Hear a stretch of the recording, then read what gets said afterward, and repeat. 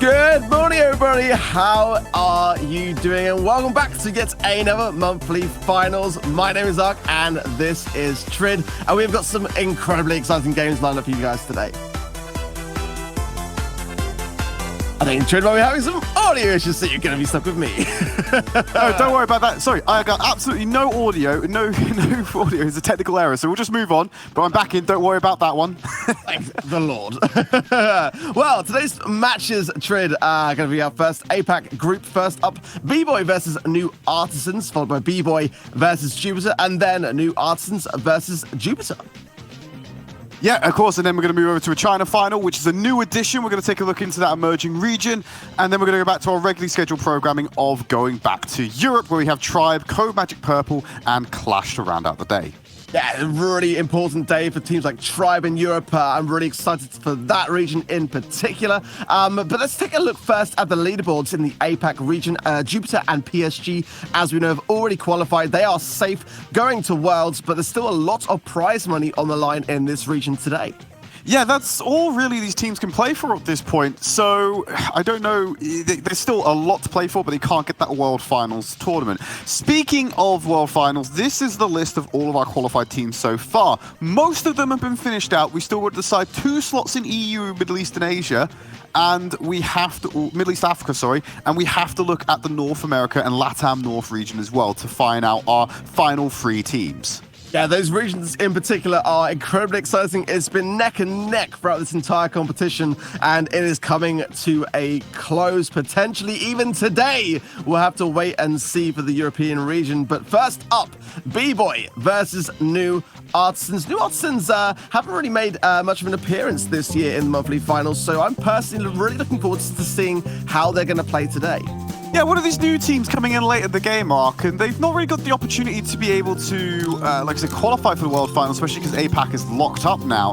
And they can't really climb up on the overall rankings, but individually on these monthly finals, you can still get some good placements and get more of that prize money. So that's what they're going to be playing for. Similar story for B-boy, although I feel like because B-boy's been in those previous monthly finals, they can finish higher up on those standings. Not that it will change the outcome when it comes down to the end of the year, but it does set a good precedent moving in for subsequent years of Brawl esports should they arise. Yeah, absolutely. Getting your face out there early on is so important because you just never know what next year is going to bring. And as this year came as such a huge surprise to all of us, I have no doubt that next year is going to be equally, if not more exciting than this. So I'm really looking forward to seeing, how these teams kind of continue on in their journey within esports. And that's the thing for me. Getting screen time, very important for me. Okay, let's move on to those. Let's have a look at the bans. We've got Surge and Gale being removed here for B-boy and New Artisans, respectively. Unsurprising still, 2 very potent brawlers still in the game.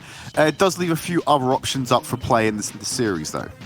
Yeah, Surge has been a wrecking ball since he came into the meta and seems to be showing no signs of slowing down. The first map will be Crossroads. The game mode, of course, will be Heist. So I would imagine to see some long-range brawlers here, and as Surge is out of the mix here, that's definitely going to make a change. Gale as well is a real prominent force in Heist with his mechanics, his stun. So those 2 brawlers here are going to make a big impact actually being banned out of the swing of things. Yeah, so you've already alluded to, we might see a bit of range here, especially with the lanes being made up on this one. Could potentially see the likes of Brock coming into this as a good solution. I think he's been getting a bit of play time when it comes around to certain heist maps. Maybe something tankier. We've seen a lot of people like to run things like Daryl occasionally to get onto these safes and cause damage, bit of BB as well. But it looks like we're actually going to see Carl, Max, and the Colt for the side of B-boy. And it looks like New Artisans are bringing that Brock to the table. Yeah, I was going to mention, don't underestimate Colt. The power of his gadget being able to pop that and then have some quick successive shots can lay down a ton of damage. And Carl is also a very good control brawler to have here. As already New Artisans getting a ton of damage. Aaron using the wall to a nice effect with Carl to bounce the pickaxe. And a lot of early damage in on the B-boy safe. They lost control really quick of that, and Aaron's still in the back line, able to deal damage against the safe. You will have the respawn coming in from the Max, and nearly loses out the jaw, but will stay alive. It's great, meaning they're flushing out the rest of New Artisans from the safe. But now Response is back on it, peeling away, getting it below 40, or nearly below 40%. Elliot should be able to get that job done, though, with a rocket rain on top of it as well. They need to stop him. He's going in on this one, Ark. He popped the gadget as well. Yeah, Elliot has no chill. He jumps straight over the wall and getting repetitive shots. I've got to say, a really nice, aggressive start we're seeing from New Artisans. Response as well as being a complete pest in that mid there. And I think this is great energy from what I'm seeing so far. Yeah, Atropy trying to deal damage with the pickaxe. He's got nothing to bounce it off of, so his DPS isn't exactly high. He's going to have to back away as the very neutral fight is about to happen with all members on the board and a couple of supers in play, but Kenji changes that, eliminates Elliot with the use of his super, moving around the line of sight. Atropy clears them out as well. They're not letting New Artisans get past this line in the midfield. Yeah, it seems almost like the New Artisans may have taken B-boy by surprise, but now B-boy's starting to get into the swing of things. But the return hits are coming in fast. Elliot with the super over the top, and that is going to be all she wrote for that first game of Heist. But we did see some fight from B-boy towards the end of that game. Oh, absolutely. They weren't willing to roll over so quickly, and yeah, I feel like if they didn't stagger, didn't falter so much in the first part of that round, Ark, the way they were playing in the latter half meant that they probably could have come away with a win here, but the deficit at that point was just too far. Like, when you're sat on 5% on your safe, and you've still got to try to beat your opponents, you only have a limited pool of HP to block shots, especially when you've got two high damage brawlers firing away at your safe. That position is not sustainable of your solo, like we saw at the end there. Yeah, but this time around, you know, B-boy have got a chance to kind of reconsider their early game, and that might play a big role in how this one turns out. I've got to say, I do like the way that New Artisans are coming out swinging. They know that as the potential underdog this week, they've got to make a stand, and they have been showing that in the early stages, but whether they can continue that through into the next games is what's going to matter most. We're looking to jump into that next round just as fast as we got into the first. Any adaptations to come in? I think both teams were quite comfortable with what they did. We're jumping into that next game. We'll see if I'm right about that one, Ark, because actually there has been some changes. Atropy's moving over to the Sprout. Yeah, Sprout here can be good. Definitely more kind of controlling option, I would say, and can shut down lanes very successfully with that super, and the kind of terrain, the walls of this map are pretty much directly suited towards that. So I can see that being a good pick, and already a Chappy putting a lot of pressure on Elliot, and forcing Elliot to go aggressive. Does get the takedown, though, and watch out for the damage that he will place from that right-hand side. As soon as Atropy gets back on the respawn, he should be able to deter Elliot from carrying on. But if Elliot can just go aggressive like that every time, Atropy's going to have a real bad time trying to defend this right-hand lane solo. And Elliot's going to go for it again. Jumps over the top and gets himself into a position. There's the super from Atropy to shut down the sightlines, and he will get a hold of Elliot. Ark, Elliot burned 2 gadgets so far this early into the round to try and make that work. Yeah, well observed. Yeah, absolutely. That might come into play a little bit. Elliot's has definitely been using that gadget on the right-hand side to sort of jump over the train, and there it is again. Yeah. So aggressive. New Artisans want to get this just over and done with as quickly as they can, and the damage is raining down. It's a bit of a base race, Tridd. Oh, the base race is there, but Ark, you don't have to worry about this at all until the respawns come in. You still got Max on the back end. Max might actually pull out for New Artisans. Oh, 1% HP, and Aaron is able to do it, but now it's so dire for New Artisans. They need to get it on this push, otherwise they'll just come in. Response uses the super to get into position. Atropy will slow it all down, and you're going to see Max burn through them as well. Response has to body block this one, whilst also dodging, but the speed's too much. B-boy equalized the series.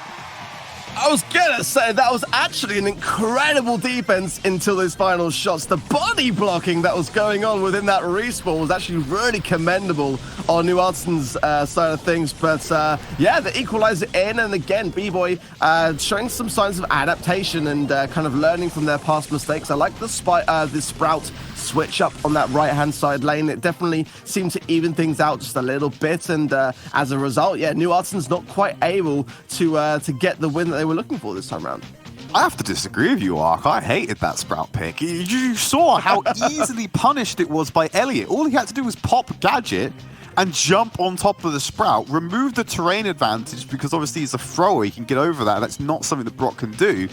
And he just shut shut it down. He shut down Atropy every single time. The only thing that could stop him was the super. You can't rely on that. It only took 3 charges of his gadget to effectively force us to a position where they nearly lost. I don't feel as though B-Boy were in the position they're in because of the Sprout pick. I think there are stronger options you can take to get the same job done. Yeah, I'd agree with that for sure. I think it was the reason behind success. I think it was definitely a better Brawl to be able to control the lane a little bit more. Forcing out the gadget can actually play quite a big role in the later game, and getting those out early, it did encourage the use of that Brock gadget twice in about 30 seconds. So, like, putting that early pressure on and getting rid of those gadgets and minimizing the amount of plays that can be made can sometimes make a difference on the outcome. But I think in general, I think it was more B-Boy's a team approach there as opposed to the Brawl pick, like you rightly say, that sort of brought the W in, as it were, yeah. They're going for the exact same thing again. This time they're putting Atropy in the 2v1 lane for the time being, as Aaron in response are going to force him all the way back, dealing safe damage for now. If you had difficulty dealing with a Brock getting on top of you, well, I got news for you. Max is going to be able to do that just as well. And Elliot is uncontested as he drops this rocket rain on the right-hand side. This is not looking good right now for B-Boy. Yeah, New Artisans doing a very similar approach to what we've seen before, which worked out very well. Oh, great gadget use on the bottom left in response to have that invincibility to linger on and avoid an early takedown there. And Elliot still continuing on as well. Great offensive plays from New Artisans, and just again evading there. Oh, great plays from New Artisans all around for me.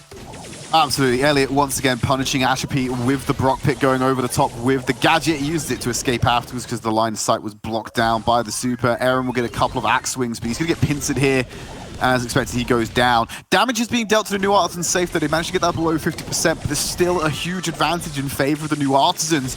They've taken out Kenji, got the man advantage. Elliot drops the rocket rain to destroy some of this terrain and open up these sight lines for himself to just do it manually. He'll get 1 or 2 rockets off before he goes out. He still catches Atropy on the back end of that one. 7% left. B-Boy have to have a valiant defense here.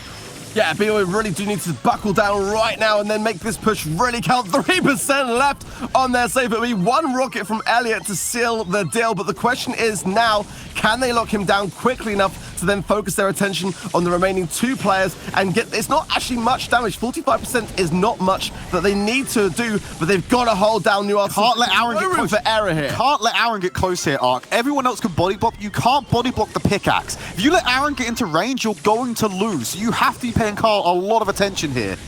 Here we go, Kenji going out with the super. This is the damage going down that B-Boy is so desperately needed. He's going down the left-hand side lane to try to bait the response. Oh, he's got the pick. Takedown as well, Tridd. But no, you let Aaron get into position, Ark. I told you about Aaron, and they didn't listen. On the right-hand side, you can't body block it. You just cannot let a Carl get into range when it comes down to the wire like that. We didn't catch on the feed because we were so invested in what Kenji was trying to do in the top left side.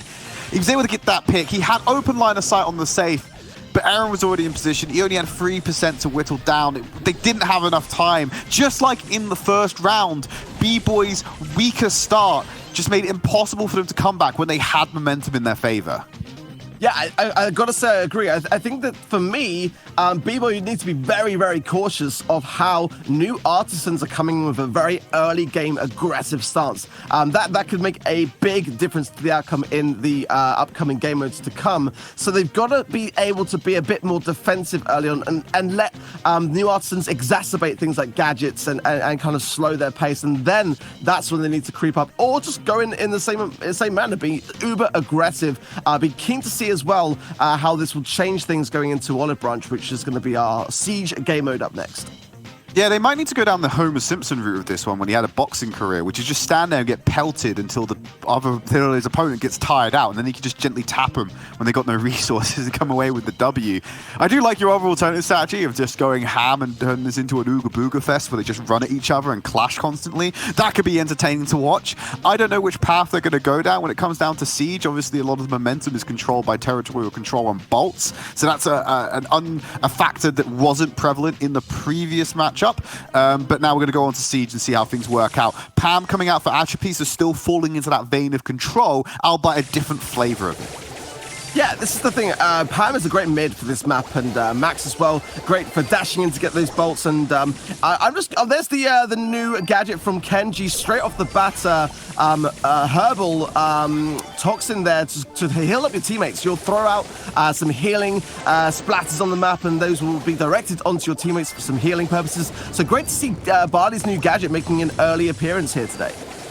Yeah, it didn't do much to stop him from losing that first siege bot, though. So, as the level 3 siege bot comes in, won't find a connection, no follow-up damage as well. But it does mean that the Artisans can extend their lead a little bit because they've been given so much space to work with right now. It's on B-boy to try and wrestle back control as the bolts start coming in. I like the placement of the healing station there as well for B-boy, giving them a bit of an advantageous spot. And Kenji should be winning side. I think, actually, no, I think there may have been. Was that another herbal? It was another herbal tonic there to keep Elliot alive. And that's going to put a lot of pressure on this side lane for B-boy as they try to collect these bolts. I love what this match is going to be now. You're just like, wait, was that the herbal toxin coming in clutch? Kenji, no, it's good though. It's good to see a new gadget coming in here and finding value already at this stage of the competition. New Artisans did catching that next bolt means they are got another siege bot coming into this one. Should connect and allow Response to get some damage. I'm starting to get concerned if I'm New Artisans though. Look at the bolts in the pocket already for B-boy. 7 there and the last siege coming up. And unlike in our previous matchup, New Artisans have not taken an early lead arc. If B-boy can hold on to the bolt lead, they're going to have one hell of a push to go in against New Artisans with. Yeah, there were some really, really solid defenses from B-boy, and I've got to say, level 10 guaranteed and possibly more to come. We'll have to wait and see what gets banked in the meantime, but, you know, a couple of barley throws and, yeah, a bit of herbal tonic into the mix to keep your teammates alive, and I think this could be in the bag for B-boy. Yeah, they've only got to hit over 3% damage, and that's a very beefy siege bot coming in. You already see Max going on the flank to get sightlines on, and they've already done it. All they need was a couple of love taps there just to seal the deal. When they get it below 50%, they're going for the completion at the end of the day. They know they've already won. Why not give us some fireworks and some gems? Not going to be allowed to happen, but the result is still the same. B-boy take the first round. I really like what I'm seeing. I mean, it's not often, you have to admit, that an underdog comes in and does stand up to the heat. I've got to say that despite that loss, New Artisans are doing that. They do have, for me, a nice amount of aggression and a nice amount of control for the most part. It's just a little mistake here and there and maybe some underestimating of B-boy. They did have some very, very good defenses despite what was a pretty big push. A level 7 robot is nothing to be trifled with. They just got to be a little bit more careful about making sure that these rounds go their way as opposed to B-boys. And I feel as though New Artisans are best when they get that early lead, especially when they were on heist. We're jumping into the next round of Siege. Hopefully we can see that early aggression come in. And the difference is, though, they had the control, they were winning the fights in the mid, but when it came around to damaging the Ike, they just weren't able to convert it.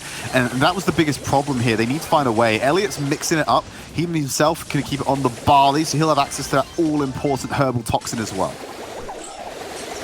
Okay, so we're going to be a doubled up mid. Aaron in response, trying to double down here and get these bolts from the mid. I guess they're preying on the RNG going in their favor, and it is actually going to be a push from B-boy, so not quite what New Artisans were hoping for here, but it could go in their favor. They just need to get some more control, and Elliot's just trying to push back here to defend this push so that Aaron and Response can just go in here on the damage, and there's a pretty good amount of damage defended. We'll have to wait and see whether they can get this control, which they need now for these bolts.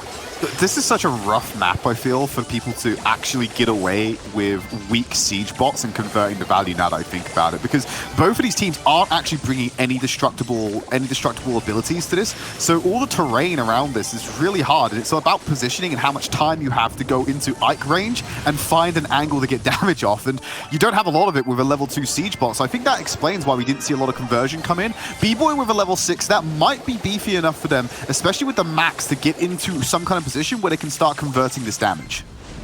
Yeah, Aaron got a bit of a sword deal there. He was looking for the takedown and had to come back to sort of get some damage and couldn't decide whether to commit to the kill or to take down the bot with some shots. And it'd be interesting to see now whether B-boy can hold this mid. It can be a push. It's actually not much damage to get for the final push. If New Artisans can get a couple of bolts under their bag, we may see them take this round here. they've not had mid-control all of this game, Ark. B-boy have had this on lock. They've got control. They've got their PAM healing station set up. Bolts are flying in their direction. Elliot's off to the side. He shouldn't be winning a duel against a Max on this Barley. And all the while, B-boy are just racking up this lead. They've got 2 seconds left to the last siege. New Artisans aren't going to be able to contest this one, and they've lost just by default. Yeah, this is going to be definitely going the way of B-boy. Definitely, I agree with you there. They had the more control for the majority of the time. There's a couple of moments where New Artisans may have been able to turn it around with a bit more control. But yeah, it seems like B-boy, at least in the early game mode, seem to be very much at home when it comes to control over aggression. And that's going to be B-boy taking away our second map of the series in quite a dominant fashion, let's be fair. Never really felt like New Artisans had anything impactful on the board for the entirety of Siege in both of our 2 rounds. We look forward to the rest of the series, but we've tied it out all together. It's a complete reset. We're guaranteed at least 2 more maps of this arc. Yeah, absolutely. I mean, you know, for me, it's gonna be close. I feel like between these 2 teams, from what I'm seeing, they do seem to have kind of a similar approach, but different, and very much on the same page. I feel for me, like I've got to say, New Artisans for me might be able to swing this if they can just start, you know, taking their time a little bit more and being less aggressive and more calculated, perhaps. But I've got to say, I'm impressed with both of these teams today so far. Heatwave's our next location to go to, a bounty map for our 3rd set of the series. And curious to see what's happening. We saw some adaptations come into this one in particular. I think we saw a bit of Bow come back into this one, I believe, with the traps that we had, I think, last month. I'm trying to cast my mind back to what we saw in the last monthly final. We had a lot of Bow on this map, I believe, because obviously he had that new gadget released, and so we were expecting the tripwire to come in and then immediately detonate all 3 of those mines. Maybe a bit of Tara because of the bushes as well. It's hard to say, I think, but what are your expectations for this map, Ark? We do see a lot of Sprout here. I think it's a pretty viable brawler, but maybe not so much since the balance changes, but we'll have to see. Mr. P can be really strong here. Obviously, the bans were Surge and Gale, so scrap those ones out of the mix, but Brock is great. Gene is actually very good here. We are starting to see a little bit of the Gene kind of Bull combo. I don't think we see Bull, but having Gene combining that with a brawler to kind of get a quick takedown can be quite a good strategy here. Ricochet sometimes, or Rico. I do like to go old school every now and again and bring back the old name just to notice you fans, yeah. Like, you've been in the game a lot longer than I have. I've never known him as Ricochet, so tell a lie. Actually, I did. It's a funny story. We're waiting for the next series to go in. Was actually one of the first players to play Brawl Stars just because I was working on the CCGS, which was what Clash Royale League used to be before it changed. And I remember being around Woody and Full Frontage, and they were super excited about it because I was quite new to Supercell games at the time. And they were like, yeah, you got to try it. It's like in beta. Let's all download it. And I was one of the first people to play it when it was in beta while I was over in North America instead. So yeah, I did play it, but I just didn't remember it as Ricochet.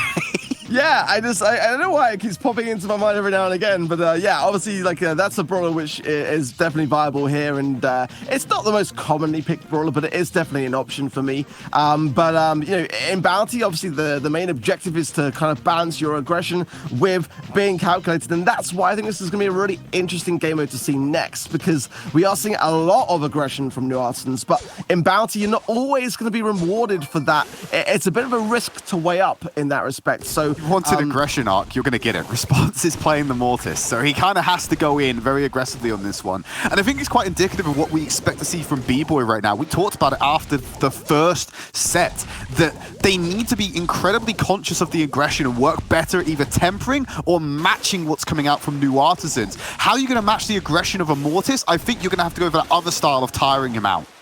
Yeah, and also being very selective on who you choose to target and when to choose to target them. I think for me, the Brock is definitely the more squidgier option. Can pop a gadget, I imagine, to heal up. You know, he's got 3 of them to use throughout the course of this game, so Response will either have to whittle them down or choose to ignore him, because Carl again is not a great target to really to go for if you're a Mortis. But he's going to try to whittle down Ken and maybe cycle some supers along the way. I don't think it's going to work out too. Oh, he actually goes to take down, stays alive as well. Support from Elliot, great plays from Response and Elliot, and the jump away from Spawn, great plays from New Artisans there. He only got away with that because his super came online at the last minute. He had that extra bit of damage and sustain. If he didn't get that. He was a dead man, and I think that's kind of what baited you a little bit as well, Ark, was like, he shouldn't have won that trade.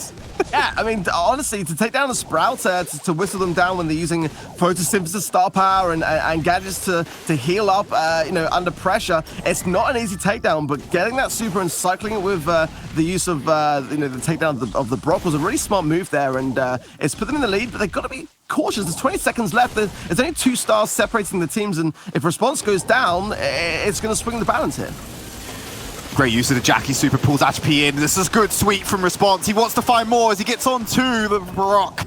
Moving around away from Kenji. He knows he can't die here because it will tie up the series. Response running for his life right now. Goes on Kenji to temper it back, but he gets out of the way of Achapi. Here's the new Arzans clapping back once more. They take the first round. I really like the strategy. I mean, it's not a double tank Poco comp, the Slambulance as we like to call it here. So it's an interesting use of seeing Poco and his star power of the Capo to heal up Mortis as opposed to a tank. We don't often tend to see that. So I really like what I'm seeing. I think that playing Mortis is a great brawler here, but it's also one that you've got to be incredibly calculated to do. And Response showed a lot of signs of awareness to the strengths and weaknesses of his positions and his targeting. So I've got to say, new Artisans are looking great in Bounty for me. Absolutely, and I feel as though this is where B-Boy's exposure to this level of competition that's a lot higher than new Artisans may come into effect here with terms of adaptation and just as the series goes on. New Artisans have presented a new challenge for them to deal with. Similar vein, we talked about the aggression coming in from this team. It's just a different style of it right now. B-Boy, I feel as though they have the right tools to be able to adapt to this, and that's what we need to see in this next round. Otherwise, we could be seeing new Artisans go to series points. Yeah, that's a real possibility here, and one more win for them, that'll bring them 2 sets up, and that's a dangerous spot. You do not want to be B-Boy in that kind of position with that much pressure. That's the thing for me that we haven't quite seen yet, is how these teams respond under pressure against each other. So that could be a thing to look out for here. And keen to see whether we see any brawler switch ups in the next time round, because are we going to see some more? Great, that'd be awesome. Oh, we are B-Boy. Yeah. Yep. B-Boy hitting up with the Slambulance. We've already talked about that as an option, so you want to be trying to get in the face of new Artisans right now. They have a kind of a Slambulance of their own, but they've got Response on the BB this time around, which will help with a lot of the disengage and choosing the fights they want. Rosa as well here, I think, is definitely going to mix things up, and I like the adaptation here. B-Boy seeing the poker, seeing the Jackie, and being quite astute to the fact that, yeah, new Artisans definitely want to go down the tanky Healy approach and just trying to match that out. I think that's wise. Sometimes if you can't beat them, just copy the comp. Yeah, go for the mirror matchup. See if you can pull it off a little bit better. Kenji did blow a super on the right-hand side. Aaron's been sitting on his for a while now. I feel as though he could have definitely dragged Kenji in and tried to get an early pickup here while he had that advantage with his super, knowing that Kenji had just blown it. But he's missed that window now. Kenji's surely going to be getting that back online fast. 1 star in the bag is all that separates these 2 teams right now. B-Boy have the advantage. And they're just going to be stalemating this one out for a bit and just trying to get, I guess, supers and cycle those ready. Only Response and Side Pond on the right-hand side there are yet to get theirs in Kenji. So I guess both teams not taking any chances here, being very passive and just kind of looking to feel each other out and maybe have some last-minute fireworks here. Yeah, I feel as though this is going to come down to a crescendo arc with those final duel coming in. That is, of course, unless Kenji and Aaron find each other unexpectedly in the brush. They're giving a lot of territory over to new Arts, and Kenji goes aggressive with the super, not finding that kill he wanted. Counter by Aaron as he gets away and deals with the heals, but there's no supers on the board for any of these teams. Aaron going to go in aggressively. Kenji deflects him out. Response is locking them in the corner. The bubble cuts them through, but the super from Kenji was huge to turn it around, and B-Boy will walk away with the second round. Also, got to give a big shout as well to Chappie there, because that was not a easy timing on that last second heal there to make sure those teammates stayed alive. But Great performance under pressure. This is what I was saying before this game started, is how are B-boy going to be under pressure, and that was a pretty prime example of their abilities to remain composed. And there's that heal, that clutch heal there to keep Kenji alive. It was cutting it fine, but B-boy victorious and gonna, be feeling better after that one for sure. Yeah, he had a slight window to react to that one because you saw the BB bubble coming in. It made the first pass through Kenji, and he knows on the rebound it's going to end up hitting Ken again, so he pops it just in time for that second pass of the bubble to make sure it doesn't finish him off. Super comes online for Ken, locks everyone down, and just wails damage into them. Poco has AoE potential. We talk about how our Poco heals a lot well. You've got a cluster of enemies right in front of him. Does deal a bit of damage as well, so need to be conscious of that one too. Yeah, and I wouldn't be surprised if we see the same comp again, to be honest. It's difficult when you know that a team are opting to use the double tank heal idea that, with regards to counters, it doesn't leave you that many options if you know that they're already playing it, which both teams are. I think we could be safe to say that both teams will continue to do so again. We'll find out as we head over to our final round. One of these teams is going to match point after this map arc, and I think we could be seeing that on the side of B-boy. I think they got a good read on what they need to do now. New Artisans might need to mix this up because I don't feel as though they'd have the same level of success now they're having to deal with the mirror matchup. Although I think they might remove the BB and go for a straight mirror and see if they can pull that one off instead. Yeah, potentially that could be an option to them, or something like that. I think, if you're going to replace the Brawler, that could be an ideal one to do, or something similar. Rose is definitely a good pick here, I feel, for me to add into the Slime Brilliance options.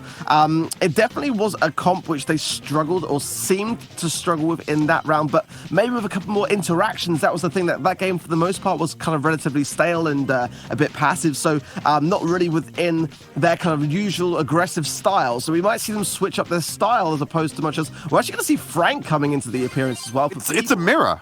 It's a mirror with Frank, have they? Wow. Yeah. Okay, interesting. Frank, Jackie, and Poco to be our deciding round. We say deciding round because it can end in a draw. We've seen this happen before, but yeah, I mean, if they can get like a super combo off here with Kenji and Sightpon, like layering Jackie's pull into a large stun from the Frank, that's easily enough crowd control and damage to just straight ace a team.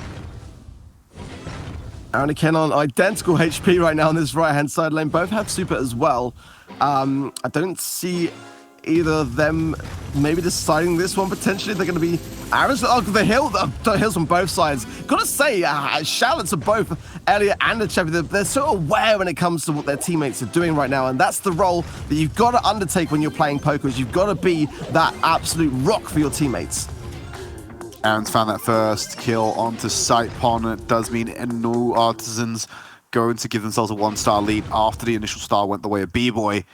And Response didn't catch anyone with his Frank super, but he's going to be charging that one back up. I think Sightpon's looking to get his online. Not seen one of those deployed from him just yet.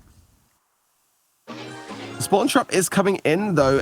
New Artisans have got to be feeling it. Response go out with a great connection on Kenji. Elliot for the pickup as well. Surely this should be a kill here. Again, another super response doing fantastic work for New Artisans there, and great hills as well from Elliot. He's found Atrophy as well. It's so dire going up against the Frank. Once you land that first stun, if you land all 3 of your normal attacks against them, you have another super ready to go because you just deal so much damage. If you get caught in any position by one of these Franks, it is a chain reaction that goes down. And Sightpon's, his super was cancelled out by Response, but there's that damage again, starting the chain. Follows it up, Response gets out of range as B-boy goes on the offensive. Kenji catching up, Aaron trying to answer back. One more star, and they couldn't find it as New Artisans tie out the round. My goodness me, the end of that game. The pressure, the Frank gadgets to cancel. It had it all for me. I was looking so intently at the score to see which way it was going to go because it really genuinely could have gone either side. But some great plays, I've got to say, from Response and Sightpon and the heals. Both of these teams are so closely matched, but it is going to be New Artisans that will take the lead and take 2 sets to 1 then now. They're at match point now, Ark. They've got one more set to go, and then they can walk away with the first win of the Asia region. Taking a look at the stats, equal stars, but kill and damage. Kill advantage in favor of New Artisans. Damage advantage was in favor of B-boy. So I think actually the reason why that happened was... No, it doesn't even make sense. I would expect the damage to be higher on New Artisans. No, that's right, actually. Damage is higher on B-boy because New Artisans ran tankier compositions in all 3 rounds, whereas round number 1 we saw B-boy go for a less health pool composition, shall we say. Yeah, it was definitely it was probably the game that I was looking forward to the most to see those teams play. But now going to Hard Rock Mine, Gem Grab, this again goes back to the more control kind of style, which was definitely in favor for B-boy and Siege. Maybe we'll see them equalize the sets here because it definitely seemed like they were very, very much in control when it came to Siege, or whether New Artisans might have some newfound confidence and be using that, that adrenaline to power through and to get this one wrapped up. Kenji going out with the Gene. That's the first appearance we've seen in this match so far. Could look to punish the Gem Carrier. Now you got Pam being the Gem Carrier here, so there's a little bit more HP than what you find on the Poco. And they've got the healing station as well. Should get pulled. Speaking of which, Elliot's pulled in. And that's what you need to be on the lookout here right now. Those magic hands are game changers when it comes to Gem Grab, and Kenji's showing us why. Yeah, and seeing the Poco Pam, the double heal comp, which I've started to see quite a bit being played in competitive, and that I'm not sure how I feel about it. It's kind of in a place where it can work sometimes and not other times. I just tend to feel in general like doubling up too much on one mechanic might not be too advantageous. So spreading things out a bit does go a long way as we see B-boy starting to get closer and closer to their 10 gem countdown here. But yeah, I gotta say, I think, I don't know, Tridd. I'm kind of on the fence right at the moment with regards to Pam and Poco, as it doesn't seem to be working out too well for New Artisans right now. It seems a bit overkill, and you're going to see a pull onto Aaron. Any gems that New Artisans have just been taken over. B-boy have it, and they have so much of a lead that New Artisans actually have to take the fight here. They can't rely on the spawner to close the deficit. Kenji goes aggressive on the right-hand side. Nearly finds response as well. Backs away. It got the magic hand. Tries to pull Aaron away and relieve some pressure on Atropy. Healing station's being traded. The time was not there, and B-boy take the first round. B-boy coming back here is definitely not what New Artisans would like. They've got a lot of work to do now. They've got to get to the next 2 games in a row, or we're going to go to the next game mode here right now. So this is definitely a really bad start for New Artisans right now. Do they double down on the double heal? It's not something that you've highlighted you've got concerns about. We have been seeing a little bit more of it recently, but I don't know. There's an obstacle here. Like, there's a trade-off that's being paid to have that much heal on the team. I can't put my finger specifically on what they're lacking from this composition because they've doubled down on the heal, but you're right in saying that it is a cost. I'm just struggling to see the cost. Yeah, they should, in my opinion, probably try to duplicate the Gene option. That was working out super well for B-boy. And Gene, as we know, in terms of like the pick rates and the win rates of this entire competition, definitely out there as being one of the, by far, the best brawlers to consider. And Gem Grab, it can turn the tide. It can bring gems towards your spawn or towards your teammates. And, one team can be out in front for the entire game, and then one Gene pull can turn that around. So I definitely think something to consider there, or a tanky brawler like Rosa to get behind the spawn to put pressure on there. Definitely there are options to change, but for me, New Artisans definitely do need to consider different brawlers here if they're going to come out on top. Taking a little bit of extra time to probably make those deliberations and decisions because there's a little bit of a delay before we get into that next round. But I agree, there needs to be adaptations here. I'm not a fan of the double heal, like you said as well. It did feel like they're often lacking bite or an offense really to make anything happen. We've already talked about potential solutions to that. Loving some playtime from my main man, Gene. Gotta love. So probably going to see more of that, and I think a mirror here from New Artisans, I agree, could be a good option here. Gene, I feel like Gene performs best on Gem Grab anyway. Like, it's a seal of approval on that one. Yeah, Pam for me is good. Pam mid, I don't know. I mean, it's okay. But some aggression, some pressure. They're going to go with a max, I guess, to get the speed and the unpredictability. And I think they are going to go with, there's the Gene as well. Yeah, that makes sense to me. Yeah, mirror compositions for both of the teams, and they got the backs as well for the fast read position and the dash onto the back line should it come down to the clutch moment. I love how aggressive Kenji is at shutting down the sightlines for Aaron. He takes control of the terrain, and he forces out gadget usage from Aaron. Oh, just misses the hand. That could have been a great bit of combo from Kenji if he actually pulled that one off. Yeah, but it does seem like B-boy again have kind of maybe, as coming out, playing this comp first, feel more confident. It kind of feels like a little bit early on, like maybe New Artisans might be doing it for the sake of mirror, but B-boy definitely feel like they've more practice so far in their control and hitting those pulls consistently. Ken going in as well on that side lane. Definitely more pressure and more control for me in terms of the map usage from B-boy so far. Elliot's looking for it, all right. He's been sitting on that magic hand for a while. HP keeps walking forward to go for the gem spawner. Feels as though Elliot might try and capitalize on that one. Instead, he goes for the healing station to get that out of the way. HP could just drop another one, puts it in a more vulnerable position because it is more aggressive. But B-boy still have control by setting up the healing station further into the field. It allows them easier access to this gem spawner to pull away in the count. Yeah, B-boy are all over this. They're breaking terrain, they're adapting themselves to the map, moving that healing station and just hunkering down here. And New Artisans is exposed as well. And the response is going to cycle here, and they've got to start definitely getting these kills confirmed right now because B-boy are very, very close to countdown right now. Okay, so that's charge number 2 on Aaron, I believe. So he's going to have a bit of problems if he tries to do that again.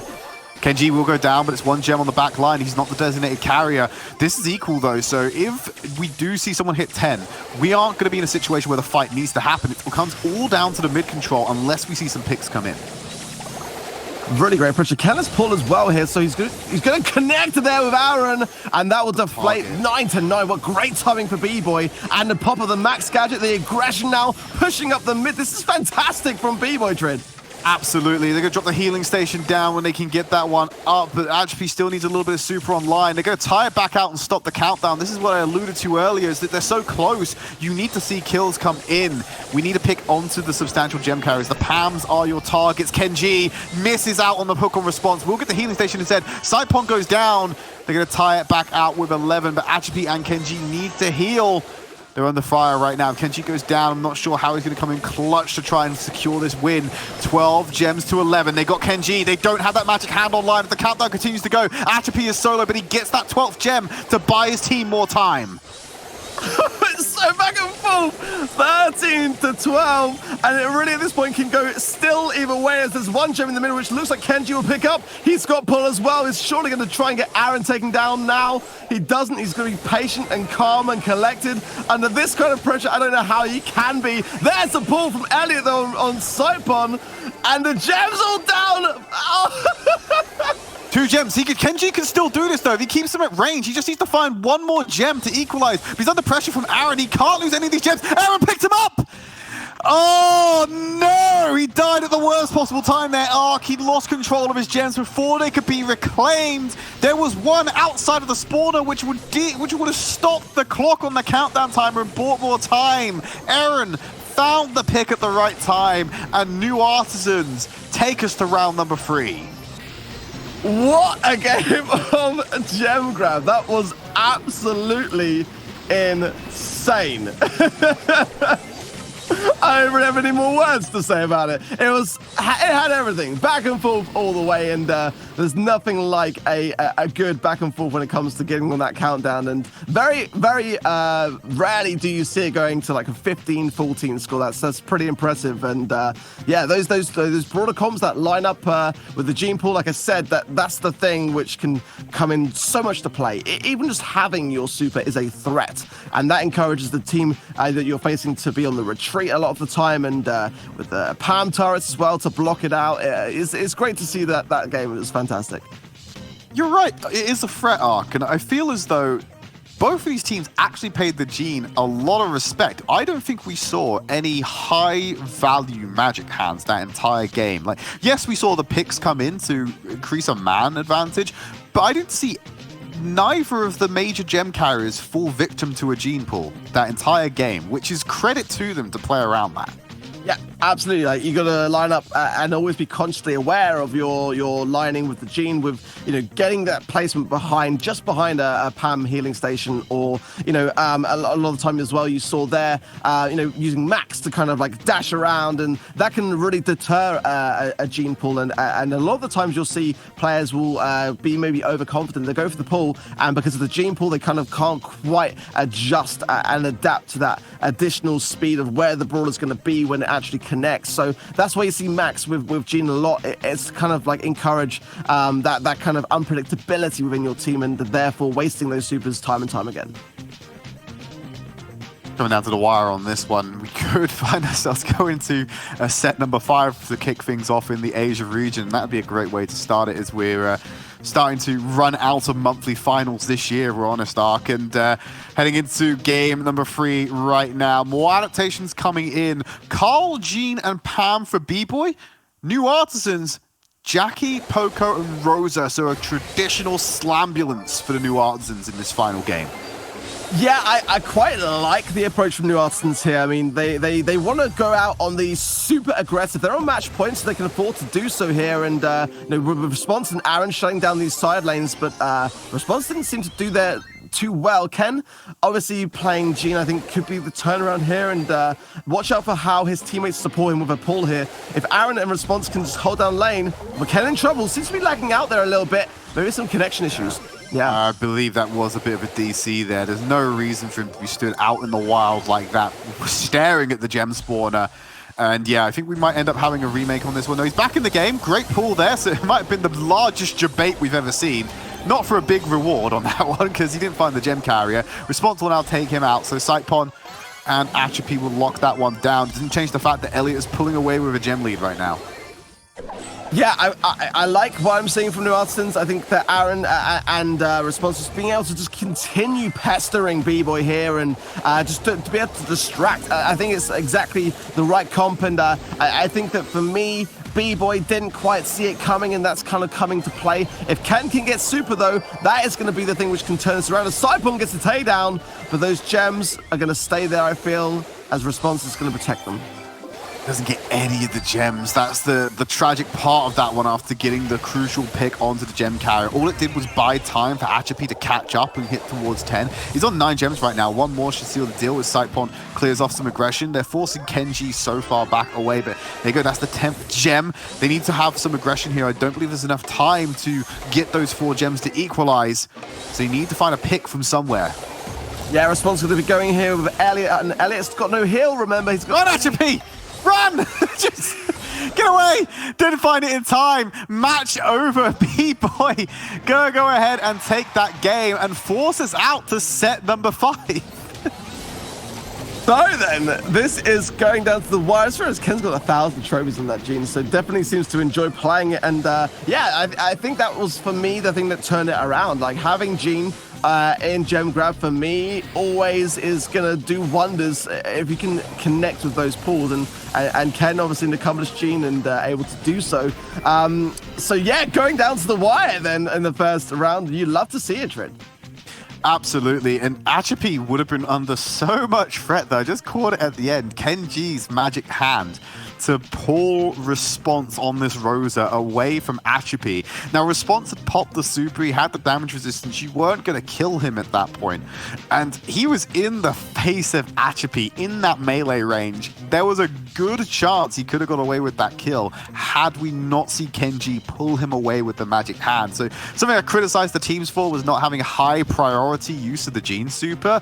That was pretty high priority at the end there. Yeah, it can turn things around so quickly, and just getting the gems, obviously such an important part of that game mode. But our next game mode will be Brawl Ball. Triple Dribble will be the map. So, I gotta say, I'm gonna call it right now. I can see a lot of the same kind of slambulance ideas coming into play here. Yeah. Some Jackie, some Rosa, that kind of thing, and definitely a bit of poker with the capo to finish it off. Could be what we're seeing out here. It's a good couple of seconds before we jump into that final round. did kind of feel for B-boy with the Kenji slight disconnect. I thought that might have been the deal breaker if you would have been with the round, but they managed to come back into it. So even more credit to that team to not let that affect the mental, because that can be quite a bit of a jolt to have an unfortunate DC like that in the game. Unfortunately, it is the nature of running a tournament online that there may be issues with that on the user side, which, you know, God knows where these players are playing from in their own home. No one knows what their network or Wi-Fi coverage is like. Yeah, but I mean, a lot of these players do play tournaments in their spare time, and they're always looking to compete and stay fresh. So, you know, but you're right. You know, it can play a role. It can be one of those things where it can kind of like isolate one player from the team as being, you know, at fault, and that's the thing. And it's not the player's fault necessarily. It's just sometimes, you know, these things can affect the outcome of games, and it can be very costly. You know, a lot of teams will absolutely vouch for that one time when that happened, and then the entire outcome. And one it does spring to mind straight away. You know, and it's about, you know, I always say that you win as a team and you lose as a team, and it's very easy when there's a disconnect to look at that one person, but ultimately it's how you pick each other up, I think, the most that can speak volumes here.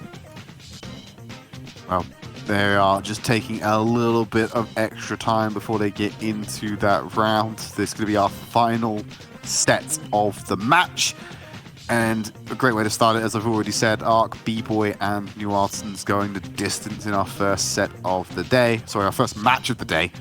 I think all of our sets have gone the distance. Have we had a 2-0 set out of this series so far? I think it's been pretty close, yeah. I think, you know, it's New Artisans definitely like to wrap things up quickly. I think we're going to see them play max. I think that in Brawl Ball, you know, getting a quick early goal is so important here. And if they can just do that and get things over quickly, then that is going to be the thing which is going to make them go all the distance here. The only thing they're going to be able to do quickly with this composition, Ark, is kill or die.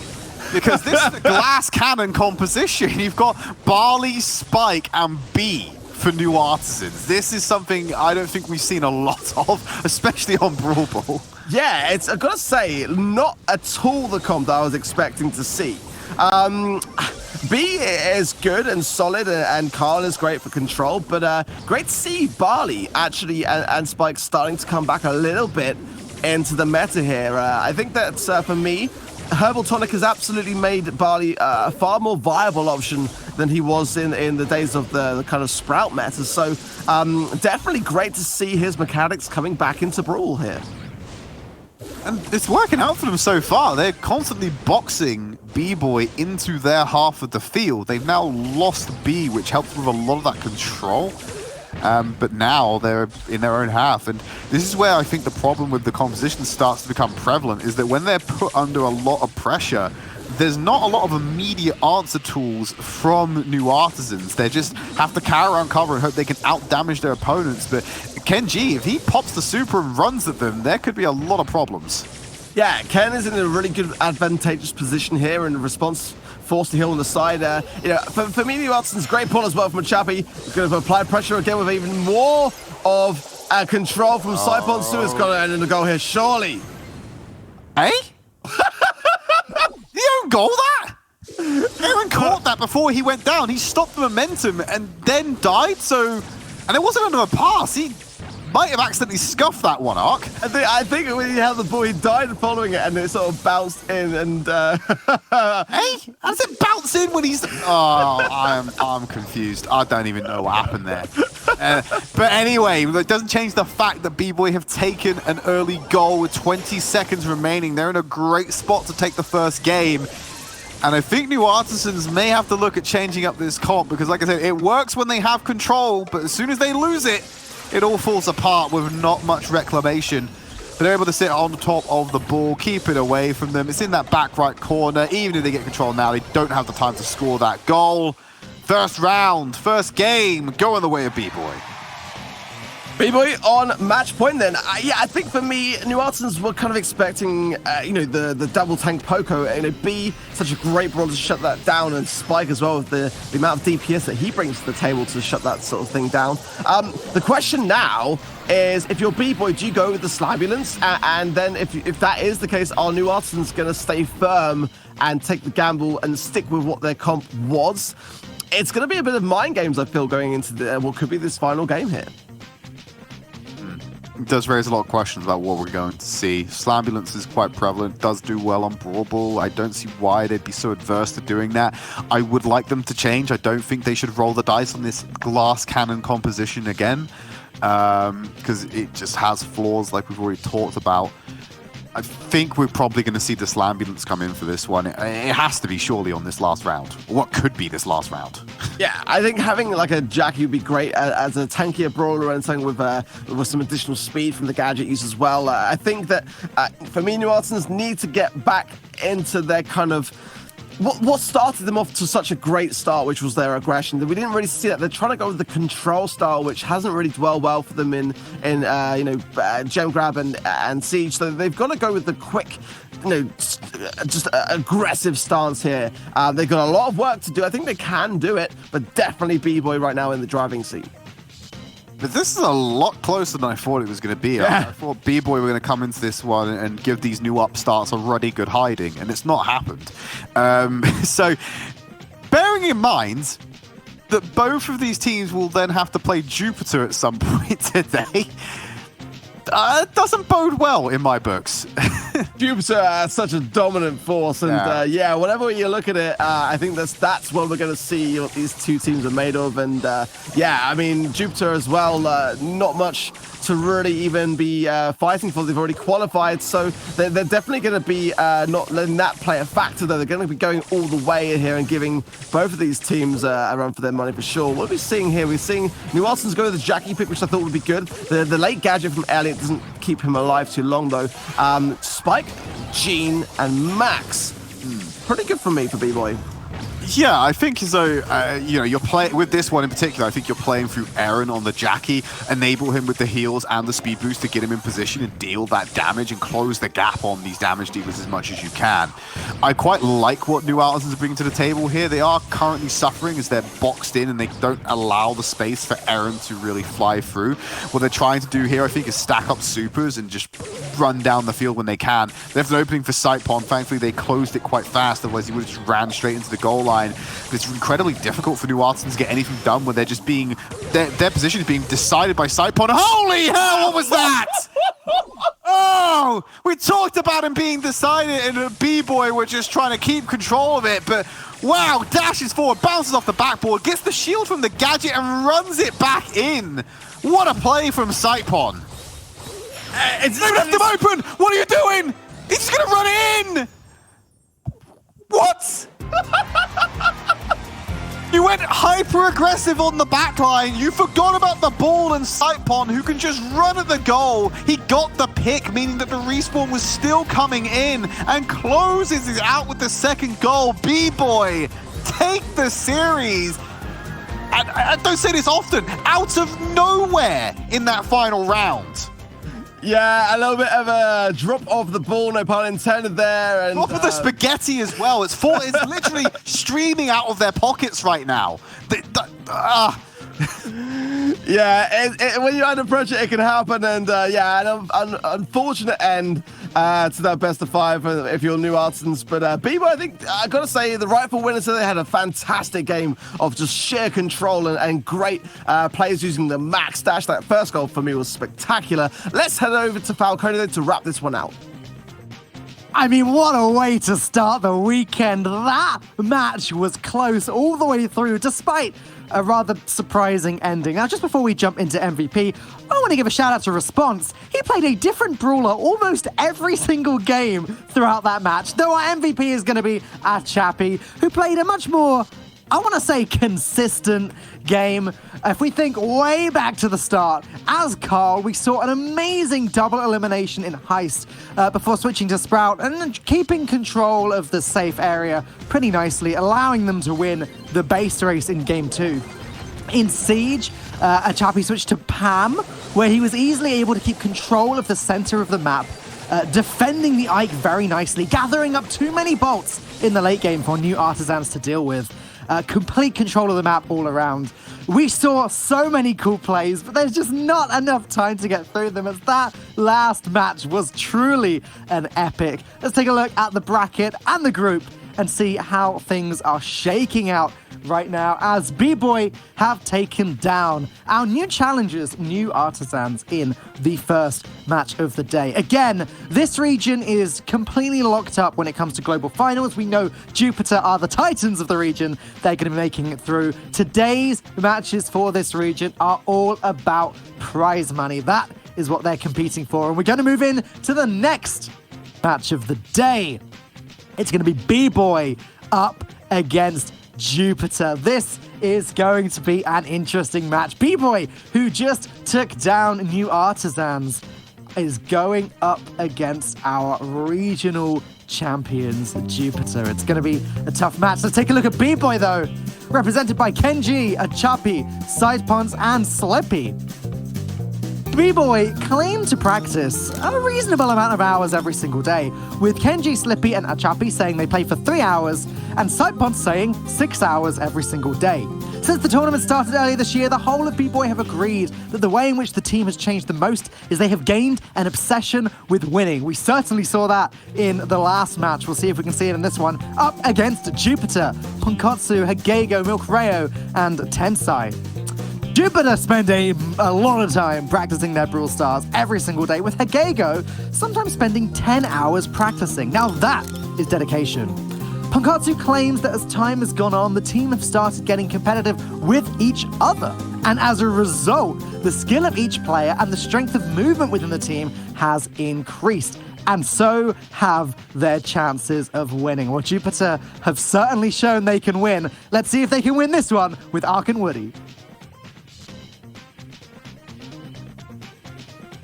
Thank you very much, Falcone, for that. And yeah, now things are going to start getting interesting as we see whether B-boy and Jupiter, who's going to come out on top here? What did you think? Great question. And now that my mic is live, you can hear me loud and clear. We have got a huge match ahead of us. I think that Jupiter have definitely got the edge on this one. They are the reigning champions in this region. And it was a bit of a dicey win last match for B-boy. Yeah, I mean, they're currently out on top, but Jupiter, like you rightly say, are definitely the mammoths here to beat. But Surge, speaking of mammoths, is the first ban on the cards, and Max as well. Surge, we're seeing that ban a lot. Max was very dominant in a lot of the maps that we saw in the previous game, but the first Siege is up first, the first game mode in this particular matchup, and Factory Rush. So a much more open-spaced Siege map than what we've seen in previous rounds. Yeah, Max is one of those brawlers that we see a whole lot with a really pretty high win rate that doesn't actually get banned quite as much as some of the other brawlers like Sprout and, like Gale. So interested to see what is going to come of that ban in this match starting up now. We've already listened to the brawlers through interviews over the past couple of weeks and heard where they think their strengths lie. Brawl Ball is a clear favorite for a couple of the brawlers from B-boy, specifically Kenji and Slippy14. That teammate factor there really playing in to give them a little bit of an upper edge if they can keep their heads straight up on their shoulders. Where do you think that the advantages lie for either side on this upcoming match, Ark? I think, we might see some Piper. It's a bit of a risk on defense, but since the introduction of new gadgets, it has changed a lot when it comes to meta. Homemade Recipe is very, very strong. Despite the recent nerf, it is still great at locking on at those longer range shots and just honing in on your targets. So we have seen a bit of Piper making a bit more of an appearance in Factory Rush recently, but I think range is key here. And if you're going to go with something tanky, you've got to be really careful of your positioning and keeping a hold on that mid area. If those walls go down, it's going to make you more exposed to getting a lot of Piper shots aimed in your general direction here. So I think that range and tankiness and the balance of those two combined with positioning. Gale as well. Actually, now I've seen Gale in the mix here is going to make a huge difference, and Herbal Tonic once again for the win. Well, Saipon said that Siege is his favorite game mode, so even though most of his teammates prefer Brawl Ball, this is going to be an opportunity for him to shine as Barley this time. Excellent crowd control with a ton of area of effect damage being dished out by this bot. Barley is just charging straight forward and taking very few shots from the enemy team. They're instead focusing on Slippy and Atrophy. That's going to cost them as they have a level 3 bot coming straight for their Ike now, Ark. Yeah, it's a really good start for B-boy. I like that takedown that Slippy had there as well on the Pam. There's a damage going in, which you don't often see, and that's just absolutely down to the fact that B-boy are just controlling this so early on. The Gale gadget jump pad going in. I don't think it's going to dwell well for Jupiter at all doing that strategy, as the control staying very much with B-boy right now. No windbreaker at all for Jupiter as Ponkatsu gets obliterated in the center and Milkreo is taken out entirely. Slippy 14 did an awesome job denying them access to the mid, and that is going to give B-boy another massive bolt advantage. Take a look here now, 7-2, and they're going to grab even more in the center. I don't see any way for Jupiter to make a comeback happen at this point. Yeah, B-boy was so dominant in the previous matchup in Siege, and it's showing no signs of slowing down yet again. Great choice of comp as well, I think, putting this continued pressure on Jupiter, who are just straight out of the gates and already struggling, and what a great start for B-boy so far. They've done an excellent job staying out of Hagego's range. They know that he is one of the best players in the game. In fact, Saipon said that if he could pick one teammate from anyone else in the world, they would want to pull Hagego onto their team. So keeping him out of the line of fire, trying to avoid shots from him, as you can see right there, taking down Saipon, denying Atrophy. It basically takes a 2-on-1 for them to be able to shut him down. But they've done it this time. They've kept their cool, and with that, the third Siege bot will be marching through for a B-boy win.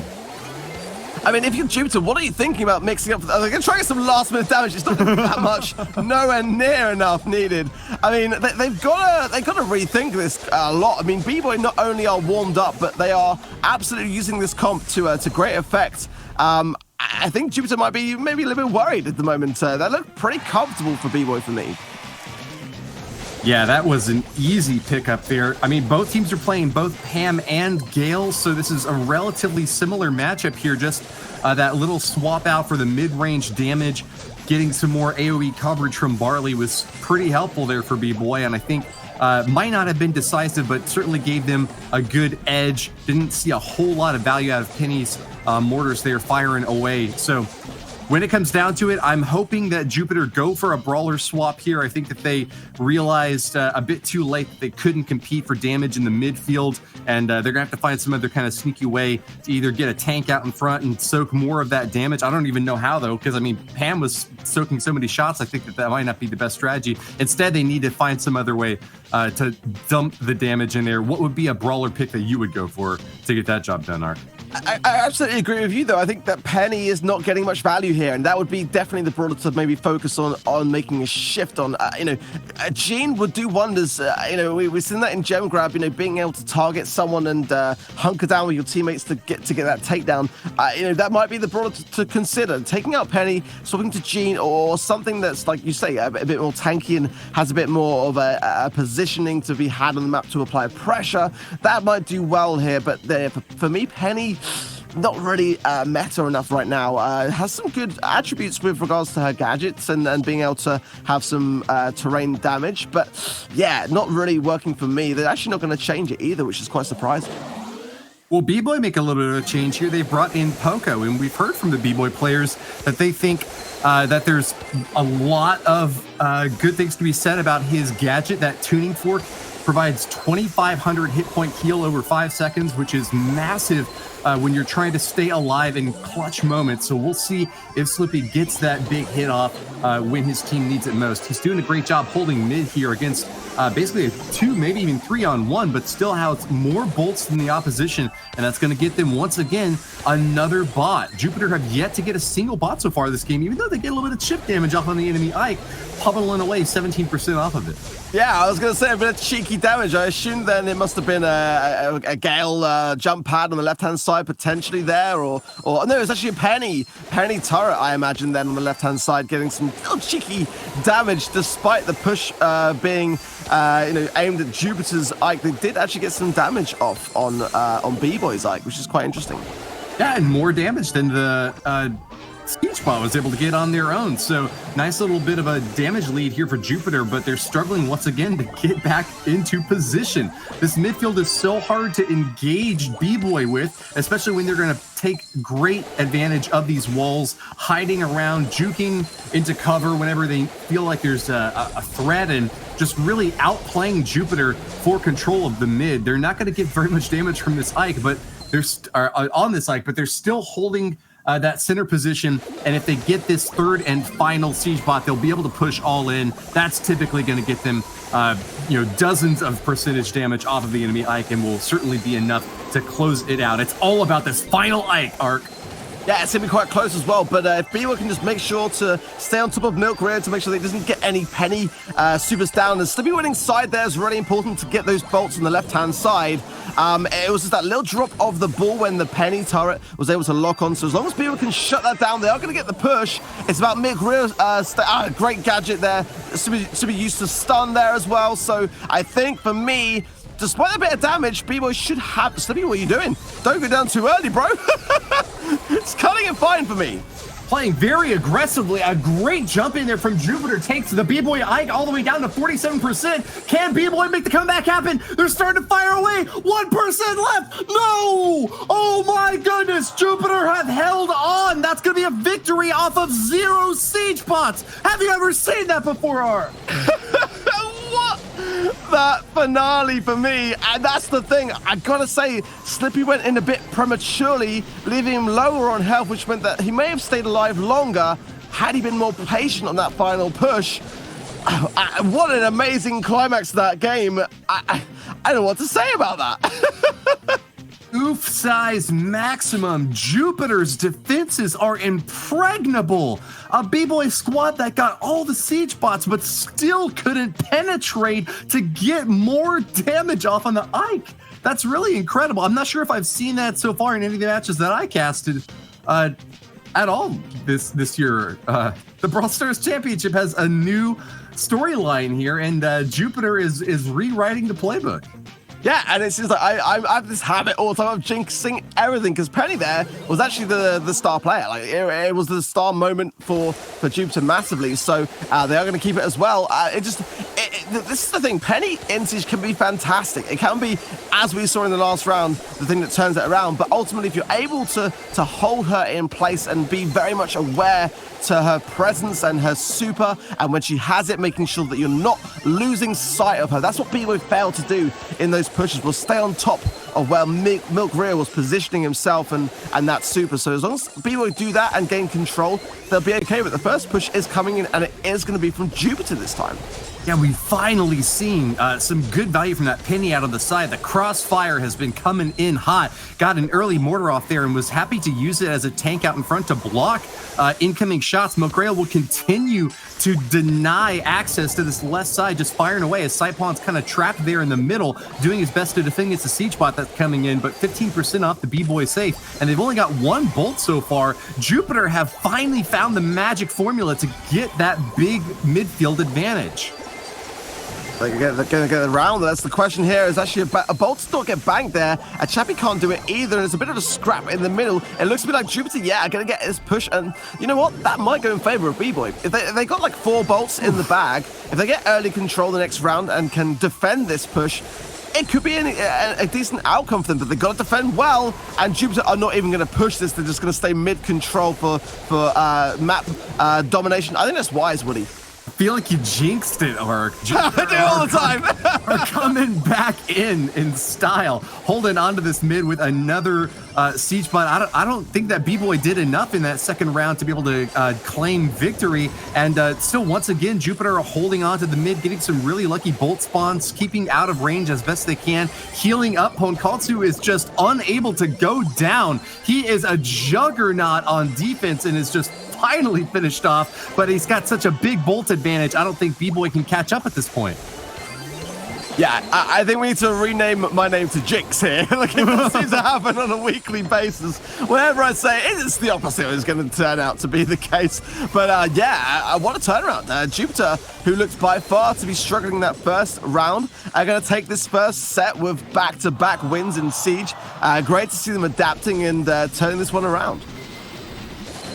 Well, B-Boy are no strangers to turn around themselves. They were down 1-2 against the new Artisans in that previous match. They certainly got that comeback spirit on their side, but Jupiter are a mighty force to reckon with. As we mentioned before, they're the #1 team in this region right now, sitting at the top of the leaderboard, high and dry, with a clear qualification for the Worlds at the end of the year. In fact, you know what? They're the #1 team on the global leaderboard. Let's not cut them short at all. 390 points is incredible. Take a look at the stats here, Ark. What's standing out to you? 49 bolts, Woody. B-Boy had 49 bolts, and Jupiter were able to only have 30 and still come out with those wins.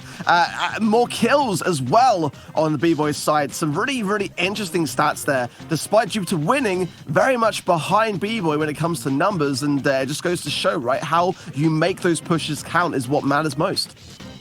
Yeah, nearly double the number of kills that Jupiter got, but it's PTO, play the objective. That's how you win in Brawl Stars, especially when you're able to defend so hard against such a big bot coming on in with brawlers like Pam. But we're switching it up. We're going to Brawl Ball, and we're going to give Slippy and Kenji the chance that they've been looking forward to shine. They say that they love this game mode, and they're going to bring their A game here. They certainly will need it against a Jupiter squad that took that reverse sweep in set #1 and doesn't seem to be letting up any steam, Mark.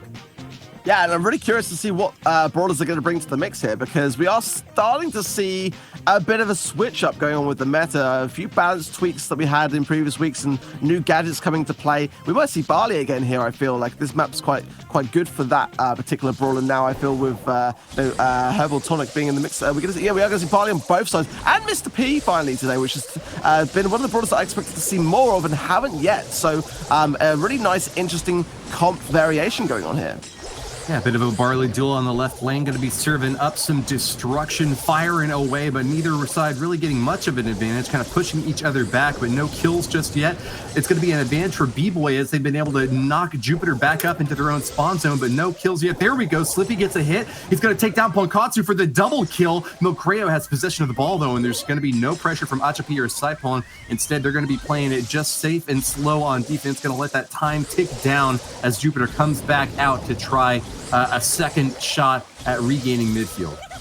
I'm loving this play from Milcreo on the right-hand side, getting such pressure, and despite being double-teamed by B-Boy, he was able to actually come out on top and continuing to rain down shots with pinpoint accuracy there. That actually gave Jupiter the control back and putting them now back into a mid position here. But Milcreo was under a lot of defensive pressure and able to come out on top, which I was really impressed to see. A lot of blue fire raining down on the Jupiter side of the arena up top.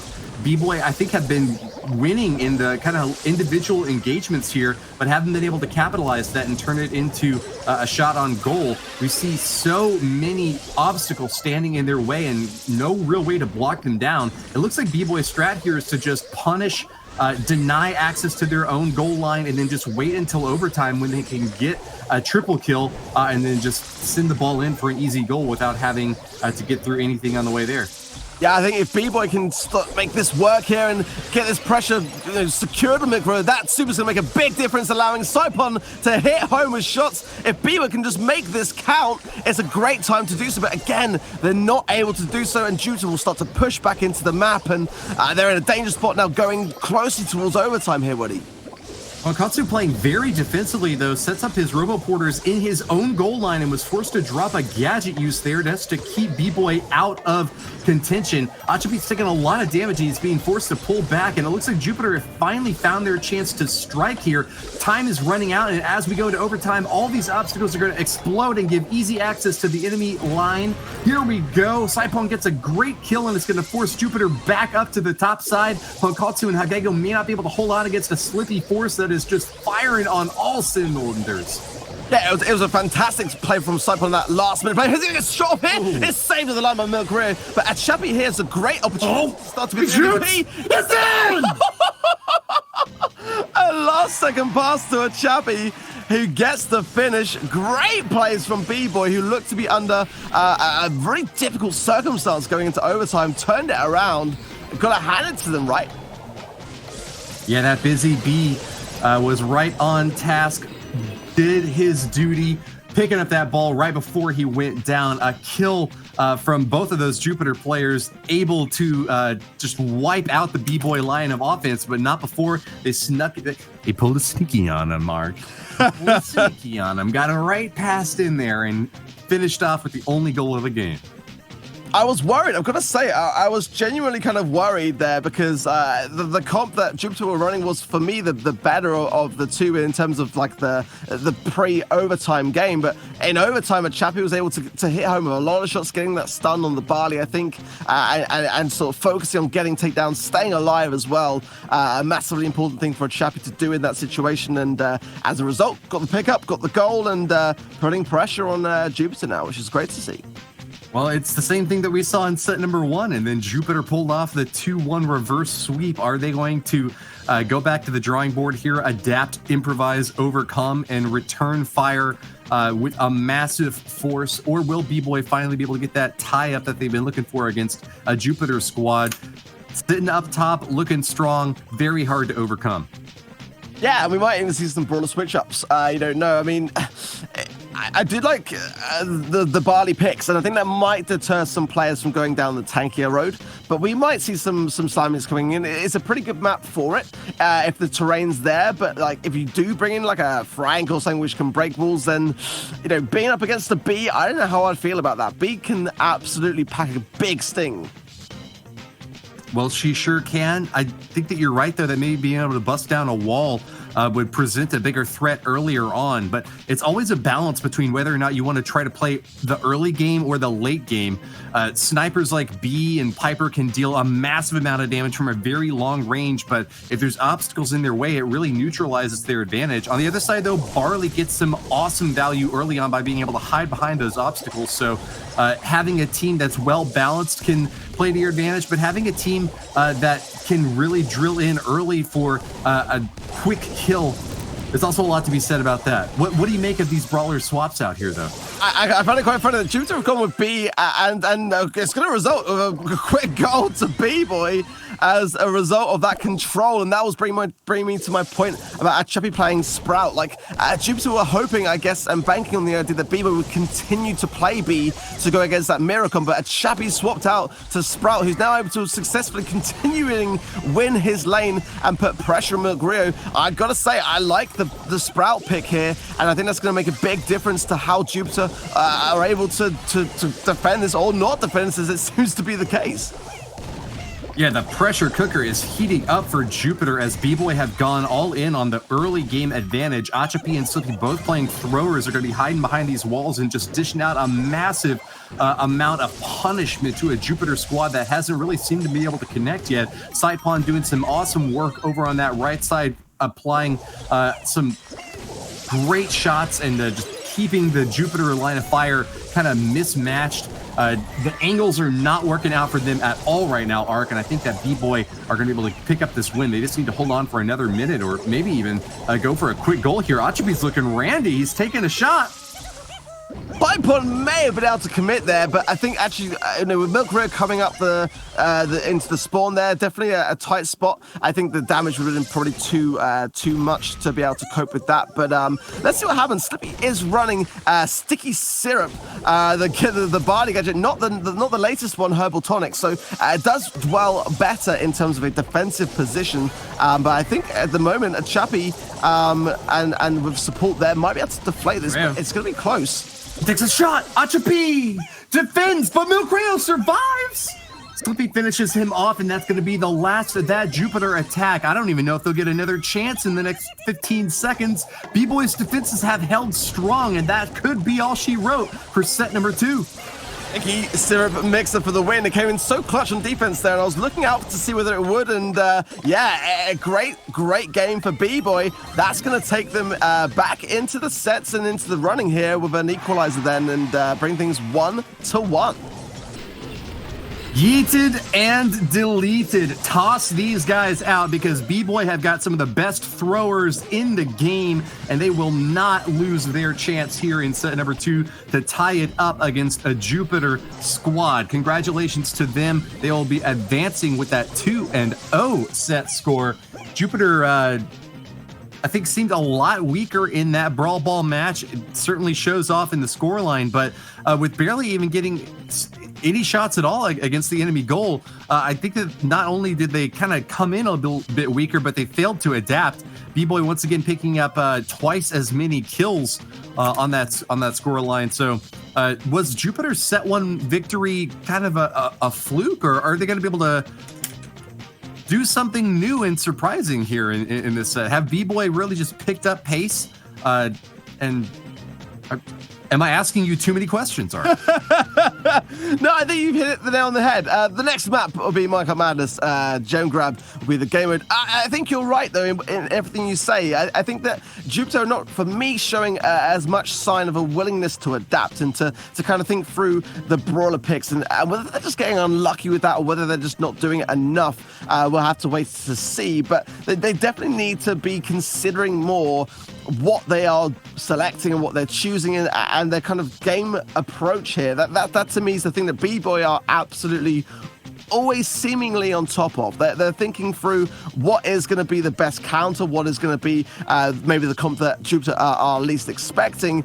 We need to see a bit more unpredictability, I think, from Jupiter, or just some sheer signs of aggression and dominance in that respect. Milcreo says that Minecraft Madness is his #1 favorite map. A little bit of a tweak done to this map in the past couple of months allows you to fire over those stanchions standing out on the left and right side of the midfield, but still can't walk through them, so keep an eye out for funneling that your opponents may do here. We're going to see a really heal-heavy comp this time from Jupiter, bringing both Cam and Poco. They are singing to each other and keeping those heals high and strong with that healing turret set up right behind that bush over there on the right side, Ark. Yeah, I'm surprised to see that actually Jupiter are not going to go with Gale. I think that Gale here is a great brawler, being able to push your opposition around and force them into the minecart or into places where they don't want to be, slapping them against the wall as well for that additional stun, as we don't tend to see any of his alternative star power here.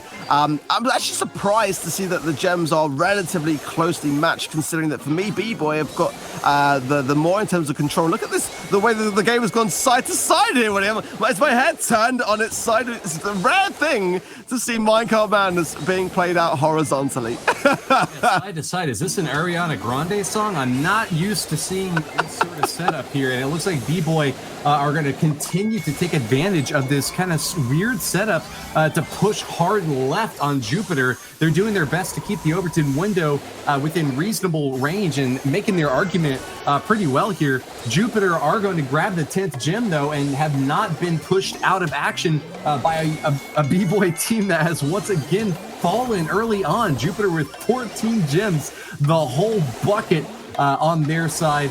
Going to be going home happy as the countdown really finishes off. But Pakansu will have to finish with one more round here, Ark.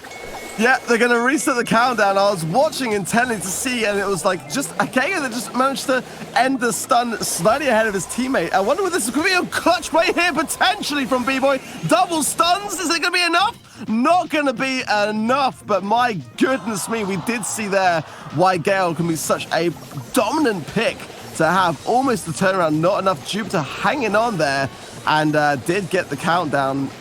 Great finale there, but what an interesting game to see it played out in a horizontal manner.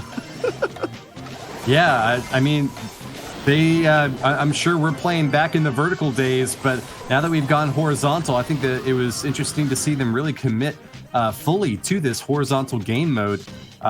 Jupiter with all the gems in their hands, strongly clenching their fist at the end there, even though, you know, they dropped a brawler here or there. Just really far and away the favorites. B-Boy had an interesting setup there going side to side, but couldn't make much use of it. What were they thinking with that like really aggressive strat, playing over to the right, setting up a healing turret and trying to flank an opponent that had double heals on their team? Ark? It was kind of bizarre almost, and I did think for me that B-Boy had a better approach. They had a side but also an underneath kind of a line of attack. I was really genuinely surprised that Jupiter were able to bank as many bolts as they did and control and bank how they did. But this could be a different story.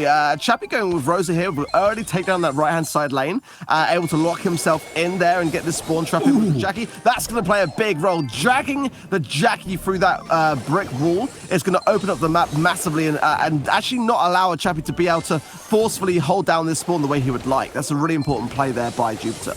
Does a Chappie think that Jupiter has forgotten that he's there, though? I'm kind of confused. He's juking around in the bushes a little bit, but he hasn't gotten the enemy out of position, and that's going to be a big pickup there for Jupiter. 6 gems to 1 now, and it seems like B-Boy have not really found any way to pierce past these defenses. Another massive pull, and the big tank from B-Boy is down for the count. That's 6 gems for the Jupiter squad, and it looks like they're trying to grab even more. Hageo's absolutely cracked right now. What Jupiter just did is insanely smart. By dragging in 2 successive super pulls through the brick wall, it's gonna mean that B-Boy cannot lock themselves in and put as much pressure as they would like, although they are doing a pretty good job of it right now. Here comes the minecart as well. Oh no! It goes down!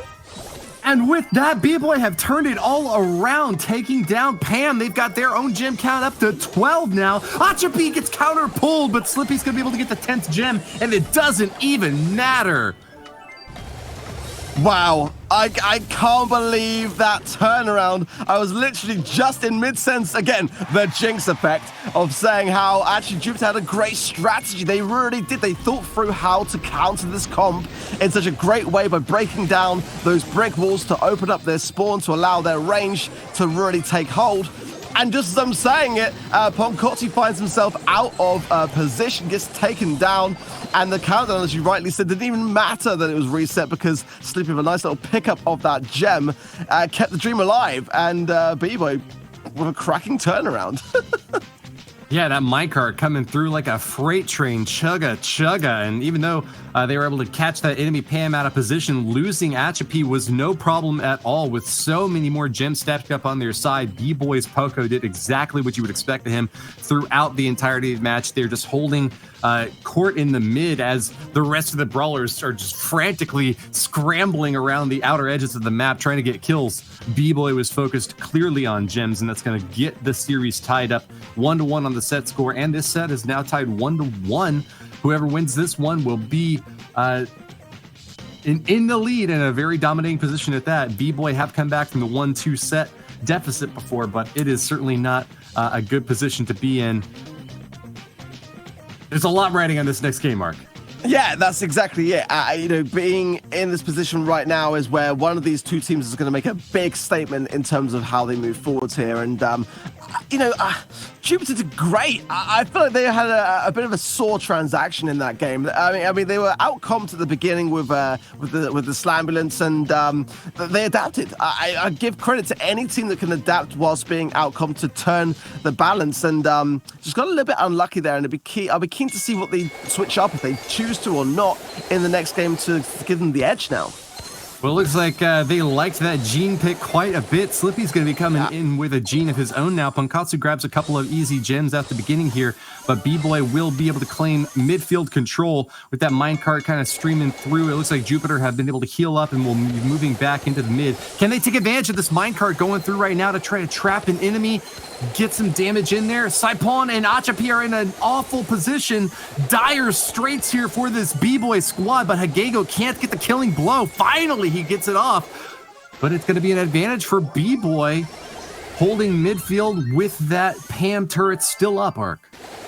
Chappy did great to stay alive there as long as he did, but Hagego does have pull now, and I'm looking. He's gonna connect with Chappy at maximum range, drag through the wall to open up the side completely. Saipan with a takedown, but I'm curious to see how that map variation is going to change things moving forward, allowing more range to be dispersed on that right-hand side there, as someone was slammed into the minecart with another pull there. Yeah, Slippy just dragged Pankatsu in, and usually if you can get your opponent to step right into a minecart, that's a good result, but Pankatsu was just so tanky, so many hit points for him that wasn't enough to take him down, and that would have been a big turnaround if he had gotten the kill there. 6 gems held by that enemy Pam would be a huge reward to claim. Saipan with 8 now, looking healthy in the mid with that healing turret at full, and just continuing to rain down suppressive fire. That Scrap Blaster is doing work here, Ark. Yeah, watch out for Hagego. It's a great play from Saipan to keep Hagego low, but the gadget pop from Pankotsu will heal him back up quickly, and that was a very smart play by Jupiter to allow Hagego to be able to pull and stay alive for these takedowns. That's going to play a big, vital role as the gems are getting ever closer. A bit of RNG more on the side of Jupiter will give them 9 if they can pick it up, but this one is going to come down to a gene pull, I feel here, Woody. Big mortar blasts from B-Boy are tearing through these turrets set up by Jupiter on the top side, and Pankotsu is having a lot of difficulty with Achapi on one angle, Saipan on another. He goes down! B-Boy have done it! They've got the 11 gems, and the countdown is raring! Jupiter have been team wiped, and B-Boy with 20 gems in their pockets will be going all the way to the bank, taking that victory check and cashing it for a 2-1 set score lead. What an explosive ending as well. Absolute domination from B-Boy, not giving Jupiter even the luxury of losing with any kind of dignity there. What a great day it's been for B-Boy. I mean, this is like, I've got to say, a rarity really to see a team go up against the might of Jupiter and really be holding their own, just as we are seeing from B-Boy right now. So I've got to say, I'm super excited going into this next set, as it looks like it could be a really, really good month for B-Boy. Yeah, with PSG Esports failing to qualify this month, that kind of leaves only one candidate that even can hold a match to Jupiter. B-Boy, the number 3 squad in APAC, is far behind on the point leaderboard, but hey, third place is third place. They've got the bronze position. That's not good enough for a world's qualification spot, but there's not really any other teams in APAC that could threaten Jupiter at this point that have made it this far. So let's move on and see if they can finish the job. They'll need a third set victory if they want it. Sandy Gems will be the playing field, and we've already got our match underway. Let's get into it, Ark. Straight in, we're going to see some Gale on both sides of the team. Some Brock as well. Pretty much a mirror matchup for the most part, apart from one minor detail. I think it's the Bull and the Daryl pick being different here, but already look at the damage raining down on. Yeah, it's a bit of a base race. Oh, straight off the bat, these teams are not waiting around. Swinging straight through, a bullish stance from both of these teams, feeling aggressive, and a reward at a 2% advantage for Jupiter, picking up the victory as they get the job done with that highly aggressive Daryl Milkreo, the MVP from that last game, getting that work in on the enemy safe. Only 2% separates them from victory and defeat in that last one, Ark. Yeah, I mean, but do you think that was wise? You know, if you're B-Boy in that position where, you know, one game away will put you on match point, do you really want to do it with a base race? I kind of feel like they could have been more controlling and a bit more cautious that time around, because now Jupiter can catch up. One more game of Heist in their bag, and they're going to take it to the 5th and final set. Look, there's a reason Jupiter's at the very top, and B-Boy might be feeling like this is the only chance that they've got at a victory. There's a lot of money riding on this match, and if they can get an easy snipe with a basically 0 downside risk to this Heist game mode loss, then I'd say go ahead and take it. It seems wise to them, and Achapi gets a beautiful push off of the safe. Milkreo and Pankatsu are just too slow, and that's going to be a win for B-Boy now, tying up this fourth set now with a chance at a match point victory. What is this, buddy? It's like both teams have just decided to settle on a coin flip. I mean, base, it's rare, I've got to say, that you see base races happening consecutively. Normally what will happen is you'll see a base race, and then of the result of that base race, we'll see a kind of like a strategy form. Whereas both of these teams are just like, yeet. Yeah, they're not going to slow down at all. B-Boy and Jupiter are going back in hard once again. I got to say, having Gale on defense is extremely valuable in those base race moments. That super is going to push enemy brawlers off the safe, and that's especially strong if they've got a big old shotgun like Daryl or Bull has. But here we go again. Milcrea right on that safe. It's going to be popping away with a gadget and firing with both blasters. He's going to get a ton of damage here, but he is getting pushed off a little bit by Achapi. Both safes down in the 60s, into the 50s, the 40s arc. Again, we're just seeing both teams just decide, you know what, let's just let fate decide this one. But for me, Slippy's getting a lot of damage right now and has the upper hand. For B-Boy is cutting it fine, but that's where my money is on at the moment.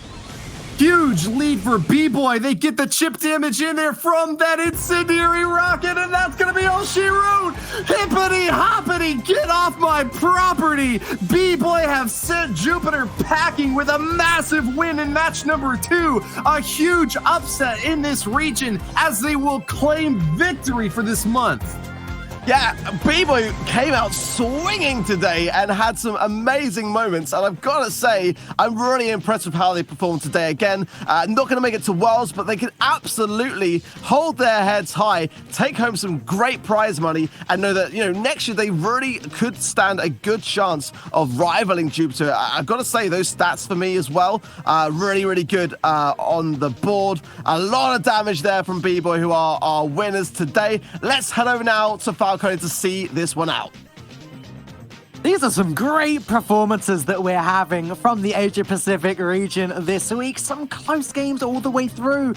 But as Ark said, an upset as B-Boy take this one down. And our MVP is going to be Slippy for this game. We saw Slippy do some very cool things. I'm going to go through it now. He started with Gale before switching to Poco, both times holding his own against Jupiter in Siege, collecting plenty of bolts. Later, Slippy switched to Brawl Ball and played as Barley and got so much damage in, enough damage in the first game for the game to consider Barley the star player. Much the same in Game 2, Barley's attacks were very suppressing and prevented the opponents from making any real progress with the ball.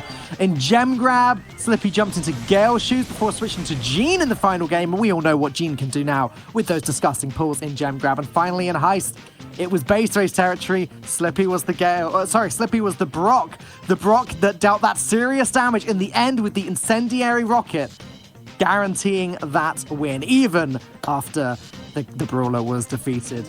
Here's the group now, where we see, as Ark and Woody said, B-Boy have won. They are taking the first place prize for this group, which means New Artisans have hope, because if they can also take down Jupiter, they will be claiming the second place spot and a lot of prize money with that. We've got New Artisans up against Jupiter next. Response, Aaron, Elliot, and Carnage up against Ponkotsu, Hagego, Milcrea, and Tensei. This is going to be an insane match. With how close the group has been so far, I'm expecting some great things here. But let's take a look one more time at New Artisans. This is the first time that we're seeing New Artisans in a monthly finals. They're obviously not up for contention for global finals, but there's still a lot of prize money at stake as usual. Aaron particularly likes playing as Max and Mortis. They can move fast and come in clutch. He likes to use these brawlers while playing the sides to help pinch the enemy team in the middle. Well, there you go, a little bit of insight into New Artisan's strategy. But let's flip on over to Jupiter, who are really, really confident, especially when it comes to Gem Grab. Ponkotsu said that he thinks that the team is particularly good on the map Double Swoosh. Gem Grab in Double Swoosh is coming up later this match, but not until set 5. It'll be interesting to see if we can put Ponkotsu's money where his mouth is on that map. 3 out of 4 members of Jupiter believe Surge is the strongest brawler in the game right now, with Punkatsu believing it's actually Gale. We'll have to see which bands come in and whether or not they'll be able to put Surge or Gale to the test in this next match.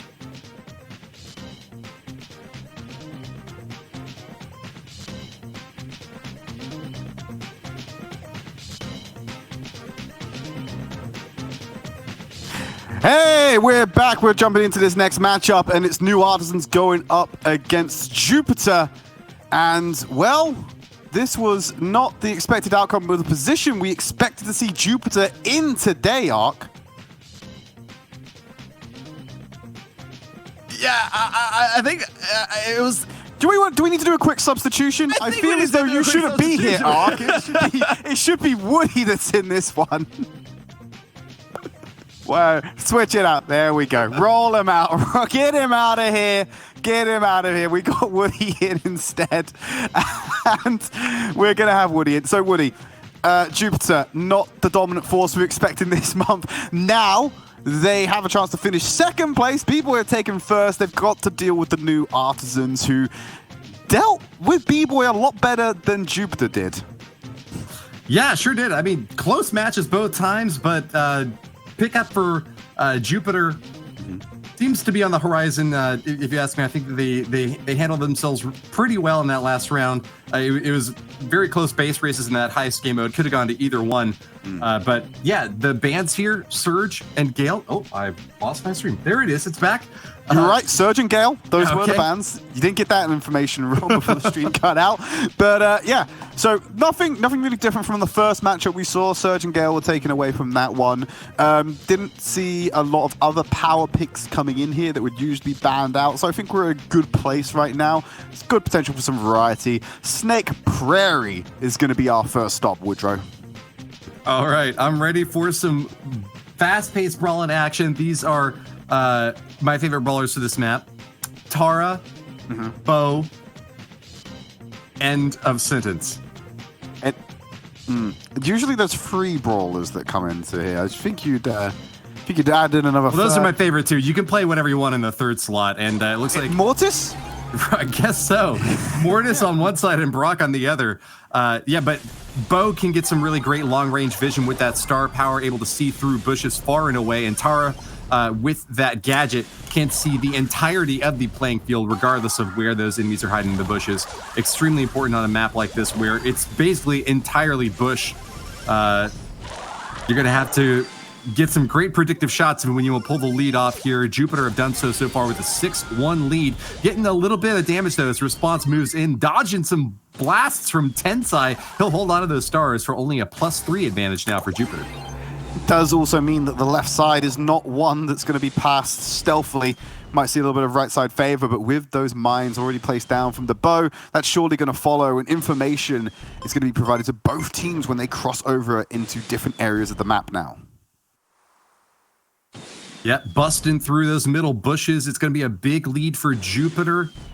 They're going to hold a defensive line here and really force the New Artisans to play aggressively. They're firing into those bushes, but they are not going to get any lucky shots off this time.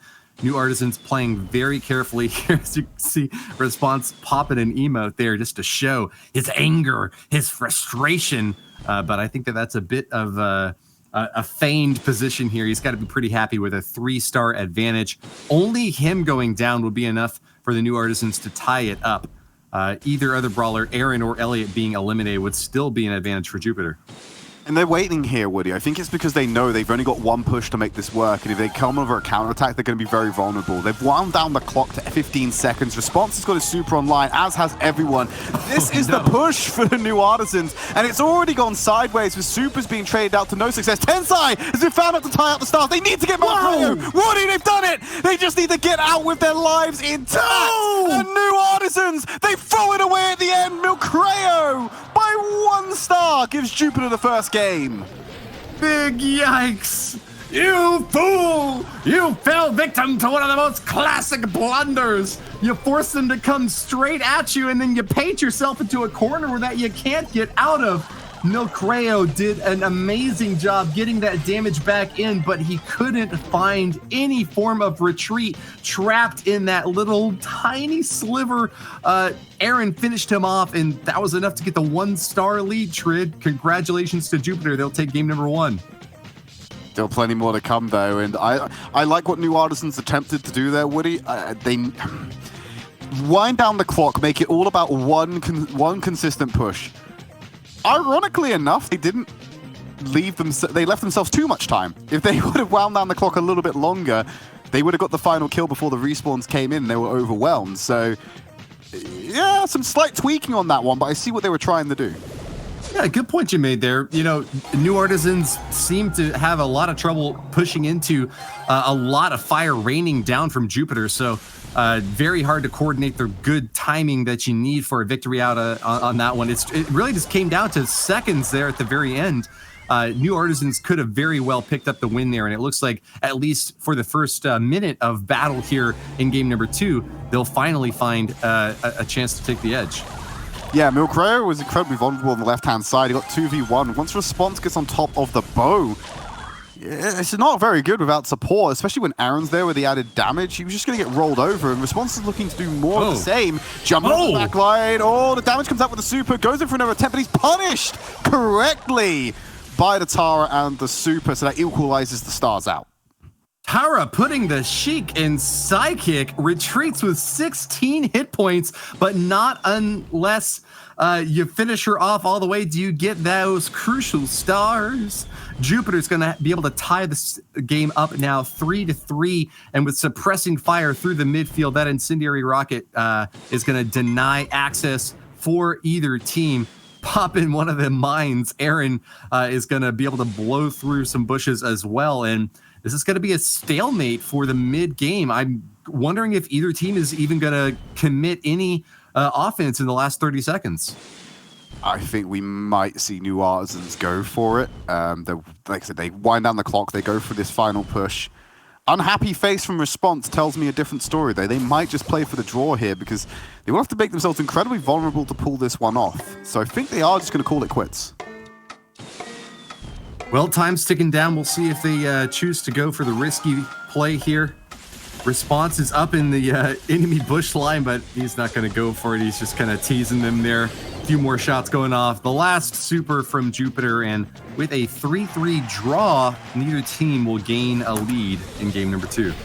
Coliseum audience is booing Woody. They wanted blood, and they're not going to get it. And they're very unhappy, and they'll begin to revolt. So congratulations. Fight.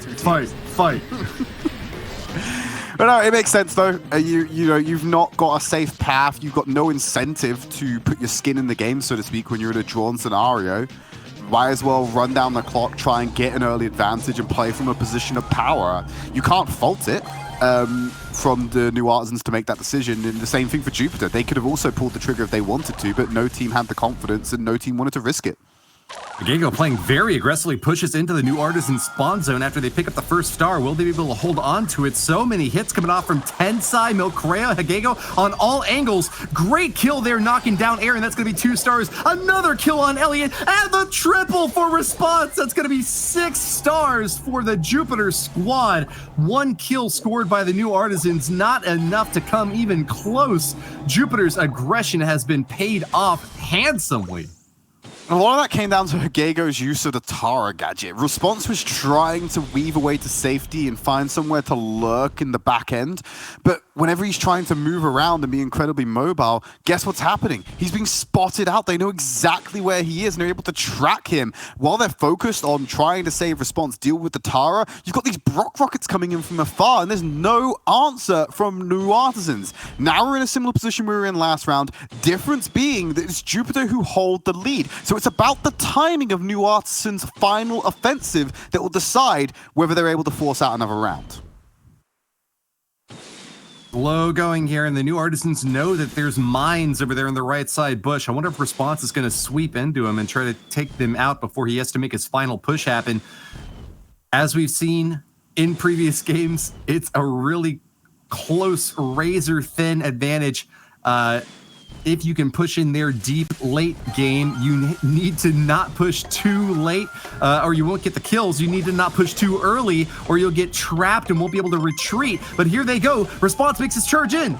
He split off though, he went through the mines. Aaron and Elliot, they're not in a position to help. Hagego on the back line with the gravity shuts down any support for response. And Jupiter clean house, taking set number 1. Annihilated. A cataclysmic explosion right in the new Artisans' face, blowing up as soon as they started the race. That was massive malfunction on that attempt there. Great job on defense to Jupiter, holding the line. They are going to get the victory here in the first set and will continue on strong, denying a single win to the new Artisans in set number 1.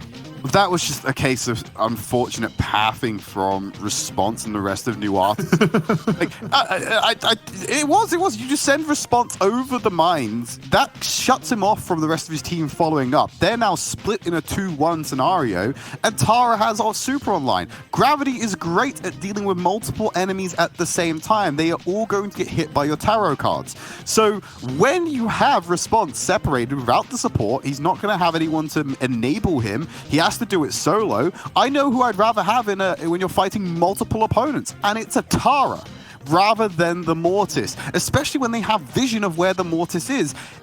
Everything just came up Jupiter there, and it started going wrong straight from those mine placements. Yes, a case of unfortunate pathing. Sounds a bit like my path through life so far, Tridd. Oh, but nevertheless, we're moving in now to another heist game mode. Milcreo taking a punishment over on the left side by Aaron there, but doesn't go down. Great job just holding on to that sliver of health. No damage on either safe yet, but I think that Jupiter's got a little bit of an edge here. Hagego getting some big long bombs over there onto Elliot on the right side as well, but waiting for Tensai to move back in for the killing shot.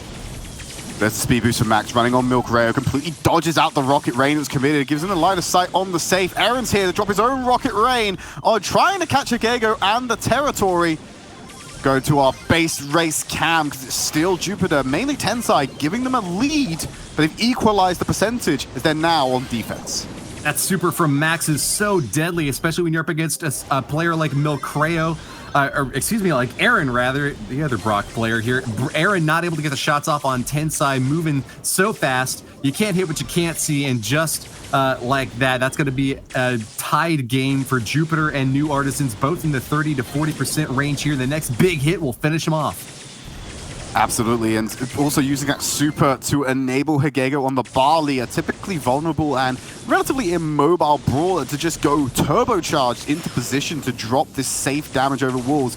Milcreo gets that pick onto Aaron. It's going to open up the left-hand side. Elliot moves up but is forced away by Hagego, also on this Barley without support. Response dodging out the damage. Rocket Rain from Aaron to open up some sight lines. He should go down here. Gadgets over the wall, immediately into the rocket from Milcreo. He's got a beeline for the safe. It's all over. Jupiter taking it out. Elliot, not enough damage to keep pace with Jupiter, and even though we didn't get to see the bottom half of that base race, that was a massive amount of damage dished in there in a very short amount of time by Milcreo, and I think Tensai was the one who dealt the final blow there. Max can really keep the DPS high when uncontested. If all the shots are landed directly there on the safe, you're not going to be able to keep that thing up for very long, are you, Tridd? Not at all. So much damage coming out from Max. And Max is incredibly slippery as well with the super, able to reposition quite quickly. So it's kind of almost like a blink and you miss it. You take your attention away from that brawler at any one time. They could be on your safe, dealing damage. And it's really hard to body block against the Max as well, because we've seen the super enables the high speed. It enables the fast movement back and forth to get those sightlines on the safe where you can't put your body on the line for them. Yeah, I gotta say, Tensai had got to be at least 4 parallel universes ahead of the New Artisans at that point. There was no way to catch up, and with that, they'll take game number 1. We're into the second one now in what has been a bit more of a muted play between these two teams. Not quite as much in the base race category as playing for midfield control. Hagego getting a little bit of damage in there, firing away with those Barley shots, and that's going to be an appreciable lead here for Jupiter. 19% peeled off without much of a risk for damage on their own save. A trade over here in the center as Elliot and Tensai take each other out, and that's going to be still a big lead for Jupiter, Tridd. how is this damage consistently coming in? We're looking at the midfield. We're seeing where most of the players are, but New Artisans are consistently losing health. They're allowing these flanks and these damage to come in. They let Hagego get in position and just drop these fireballs for free on that safe, and they're just losing a slow war of attrition. Yeah, you've got 6 long-range brawlers in this game mode, and it's really hard to keep track of the action all across the entirety of the field here, but Tensai can get a long-range hit in there. Hagego's got some awesome range, especially when he pops a super. Milcreo as Brock is one of the longest-range brawlers in the game right now. That's a massive amount of damage when they get just even up to the midfield and decide to open up on your... Woody, 10% left. They're doing it again. We don't even see it. The observers can't catch it because it happens so fast. And we're at 9% HP. A final push from Jupiter will put them to match point. It's super close here, and the next big push will win it all. New Artisans faltering on defense, though, and Tensai's done it. Jupiter will get the kill, and that's going to be a set 2 victory for his squad. Looking to close this out with a shutout victory. They'll just need one more set to do it, Tridd. They were not happy with the way that our second match of the day went. Dropping to B-boy has clearly enraged Jupiter, and they've somehow got a buff from their anger, and they're letting all that frustration out onto New Artisans right now with a dominant 2-0 performance on our second set. Yeah, I mean, we can't forget that the New Artisans took B-boy to a 2-1 lead. They lost the last couple of sets in that matchup, but they were going toe-to-toe against some of the best out there, a team that just beat Jupiter. So the fact that Jupiter has been so dominant in this third match of the day, I think just shows that you're right, that there is a buff that you get from losing. When you become enraged, you will either make big mistakes or just play at your very best. And Jupiter's a team that has got so much experience at the top levels here that they know how to channel that adrenaline into wins. Is it adrenaline or is it adrenaline, Tridd? Well, when they convert it, it's adrenawins. Okay. Junk Park's our third set. They don't, it's just adrenaline like everyone else. Junk Park's our third set as we head over to a siege type. Not going to see Brawl Ball or Gem Grab the way this series is going, Woody. Jupiter on pace to be able to just 3-0 this match and close out the Asia region quite quickly. But do remember, after the Asia region, we're going to have a second Asia final because we're going to check in on China, so be sure to stick around for that before we hit up Europe as well. Oh, I will be sticking to this chair like a little piece of bubble gum on the underside. We're into Siege now, where it's all about grabbing those bolts, building up as big a bot as you can, and Barley is going to make his showing in this battle once again. Seems to be a favorite among the pros in pretty much every single game mode. Sprout making a comeback as well. Throwers seeing a lot of play in both Siege and Brawl Ball today, Tridd. Absolutely, and we're going to see more of it now. Sprout's going to lock off those bolts in the middle, and it just made it impossible for Milcreo to get any to answer back. So a level 2 Siege bot to kick things off for the New Artisans. And Jupiter will put their bodies on the line to try and grab bolts, and Milcreo doesn't even get to bank that bolt at the end there. It means Response is going to walk away and make sure they don't get any kind of lead or some kind of control on this one. And that's a bit of value coming out for a level 2 Siege bot that you shouldn't see happening this early. Tensai pushes the enemy brawlers off, and that's going to keep that damage at a minimum. Nice defense to him up there on the top. It's going to be only 11% off the Jupiter safe. They've got one bolt and are trying their best to push back into the midfield here, but Aaron is doing an amazing job denying both Hagego and Tensai here. We've got another super set up, but I don't think it's going to be playing to Jupiter's advantage now as Aaron's able to grab another bolt and another one. Stack them in there. It's going to be a tie for round 2, and it's all coming down to the third Siege, Tridd. And with the advantage in the favor of New Artisans, Jupiter have to come out with some kind of bolt advantage, even if it's slight, to give them the opportunity to equalize the HP. Otherwise, they just lose by default. A draw here, when it comes to a bolt race, is a loss for Jupiter. Jupiter have got enough bolts to open up a hardware store all the way up to 10, and that seems to be an insurmountable lead now. They are almost guaranteed to get that final bot unless NA can just open it up. And well, they've done a great job closing the gap, but haven't finished it off just yet. Jupiter make their way back into the mid, and it looks like with 12 to 10, they're going to be able to hold on to that advantage, Tridd. Wait. New Artisans, they're about to do it. Oh, no. Milcreo got that final bolt in there. I genuinely thought that the new Artisans had a chance of equalizing, but 14!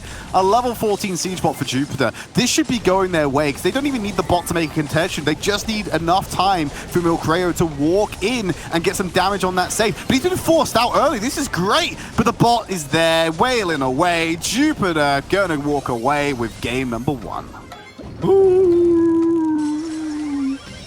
What, you said wailing away, right? That's the sound. Oh, right, okay. We got a comedian. Oh, whale as in like... we got a comedian today, have we, huh? He's doing his type 5 for the comedy store. My bad. I didn't quite get your meaning there. But yeah, on a map where there's no spring traps to just jump right into the enemy safe, you really do have to rely on that siege bot damage. And with that tie in round number 2, Jupiter had an easy win, picking up that massive bot for the final round, just pummeling straight through. I don't even think that they got any damage dealt by the Brawlers. They just let that big boxing beast beat it up. Yep, the Rock'em Sock'em robot coming in there, dealing damage to the Ike. And now we are at the actual match point, Woody. One more game win for Jupiter, and they close this out incredibly fast and secure themselves second place in the Asia final. Last obstacle for them, New Artisans. Although New Artisans, they still have the conditions to be able to come back and win this. They are not out of the series yet. It just looks very unlikely we're going to see them come back here. So you're saying there's a chance? Ever so slightly. Just a possibility. Yes. If we call it a coin flip, they'd have to win. It's not a coin flip. No, it would only be a coin flip, Woody. 6 in a row. No, I was gonna say if it's a coin flip, this is if the coin is like shaved on a side, where 9 times out of 10 it will land on heads, which is what Jupiter has chosen. This isn't an even coin flip. Jupiter have won the past 5 games, so we'll see if they can do the same again here in our last round of Siege. It's match point for our golden gods up top. Tensai gonna bubble up and protect himself as he grabs that first bolt, but will respond with a bolt grab of his own, takes out Tensai, and looks like New Artisans have picked up a little bit of a lead here. They've found a new patron, perhaps, supporting their artisanal attempts at victory. The level 3 siege bot will come to help them out first, Tridd. Go back to your patron and ask for more money. You're going to need more of this to go through this series. Level 3 siege bot will enter the territory. There's a connection as there was in the last time. More damage being laid around on this first offense. And that is 45% damage from a level 2 siege bot, Woody. That shouldn't happen, ever. Yeah, that's a lot more than you would come to expect from such a little guy. But hey, it's not about the size of the ship, it's the motion of the ocean, Tridd. That's okay. What I keep on hearing so often from my, smaller friends, but well, I'll have to take their word for it. This time it did turn out to be true. 45% is a big ask of a level 2 bot, but they'll get a chance to hit back even harder with level 5. Okay, so 45% with a level 2. What can a level 5 do for New Artisans? And Jupiter haven't been banking a lot of bolts while this has been going on, Woody. They managed to get themselves up to 5, so they got a nice lead for the final siege when that comes round. Bot sitting at around about 50% HP. It will make a connection and start damaging away. Hagego is the only person on the field right now. There is going to be such a large hill to climb for Jupiter with this final siege. They have to get at least a level 10 siege bot or some amazing picks in the final siege.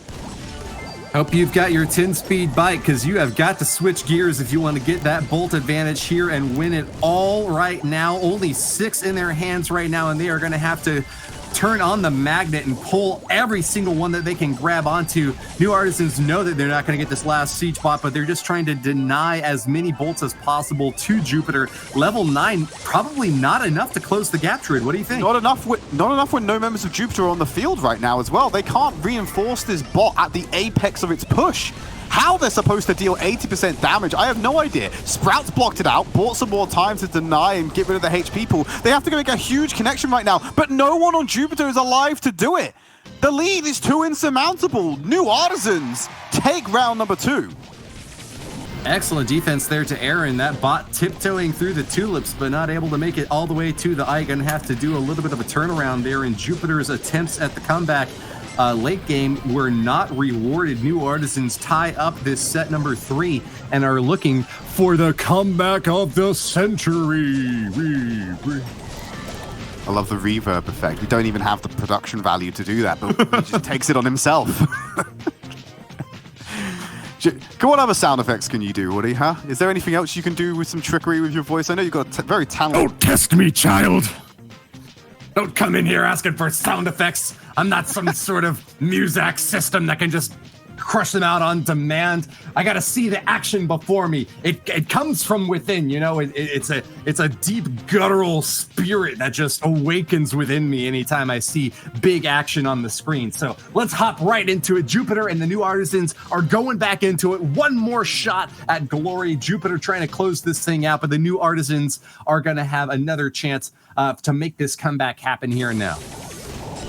They moved Tensai over to the Gene this time around, Woody. So an adaptation coming in what should be the final round of our Siege map type. A lot of control, can pull away the bot as well, break some down these barriers. This is a good option to bring to Siege. It just lacks a little bit in the mid control when it comes to bulk collection, I feel.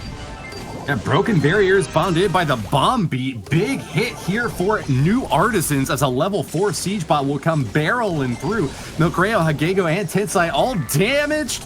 So damaged. And not able to keep this thing off. That's going to be some more damage stacked up on their Ike as well now. How far can they push through?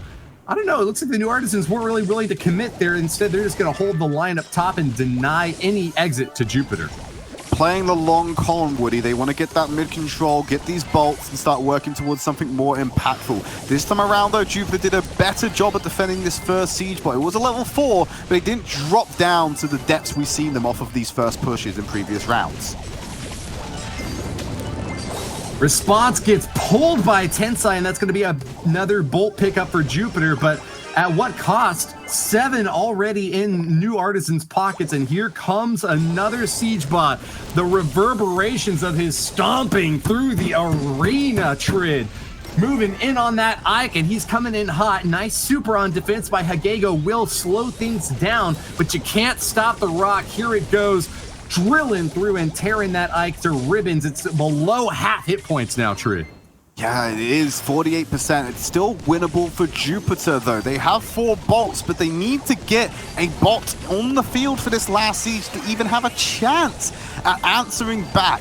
They also need to make sure that they're adapting, keeping their members alive so they can go in at the apex of this push. Aaron, keeping hold of that super, he knows that he's going to have to divert that bot if it comes online, but it doesn't look like Jupiter are going to get the chance. Tensai has to play extremely aggressive to even contest them, and they won't even get it. New Artisans have done enough, Woody. They're going to walk away with this set and force out a 4th map. Groans and moans from Jupiter. The chores have been stacking up for the new Artisans, but they have come out with a mop and bucket, cleaning up in this set number 3 and giving themselves a shot at glory. Congratulations. This is going to be a 1-2 deficit for them, and Jupiter just need to get one more set. But new Artisans have finally got some breathing room and a little bit of hope for victory. They need to keep that hope alive, like the warm kindling on a fire. They need to breathe air into it, because it's not quite there yet. It is still just little flickers of a flame that needs to grow out of control. The new Artisans, they're at the start of their reverse sweep, Woody. They got a bit of a journey to go. Some great play there. I feel as though that Gene pick at the end lost a bit of control in the mid, and it just meant they weren't able to get that bolt lead that they required to even stay competitive in that final round. Weren't really able to capitalize on it either with any pulls when it came around to the offensive, and they died a lot when they had opportunities with their siege bot of their own. So yeah, I have to kind of fault the brawler selection in that final round a bit. Yeah, they kind of seemed to just feel like they were going to walk it in there. The defensive strategy was to just try to get a few bolts and then not die, but then somehow die a lot. Jupiter have kind of like turned the light bulb on for this penalty kick round and get some big hits in here for set number 4. It's time to just end this thing. I think this region's just about over. Jupiter, can you put an exclamation point on the end of this one for us, please? Yes. Well, it depends on who you ask. There's obviously going to be fans of the Asia region who maybe want to see this 5th and final set come out from this one and go the distance as we saw in our first set of the Asia region. Brawl Ball, let's see what happens. Jupiter should be able to close this one out. We keep saying that despite all of the new Artisans' efforts and despite the scoreline against B-boy in the previous set, Jupiter are in the position of being the APAC representatives, or one of the 2 APAC representatives, because they have been so dominant. So we expect this team to still come out on top.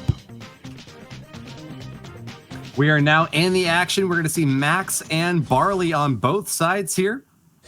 Carl rolling through for the new Artisans, and Jupiter have gone back to the Gene play, coming in so handy in many games before and getting those excellent pulls right when they need them most. Milcredo tosses up to Tensai. He oh, great catch. Slides through with a gadget. He scores, Jupiter. Okay, so they've started drawing the line of that explanation point, Woody. They've they definitely know what you want to be doing with this one. They want to close it out just as fast as you want to see it. So, let's go. We're going to have to move forward on this one. Aaron is going to grab control of that ball, move over. Great hook there by Milcredo to take control of the ball. Well, not exactly the ball, but just shut down the momentum. And Tensai will now move forward as well. Ball in the middle, looking for the recontest. Here is the speed. They move round into position. That ball just untouched right now. Great pull again by Milcredo. Aaron's left isolated. They've not finished him off though, Woody. He's going to start to heal and cause problems on this back line. He comes back. Great disengage from Milcredo, but Tensai moves forward. Shot on goal. He misses it. It bounces off the board. Elliot, by the skin of his teeth, holds on and keeps that ball off the goal line. Big advantage for Jupiter, but it's not going to be a finish just yet. New Artisans looking for that return fire, and man, they are getting some great job, some great work done here with the suppressing fire. Huge hits from Elliot as they deny any opportunity for Jupiter to kind of coalesce on defense, trying to push back out. Hagego grabs the ball, and that's going to give a little bit of a positional advantage to Jupiter, but can they push back this defensive line? Really struggling to do so right now, and the great puller once again breaks the barrier down. Aaron isolated once more. Response gets control of the ball, pops super to do it. Milcredo is low, he can contest. They're bleeding all over the floor, Woody, as Aaron tries to move in. Oh, but the residual burn from Hagego takes one out. It's still enough for Elliot to walk it through the door. They get knocked down, but they come back up again swinging. You ain't never gonna keep the new Artisans down. In this 4th set, we have yet to find a winner, and Jupiter are doing their best to try to prove that, hey guys, they're the big dogs on campus. They're the #1 team in the world right now. They've got the most points, the biggest prize pool wins of anyone. Why aren't they dominating?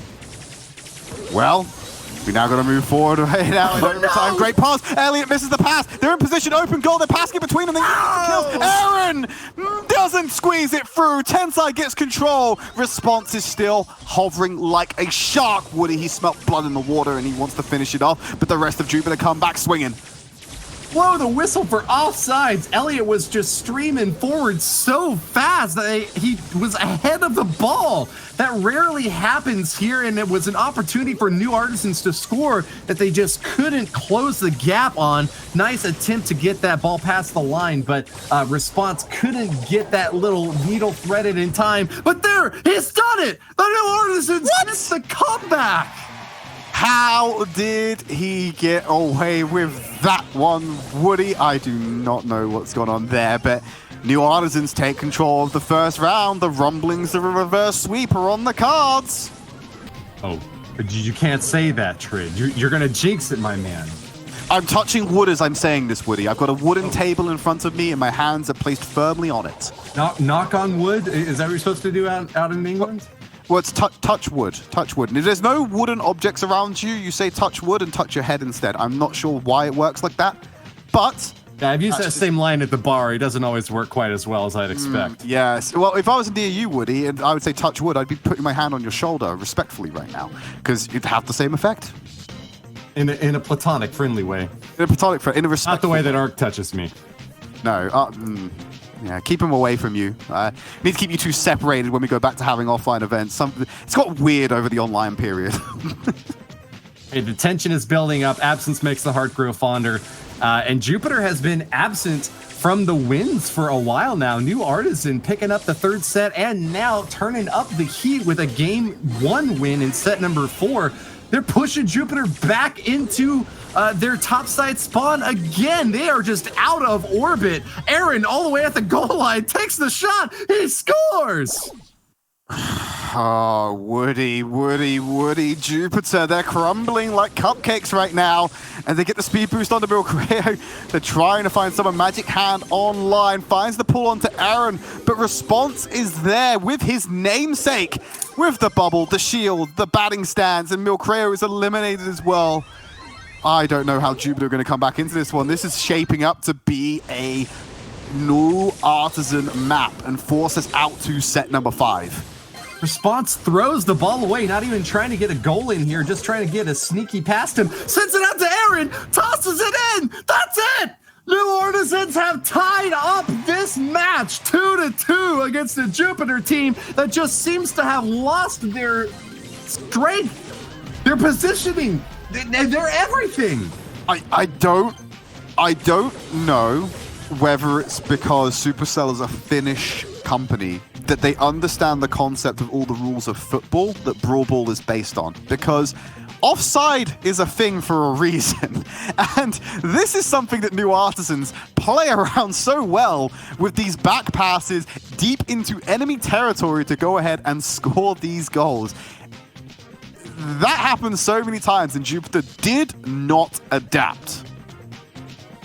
More damage dealt, but they couldn't get the finishing blows on those kills.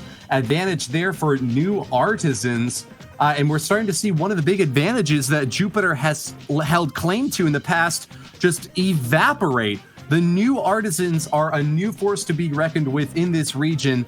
And hey, maybe we're seeing another reverse sweep happen here and now. I hate to jinx it, Tridd. You know, I don't like bringing these things up, but I have to remind the folks at home who, you know, may have a little bit of a short attention span or weren't really fully paying attention to this match so far, that this is the match that you want to be watching right now out of any Brawl Stars game in the entire world. New Artisans and Jupiter are going the distance for your viewing pleasure. Let's get ready for set number 5. All right, double swoosh, gem grab to close it out. And Woody, what a Herculean effort right now from the New Artisans to go up against Jupiter, who have been mainstays of APAC, and these representatives from Japan has just been here forever. And New Artisans in their first showing give B-Boy a run for their money, looking to take down the top dogs in Jupiter. What a fantastic debut for them on the monthly finals. They see an ancient god standing up against them, but is it Jupiter or is it Hades? Hercules, the demigod, on the bottom, failing to get these gems on his side. He's really got a big task ahead of him. Is he god or is he man? Elliot, the guy in the center here, tossing his briefcases out, but he hasn't made his case yet. Knocked back, and Jupiter have a huge 7-0 lead, Tridd.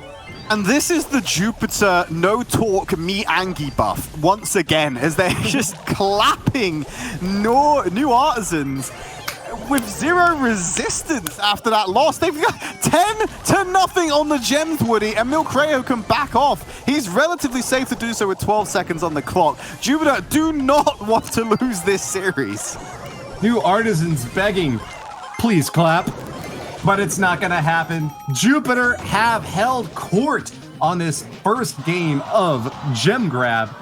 That is going to be a really big needle in New Artisans' foot, stepping into the hornet's nest as Jupiter have come back swarming through and playing to their best advantage. If you thought that the New Artisans were going to rewrite the story in the last moment here, think again. Jupiter have got a crushing comeback here. Is it Revenge of the Sith or Return of the Jedi, though? Up to you whether you think Jupiter is the squad to admire, the victorious champions marching home with another win, or are they the toughest team that just doesn't seem to back down even when our scrappy fighters from the New Artisans are doing their best? I think as it's coming down to the final, most effective trilogy, if you will, Woody, this is more of a Rise of Skywalker. So Hopefully the quality is a little bit better, but we'll end up closing this one out. Jupiter now moving into position. They are going to be rolling out with something similar, I believe. Response still sticking on this Tara, as you'd expect on double swoosh, because it is so potent. So it's a complete mirror for both teams. Advantage for Jupiter now on this match point opportunity. What can new Artisans do to get back in this game? Milcreo and Tensai are just so oppressive with their attacks in the midfield, and the vision here from Tensai just getting them all that they need to see right into the enemy bushes. Now Elliot is going to have to fight on 3 fronts as Milcreo, Tensai, and Hagego are surrounding him on all angles. Aaron, in response, not doing what they need to do to give this gym carrier the room he needs to get that count up. Finally, Elliot gets up to 2. He's going to grab 3 and 4 in the mid here and now, but even with a big pickup right there, it's still tied against this Jupiter team. A lot better of a performance right now from New Artisans, able to stay neck and neck with these gem counts. Milcreo will just walk forward and take an early lead in this one, but because the gems are so close, Woody, it comes down to an issue of control rather than kills. Taking control of the mid is going to be so important as we move closer to gems number 10 and 20. Close game so far. It's neck and neck as another Mr. P gadget gets used there to try to bring Jupiter a little bit further ahead, and that's just exactly what they've done. A massive big black hole opens up, and the event horizon sucks in all those new Artisan players. Milcreo just has to stay safe from Aaron, and he's done it! The countdown's on, Tridd! Oh, it's 4 seconds remaining, Woody. 3, 2, 1, Jupiter close out our final match of the day. They will finish up in 2nd place. But New Artisans have had a fantastic debut to our monthly finals. They will walk away with 3rd place. Is this a 27% Rotten Tomatoes movie? Because I feel like I am watching Jupiter ascending right now. Congratulations to this team from Asia, a squad that has been on the top of the region for so many months now. And even though they took a big hit from B-Boy, they came back strong to hold their own in the middle position of this region. They are going to be going to World Finals with their heads held high and a nice purse to drag along behind them. Do you know what New Artisans' mistake was? They were able to make their initials NA, and we all know that North America never wins anything when it comes to Brawl Stars. Let's throw it over to Dan, who's going to break down that series. Well, that started looking like a complete shutout, but New Artisans did start to hold their own before getting defeated eventually. We are going to award MVP of that match to Milcreo, who was vital in Jupiter's win across the board. Let's go through it. Starting with Bo, we saw some excellent suppression where he was able to take that final star for the win in the first set. In a heist, we saw Brock once again deal major amounts of damage, recurring damage with the incendiary rockets to the safes. Then in Siege, Milcreo switched over to Barley, where we saw those suppression techniques locking down the center of the maps, but things did get a little bit dodgy at that point moving forward. But eventually in Gemgrad, Milcreo took the reins one more time, took control of Mr. P, and was able to comfortably deal that damage, collect those gems, and get away with them unscathed.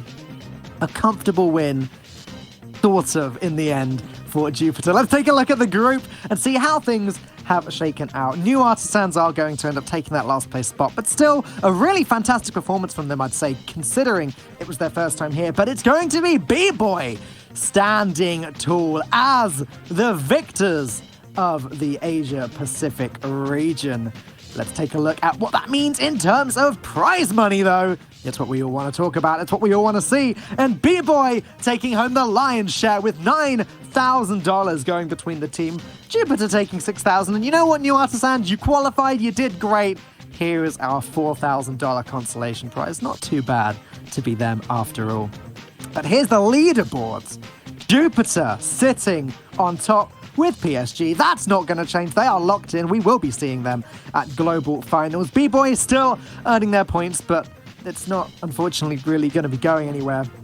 We've got our finalists for this region, and I cannot wait to see them throw down in the Global Finals. But you know what? Someone else that I'd like to see throw down is actually the China region. We spoke about China a little bit last month.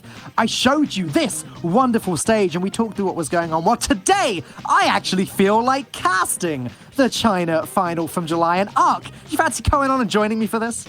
You know what, Falcone, I think I might just do that. If that's okay with me. I've been looking forward to this Ark. China is going to be, I think, quite different from everything else that we've seen. Obviously, the game hasn't been out for very long in China, so we don't know what strategies have evolved. They do things differently out there. As you can see, they're on this wonderful stage. It makes me miss our experiences back in March in Katowice, Ark. I know, this year has absolutely flown by, and that's one of the things that was out of our control. I think the trumps to the production team to do what they've done under the pressure, but this was the dream. We wanted to get players in the studio. We wanted to see NA versus EU and settle all those beefs and discussions of the meta. And I've got to say, I do love the way that they've approached launching the game in China and bringing new regions into competitive is only ever a good thing for Brawl in my eyes. Absolutely. The more players all over the world that get to play, the better. We're going to run through the players now on screen. You can see we've got two teams. We've got Nova and we've got TIG. These are the teams that are the top dogs when it comes to China, and we're going to be seeing them throw down in their final here. Again, this is gameplay from back in July. And even since then, Brawl Stars, the meta, and even some of the gadgets has changed a little bit over time, hasn't it, Ark? Yeah, absolutely. There's been a couple of changes since this was aired. So a couple of gadgets that were newer to the mix, I think, will not be seen, like a tripwire. I think, for example, I think this was around the time where I think Survival Shovel, the Mortis gadget, had just come into the game. So prior to the most recent balance changes as well. So Surge was pretty prominent around this time, and Mr. P as well was a big player. As obviously Gale as well is still strong today.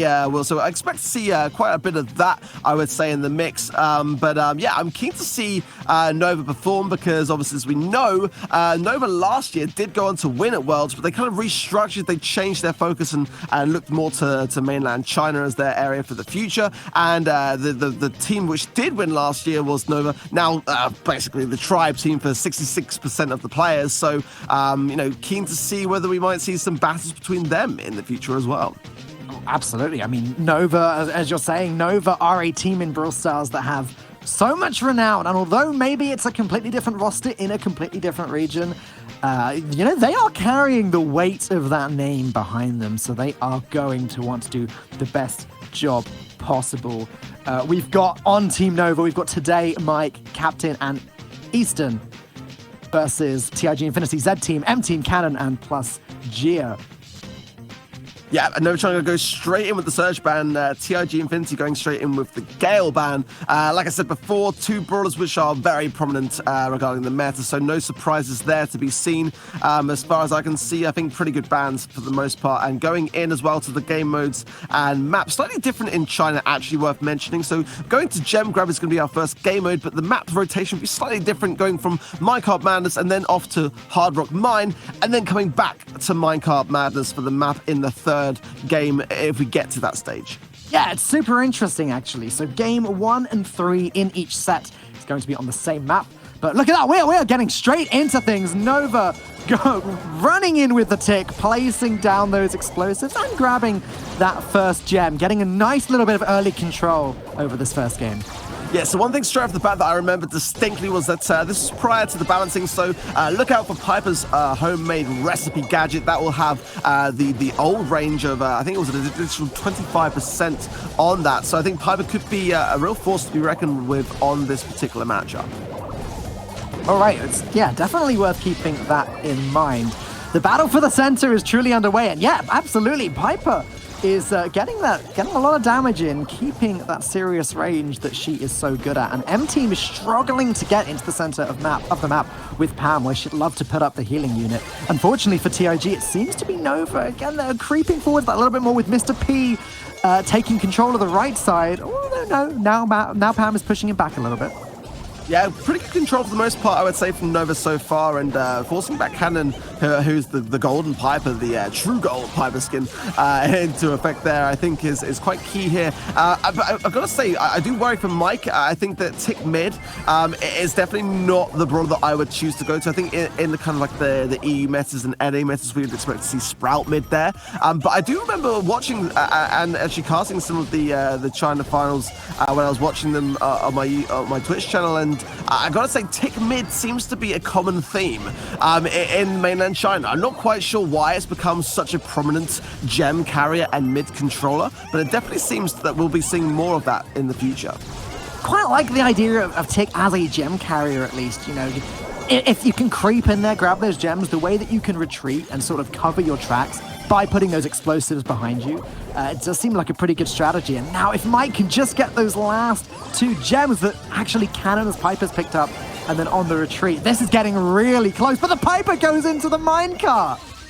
Yeah, and bit of pressure there and a few slips, and Nova straight onto the countdown as a result of that. And I think this is where Piper is going to struggle when it comes to resetting this countdown. If Nova can just kind of like keep this pressure on with the tick shots and force back the nanny, Peep is still an option here, but it's going to be close, I feel. This is extremely close. If TIG can just get 1 more gem, oh no, it's gonna have to be 2 more gems now. And it looks like Nova are on the retreat. Is this it? Have they calculated that this is the victory? It seems like that's the case. There's 1 more gem still required to stop the clock. TIG, oh, they did it just as it spawned. Reset the countdown in this game mode is no easy feat. It's going to be said now. Actually, a great advantage for TIG if they can hold this mid control and get some shots. But I've got to say, the Piper shots for me were not quite connecting. We'll have to see whether that comes back around to haunt Nova, as today's very low has to be forced back. It's pretty neck and neck, though. 13 gems, a bit of RNG onto the side of TIG. Actually goes down. Today goes down. That could be devastating for Nova if TIG can capitalize here. Yep, Nova have lost all of their gems now. Pan gonna try and collect those, but they need to do more than that. They need to try and take down someone on TIG. Pan, Nova today is going for it. Gets the healing unit up, but it's not good enough. TIG are gonna take that first game, and you know what, Ark? If this is what we can expect from the rest of China, I am excited for this series. Yeah, it's really interesting to see how China have adapted so quickly towards Brawl Stars, because, you know, I think it's very easy to watch it and feel like, you know, your favorite back in, you know, EU or NA or like, you know, LATAM regions are performing better. You've got to remember the game has just been released there. They're being forced straight into the deep end, and I've got to say, some really commendable plays and awareness to Brawl. I think the meta maybe will take a bit of time to potentially evolve, but even so, I think for me, I am keen to see different brawlers coming into the mix, because there can be ideas which can be taken and adapted, and I think we will see that China will continue to blossom as the year progresses. I hope so. I mean, again, you've got to keep in mind that this is gameplay footage from a couple months ago now. I would imagine that even since then, the meta has evolved a lot. These players have improved. Again, they haven't had their hands on Brawl Stars for all that long. It's going to be really exciting to see how the top China team have progressed by the time we get to Global Finals, where we can really put all of our teams to the test up against each other. That's exactly it, and I think this is a great platform for China to get some experience in a studio as well, because I think that's often overlooked when it comes to Brawl competitively. A lot of teams have got the upper hand in that respect, and having played on stages for the past couple of years, it's definitely going to go into their favor. So giving China a good, decent opportunity to experience that pressure that many underestimate coming into effect. Nerves can play a huge part, the lights, the people, the teams, a lot of moving around and hectic environments can be on the stage, so those things got to be taken into consideration. In this particular match, a much more, I would say, meta comp actually here being ran, the kind of Slamulence and Mr. P as well. I think this for me is a better comp than we saw previously in Minecraft Madness, both of these teams actually. This is definitely more standard, like you said, that what we'd expect to see with the Slamulence comp. We got, oh, that Rosa staying in the bush and just ready to pounce on Mr. P on the right side. Not quite getting the kill in, but maybe being able to back off and keep hold of the gems. Again, Nova seem to have even better control of the center now, as long as they can do something about Z Team wandering around in the middle. In fact, it doesn't even matter. Nova have got the gems. They're on the retreat. Yeah, countdown in motion, and Michael with a quick heal there out to Captain. Not sure whether it was the right timing for the heal. Could have maybe held it a little bit longer just to kind of make sure to get maximum value. TRG going in really aggressively. I'm not sure whether it's going to work out for them. It is the takedown there that will reset the countdown, and also a kill, but forced back out of the spawn. Okay.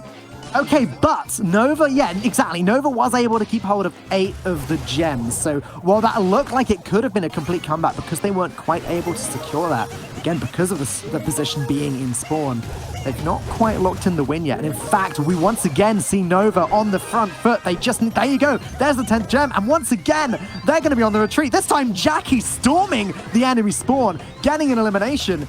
This is looking even more comfortable than last time. Yeah, let's see what happens here. There's not going to be enough taking down. There's going to be Cannon going in for Mike. I don't think he's going to find him in time. So it looks to me, yeah, Nova will survive, but barely just. I mean, TRG had a great opportunity in that spawn. I think they could have got out with a couple of gems, actually. I think the Poker spawned in, and it might have been an ideal time to capitalize there. So that may have come back to haunt TRG's just a little bit moving forwards. Yeah, regardless, that was all in all a much better played game from Nova. I don't know how much of that was down to the improved comp. Again, the Slambulance, like you said, double tank Poco, much more standard. Maybe ditching that tick worked in Nova's favor. What do you think? Yeah, I think definitely a tick mid is definitely not a brawler that I would go to, but again, I expect that we'll see it moving forwards. I did see a lot of the China teams actually using tick mid, and we are going to be going back, it's worth noting, back to Minecart Madness for this decider round of gem grab. So I expect to see that coming back again, and yeah, Piper was another brawler which was quite dominant, so I wouldn't be surprised to see her making an appearance, maybe even the same comp as we saw previously, but both of these teams pretty close for the most part. It's just a couple of questionable choices of brawler, but I don't think there's anything wrong with that. I think it's nice to see a bit of variation and a bit of difference when it comes to metas across regions. Absolutely. I mean, even today in the APAC region, we've seen a lot of variations, and as I pointed out before, Response played a different brawler in almost every single game that they played in today. And we are back to the tick, Mr. P, with a Brock with today. That's very interesting that they've swapped back to the less successful comp, but I guess they think this is a better comp for Minecart Madness. Yeah, I mean, since the map changes, having the rope fence, Brock's been more viable now, and especially with Nani too. Nani's been seeing a lot of play on Minecart Madness. Definitely a common go-to pick for both European and NA regions as well. So no surprises there, really. People can put a lot of pressure. You can teleport with that gadget as well to kind of get behind your opponents and really wreak some havoc. Pam is a very, very common pick too. So definitely for the most part, a more familiar meta that I would say in terms of brawler picks, but again, tick mid, I have to leave that to the Twitch chat to decide as to what their feelings are on that one. Well, it seems to be working out again this game for now. Mike has been able to hold on to 7 of the 10 required gems. There's another one, but I don't know if he's going to be able to edge forward and grab it. With the help of the turret and the super, yeah, it looks like they have, and they've got all 10 required gems. Mike barely alive there with 140 health. So this is looking like it might be the end of the setup. Playing on, yeah, it might well be the Mr. P portals go down, and there's the homemade recipe, that additional distance to be gathered there, but it looks like a pretty clean takedown for me. Nova are going to take the first set, and the emotes would just display the fact that they're happy about that. Oh, absolutely. I mean, the first set, that's pretty important for the team to have gotten. You know, you want to get that early start because it relieves a little bit of that pressure. And this is a very high pressure match. Again, we're only showing you the final from the July finals for China. So this is about as big as the matches come. It's a good one, and again, a good start for Nova. I love these images, by the way. We've got sad TOG Infinity relenting their defeat on the huge backdrop behind them. Oh, I miss big stages. Yeah, the opportunity to mold your appearance to whatever kind of like a brawler pin that you'd want to see in the game. Like I love to see the winning poses, the losing poses. It's great to see everyone enjoying themselves. They're definitely a much more reserved feeling, I would say, for the most part. Again, like you rightly point out, that you have to remember that these teams have been battling for 2 days to get to this point in time, and definitely the focus around the task at hand, playing its toll, some nerves as well as the pressure mounts. it's very easy to forget the setting that leads up to this kind of environment. So definitely both teams will be feeling the pressure as we go into the next game mode. Going to be going into Brawl next. All right, awesome. Well, already today, grabbed hold of that Brawl with Max, and interesting play there. Goes for the shoot and the gadget to rush forwards, but does end up getting eliminated. And now things look like they're falling apart for Nova. Jackie storming, and the goal is undefended.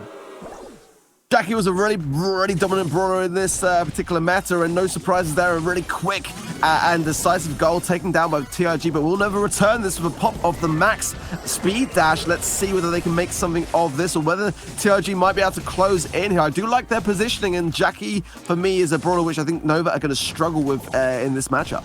Again, TIG with the Slambulance comp against Nova, who have more of a quick and dirty comp, if that makes sense, you know? Like today, the Max trying to rush for it before, not quite getting it together, and now they're kind of just scrambling, trying to find a way to get a good position up against TIG. It's not working out. They are truly on the defense there as Poco gets in that huge heal. I don't know how Nova can pull this one back. Yeah, well, that'll do it. Sprout. Well, that might be enough to do it, actually. I mean, that is a really good amount of value covering that entire goal. And look at that, TIG forced back as a result. And the Max speed dash is smart to get the ball out to safety quickly. I think, all things considered, a pretty reasonable defense. But now TIG on the return. And the suck is great. That's going to be a goal for TIG. A really nice, calculated response to what was actually a pretty good defense under pressure. That was a filthy Sprout super there, just completely defending the goal for such a long amount of time, but ultimately it did not matter as TIG. There you go, they're looking a bit happier in their photos now. Look at that. Great poses, and yeah, good to see all smiles. Bit of relaxation as well now creeping in. You can see a couple of smiles from the team as they discuss kind of like how they felt, and yeah, Nova definitely don't look very happy about that at all. Definitely feeling that defeat may have cost them. We'll see how they return in the next round, and whether they can sort of pick themselves up, make a few changes potentially to see whether they can have a better luck next time round. I love it. I love the photos. I love the poses, and I love Jesse's turret there at the side of the stage. Did you see that? Yeah, I've got the artisticness of the stages we see time and time again with Brawl, and it's so great to bring in just extravagant props and things into the studios, and we've seen in the past like giant Nita bears and giant spikes in Korea, and yeah, having a stage would not be complete without an oversized Brawl Stars weaponry of sorts, would it? Absolutely not. We're going to have a similar comp from over here with Piper here now as well. But is Max going to do it this time? No. Poco did take the Pick up the ball there. It seems to feel like it was a bit of a dash, and TIG on the return, instantly trying to return the ball, taken off the line by Mike. A few slips on both sides of this game, it seems so far. Yeah, I mean, that was a really interesting start. We could analyze that for hours, but we don't have time as the game continues. And now Mike is trying to take control of the middle with Piper's shots, even going to super to destroy some of the obstacles. Mortis getting all up in everyone's face, but is taken down by Mr. P. And now TIG are really trying to push. If Poco can keep Jackie alive, no, they're not going to do it. Yeah, chance for Nova to push back. I mean, for me, Mike's playing a bit of an interesting game, taking down that right-hand side layer of boxes first, and that's breaking their own defense. I'm not sure about that one. The idea being at the beginning was to make sure that Cannon could be shut down by taking down, instead of the goal line of defense, the preliminary first layer. This is going to be struggling, surely, for Nova now to retain this defense with that gaping hole in the middle of their defense. Yeah, that was a really odd super from the Piper earlier. Not exactly sure what was going on there, but it looks like Mortis just going to be able to walk this one in. TIG taking the first goal of this game. Things looking a little bit better for TIG than they were in the last set. Yeah, it's TIG going with the aggressive Mortis plays that I really like to see, and look at this Z team going in with no chill whatsoever. Mike's pushed back and nicely played by TIG. So yeah, looking to not give Nova an easy run of this, it seems. That was a desperate super from Mike there, and it was not meant to be. Obviously, you never want a super in a way that's going to destroy your own base, but push came to shove, and it just wasn't enough. So a big win for TIG Infinity, tying up the match. Yeah, they're definitely looking a lot more confident now than they were in the previous rounds. The smile's still continuing to go. Now, I wonder whether the pressure's going to start getting to Nova now. They definitely are focusing. They are like no smiles at all and no serious faces. So we'll have to see whether they go into the next game mode with a bit more zest in their step. It's going to be Siege up next, so maybe the more control-based game modes as we saw previously in Gem Grab might fare better to their playstyle. Yeah, possibly. Again, like you said, pressure is definitely on now. Getting that early win doesn't mean anything if you get tied up. And these players, they're competing for a lot. They're competing for their place at the global finals. We're going to be dropping into Junk Park next. And I'm excited to see how this goes with Siege. These have been some really good games so far. Brawl was quite quick, though. Let's see if TIG can continue the momentum. Sprout mid for both teams. Sandy as well making an appearance as an interesting pick. And yeah, let's know in the chat if you notice any differences within the game as well. The one that I would say stands out the most is the when a team or a player take some damage, they will glow with a slightly white aura. That's a slightly different tweak to the game mechanics in China. Also, I think there's one where when you die on the map, you don't leave a kind of splatter residue on the map. So if you notice any tweaks and changes, let us know in the chat if you're watching on live stream. But no, it had a great start. Emotes flying around, and they are going to take the stronghold position here as TIG are going to be trying to force back and collecting some of these belts, but it's not looking great for me. Oh, I mean, Nova have got complete control over the center. They got the first Siege bot, and now they've got 5 bolts versus 2. It looks like this next Siege bot is going to belong to Nova as well. Although that doesn't necessarily spell the end. If TIG can get a good defense here and get that final Siege, it is still possible for them to win, but that's going to be no easy task. Yeah, an uphill struggle, it seems. Again, continuation pressure from Nova. And yeah, this is where Sprout comes into his element. Great shots from today as well. And TIG definitely looking like they are struggling a little bit in comparison to their previous rounds of Brawl Ball. It would seem that Nova have a better hold over the more controlling game modes like Siege and like we saw in Gem Grab as well. So TIG have to up their game. It seems we're going to what could be the final push. And it's not looking like it's going to go Nova. Well, it might go Nova's way now with a bit of area control, a few emotes. They might get a push here, yeah. TIG would need to do some serious work now to get that bold lead back. That's going to be it. Third and final Siege bot goes to Nova, and that is going to be game over. Assuming we don't see any crazy Gale plays like we did earlier in the APAC yeah. region. That was pretty exciting to see, like the effectiveness of not having a bot and how that can turn around, but not going to happen on this one. TIG definitely need to up their game moving into the next round because Nova might be on a bit of a streak here. Yeah, Nova seem to have their Juju back. And things are looking good as we're going to head into the second game of Siege. And again, just to remind everyone, we're switching between maps every single game. So while that was nuts and bolts, we're now moving to Junk Park. Apologies, I got that a little bit mixed up earlier. And it's going to be interesting to see how the comp changes yet again as the map changes. Do you think maybe the different map is enough to cause a dramatically different comp, or do you think that Nova are going to go for very much the same thing?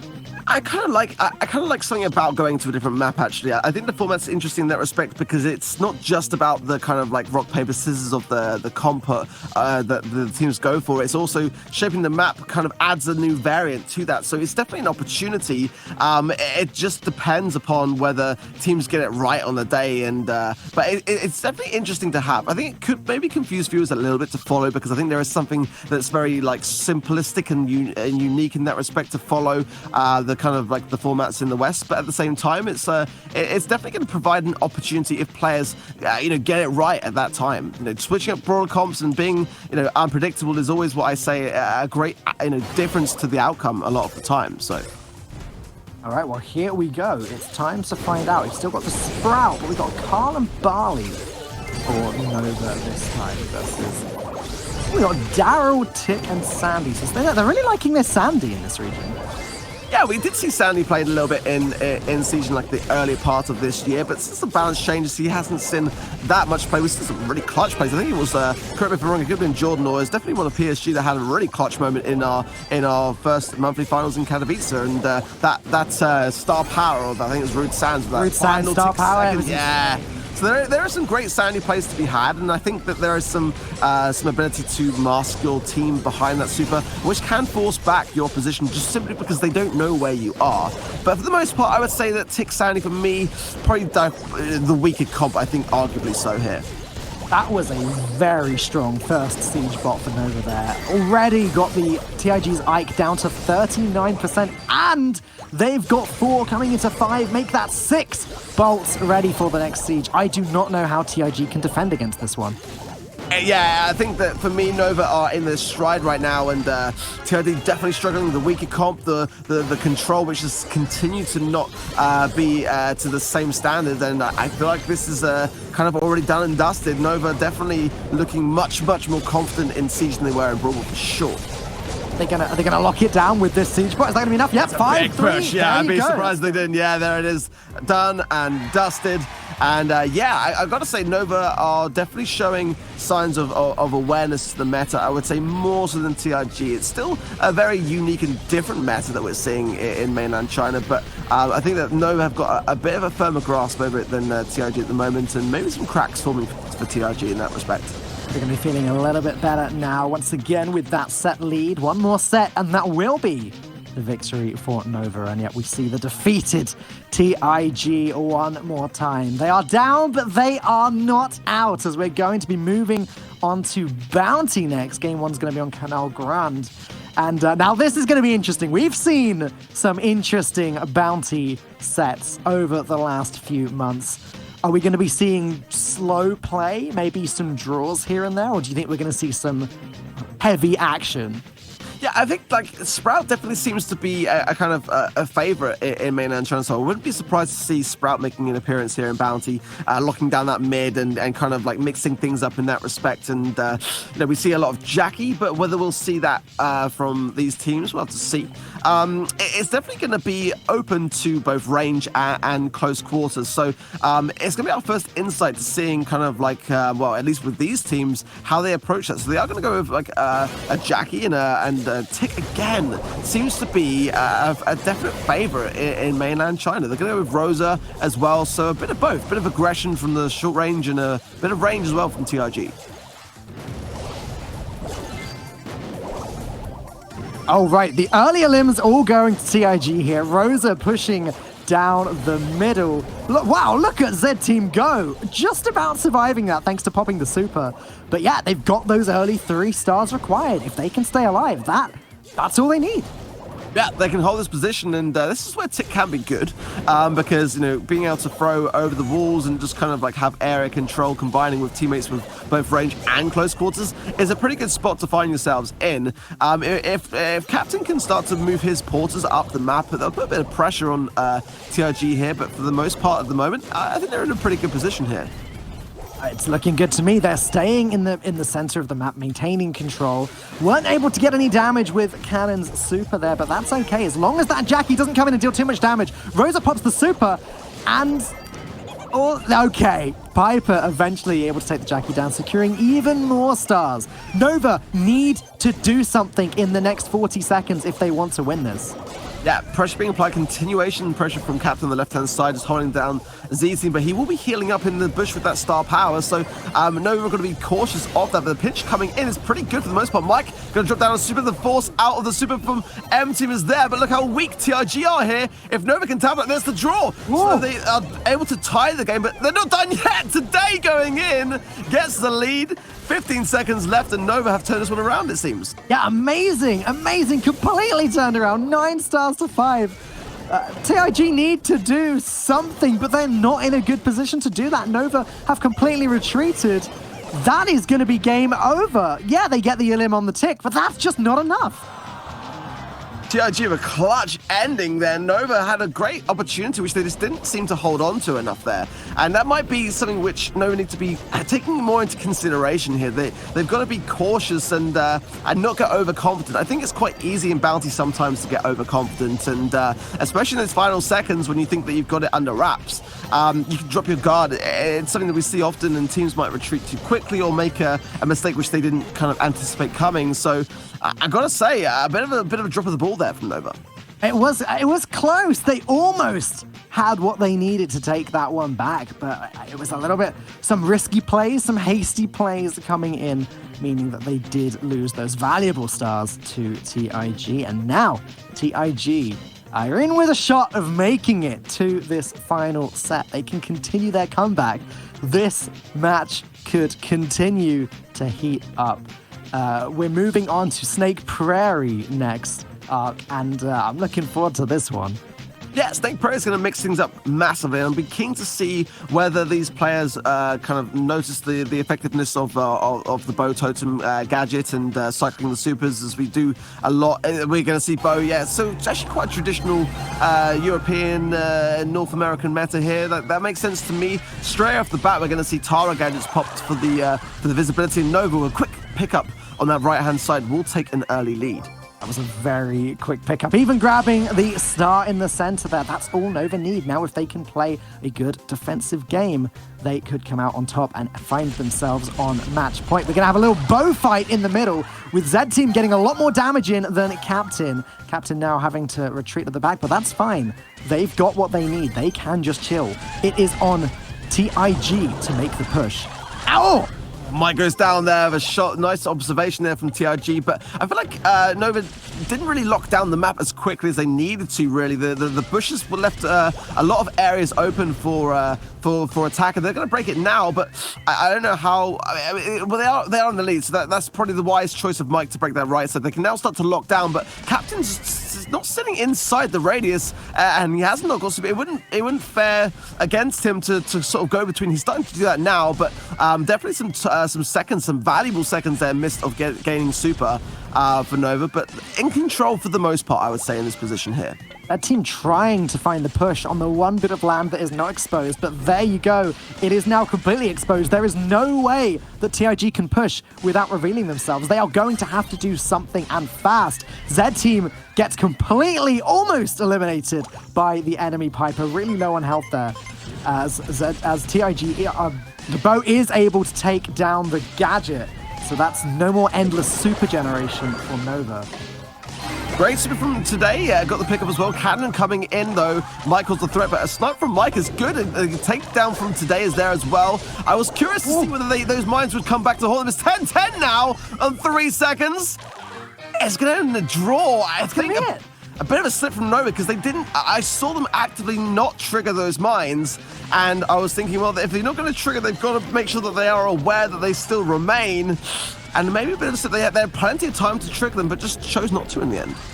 Yeah, I mean, Tara coming in clutch for TIG with that super. Again, being able to get those final bits of damage in for those eliminations, tying up the game. That was vital. And now things get interesting because, again, we have seen bounty matches in the past where it's tie after tie after tie. And it's going to be a question of which of these teams can finally break through and get that next win. Yeah, in Snake Prairie, it's been mixed up a little bit. We tend to see more ties in Snake Prairie than most simply because of the bush coverage. When you're not too sure what lies in your wake, you just tend to be more defensive as a result of that. And Tara's gadget can reveal you, but you only have 3 of them per game. So it makes sense to kind of go for the tie in Snake Prairie more often than not. And, whether these teams will go more on the aggressive to get like an early lead and then go on the defensive, or whether they just kind of are, relatively close throughout. I think whatever they choose to decide in terms of their strategy, locking down the map earlier is absolutely something which I think both of these teams need to focus on going into the next round. But it's going to go back to the Canal Grande next, actually. So, it's a draw. Yeah, sorry, Snake Prairie. I guess when it's a draw, they keep the same map. That's really it. I wasn't sure about that either, but there you go. Now we find out. Yeah, so today popping gadget as well as Cannon will reveal, and that's not what we tend to see. An early gadget pop from Tara definitely helps to start this early decider, but it's going to be TIG to take the early takedown. Returned by Captain. Back and forth right now. Back and forth right now, but vitally it is Nova that have that extra star, so it is them that have the ability to play defensively. There goes the mines with Bow, eliminating that first little patch of grass, and now Captain, assuming there's someone on the left, suppressing fire when there isn't actually anyone there.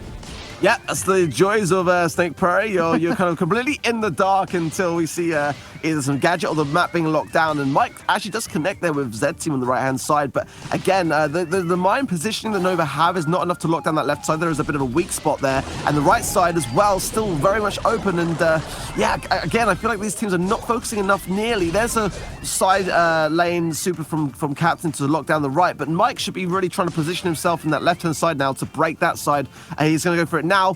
He might get lucky. Yeah, it's going to be okay. It was a bit tight, the timing there, because it actually did leave a bit of a spot for TIG to sneak through there. Oh, okay, there goes the mines once again dealing with the gadget. Again, we did just see Nova's bow get an elimination on the Tara, which means they are significantly ahead. It's going to take 2 eliminations now for TIG to catch up, but it's definitely possible. Except Mike getting that damage in on the bow, meaning that Z Team is going to have to retreat. So low on health and only 20 seconds remaining. Now is the time. TIG need to push. Yeah, Today and Cannon both have super, so it'll be interesting to see which of them show it first. I think Today's going to go out and it's going to connect with Cannon, but Cannon able to survive here. The pressure's still on Nova. 10 seconds left. Looks like that's going to be... Oh, wait, 8-6. Final moments for TIG to get some damage in. It's not going to happen, and Nova are going to take the second win of the set. And what a big win for them that is. So close to just winning the entire match right now. Yeah, they started to pick themselves up a bit and focus on the task at hand, and it was definitely cutting it fine because you know, TIG there had a great opportunity to bring this to a close, but or to the final set. But now Nova going into Canal Grande, that'll be the next game mode for Bounty with a great chance now, turning things around nicely. I mean, that last game was so close. The struggle that took place at the end. We saw something very similar earlier today in the APAC region. I love it when a game of Bounty gets to that point with one team desperately trying to push and get those last few stars. Sometimes it works, sometimes it doesn't. We see a very different comp here as, wow, today pushing, getting that star, and then retreating as Brock, going to try and keep the other team away now. Yep, so we're seeing very much a control comp from Nova with Mr. P and Tick. With TIG going with the more aggressive stance with Rosa, but I do like the position that Nova have already forced back upon TIG, forcing them right back into their spawn, and Rosa's a great pick here, but down goes Cannon, giving Nova even more of an opportunity to capitalize. They can just hold mid now, and as long as they keep Z Team back, I think they're in a really good chance to be able to seal the deal right here. Yeah, and that's something that Mike is going to be fantastic at doing as Tick, if he can place those mines in the right place. Though Z Team is doing a great job of dodging everything to an extent, but eventually does get taken out by Brock's super. Nova are so far ahead. Ark. TIG are going to... and another elimination on Piper. TIG are going to need a miracle to come back from this. Yeah, it's looking like it's going to be a real uphill struggle for TIG, trying their best, but I've got to say I really like Nova's positioning here. I like the choice of brawlers. I think they've gone with a really nice balance between range and control with throwers and you know, Mr. P porters and general things that are going to cause TIG a problem, and this looks like it's just going to be an onslaught. Nova's showing no signs of slowing down. Over, just creeping further and further and further ahead, but they do have the stars above their head. If TIG can make a comeback, which it looks like they're pushing and trying to now, here comes M Team, getting some serious damage on the Brock, but they need to act now. They are 12 stars behind. Yeah, 12 stars, I can't see it happening. In 15 seconds, you're going to be looking at an entire team wipeout, followed by some respawns for good measure, and today just hopping over the river out of harm's way. Nova showing all the signs of smiles now, despite their composure and their calm. They will take it victorious in the mainland China region. Wow, what a series that was. It didn't quite get down to the final set, which I'm going to be honest with you, Ark, I was kind of expecting it to based on how close some of those games were. But this was a really insanely exciting final. Are you happy with what we saw from China?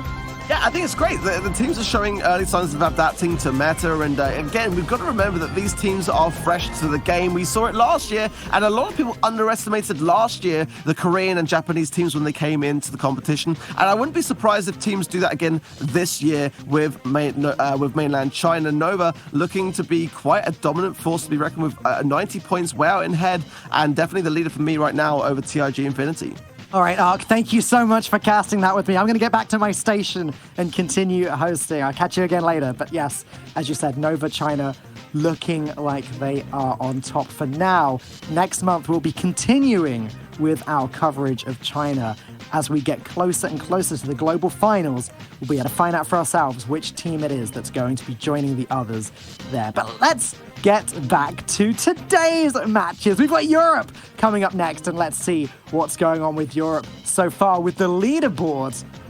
And things are spicy here. Right now, CODEMAGIC Purple, Qlash EU, and SK Gaming have all qualified, but Tribe Gaming could put a stop to that. Now, the only team here that are guaranteed to be in global finals are actually CODEMAGIC Purple. Things get a little bit more interesting when you look down the rest of the list. As there you can see, Tribe Gaming, if they win today and win next month, they can get up to 330 points, which would be more than SK and Qlash currently get. But if Qlash win today, they'll end up with 340, which is more than Tribe can get. SK aren't even playing today. But if they win next month, they will end up with the 330. So on it, I'm going to be honest with you. EU is a little bit of a mess, but I cannot wait to see this mess unfold and see which team is going to be joining, or which teams are going to be joining CODEMAGIC Purple in the finals. Will Tribe be able to make this ultimate comeback that they've already started? Well, let's see. They will be competing today alongside CODEMAGIC Purple and Qlash EU. Qlash back and at it again. We have seen Qlash win the entire region several times after qualifying. Will they do it again? It's time to find out. We've got our first match of the day, or of Europe, coming up. It's going to be Tribe Gaming up against CODEMAGIC Purple. Tribe Gaming, who have everything to play for right now. They want to qualify, but they need to be winning. If they come last place today, even if they win next month, the very best they can do is tie for third place. So they need to be getting these wins in. Tribe, Spen, Tom, and Semantic. Spen's favorite brawler is Rico, apparently, and this hasn't changed over time. It's always been his favorite, and by the looks of things, it always will be. Semantic says his teammates' biggest strengths are being the previous world champions. Yeah, that is definitely quite a strength. Can they do it again? It's time to find out. Let's move forwards and check out CODEMAGIC Purple, the team that have already qualified. We've got Cursed, we've got Twisty Twig, and we've got Sun Bentley. These guys are guaranteed to get through. We will be seeing them at Global Finals, but they now stand in Tribe's way. Sun Bentley told us that he practices every single day for 6 or more hours, but Twisty Twig told us he only practices for 1 hour. I don't know about them, but for me, that's not even long enough to do my quests. Either way, let's see if that low amount of practice pays off in the first European match of the day. The entirety of Europe is indeed a hot mess, Falcone. Thanks for queuing up this first one, and boy, have we been looking forward to it for a long time. Also, Ark, what is on your head? I have no idea. I see nothing at all. I cannot wait to see how Tribe perform today. It is a super, super close region right now, coming to its peak. Tribe Gaming straight off the bat, banning Gale, and the ban for CODEMAGIC Purple is gonna be Surge. So what we'd expect to see, what do you make of those bans, and what kind of thing do you think we're gonna see both of these teams doing with those on the cards?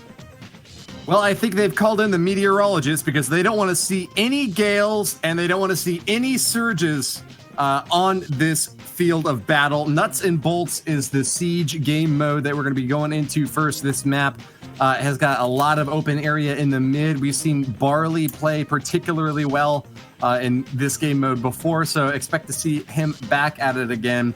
Maybe even some Sprout as well with him. What do you think, Ark?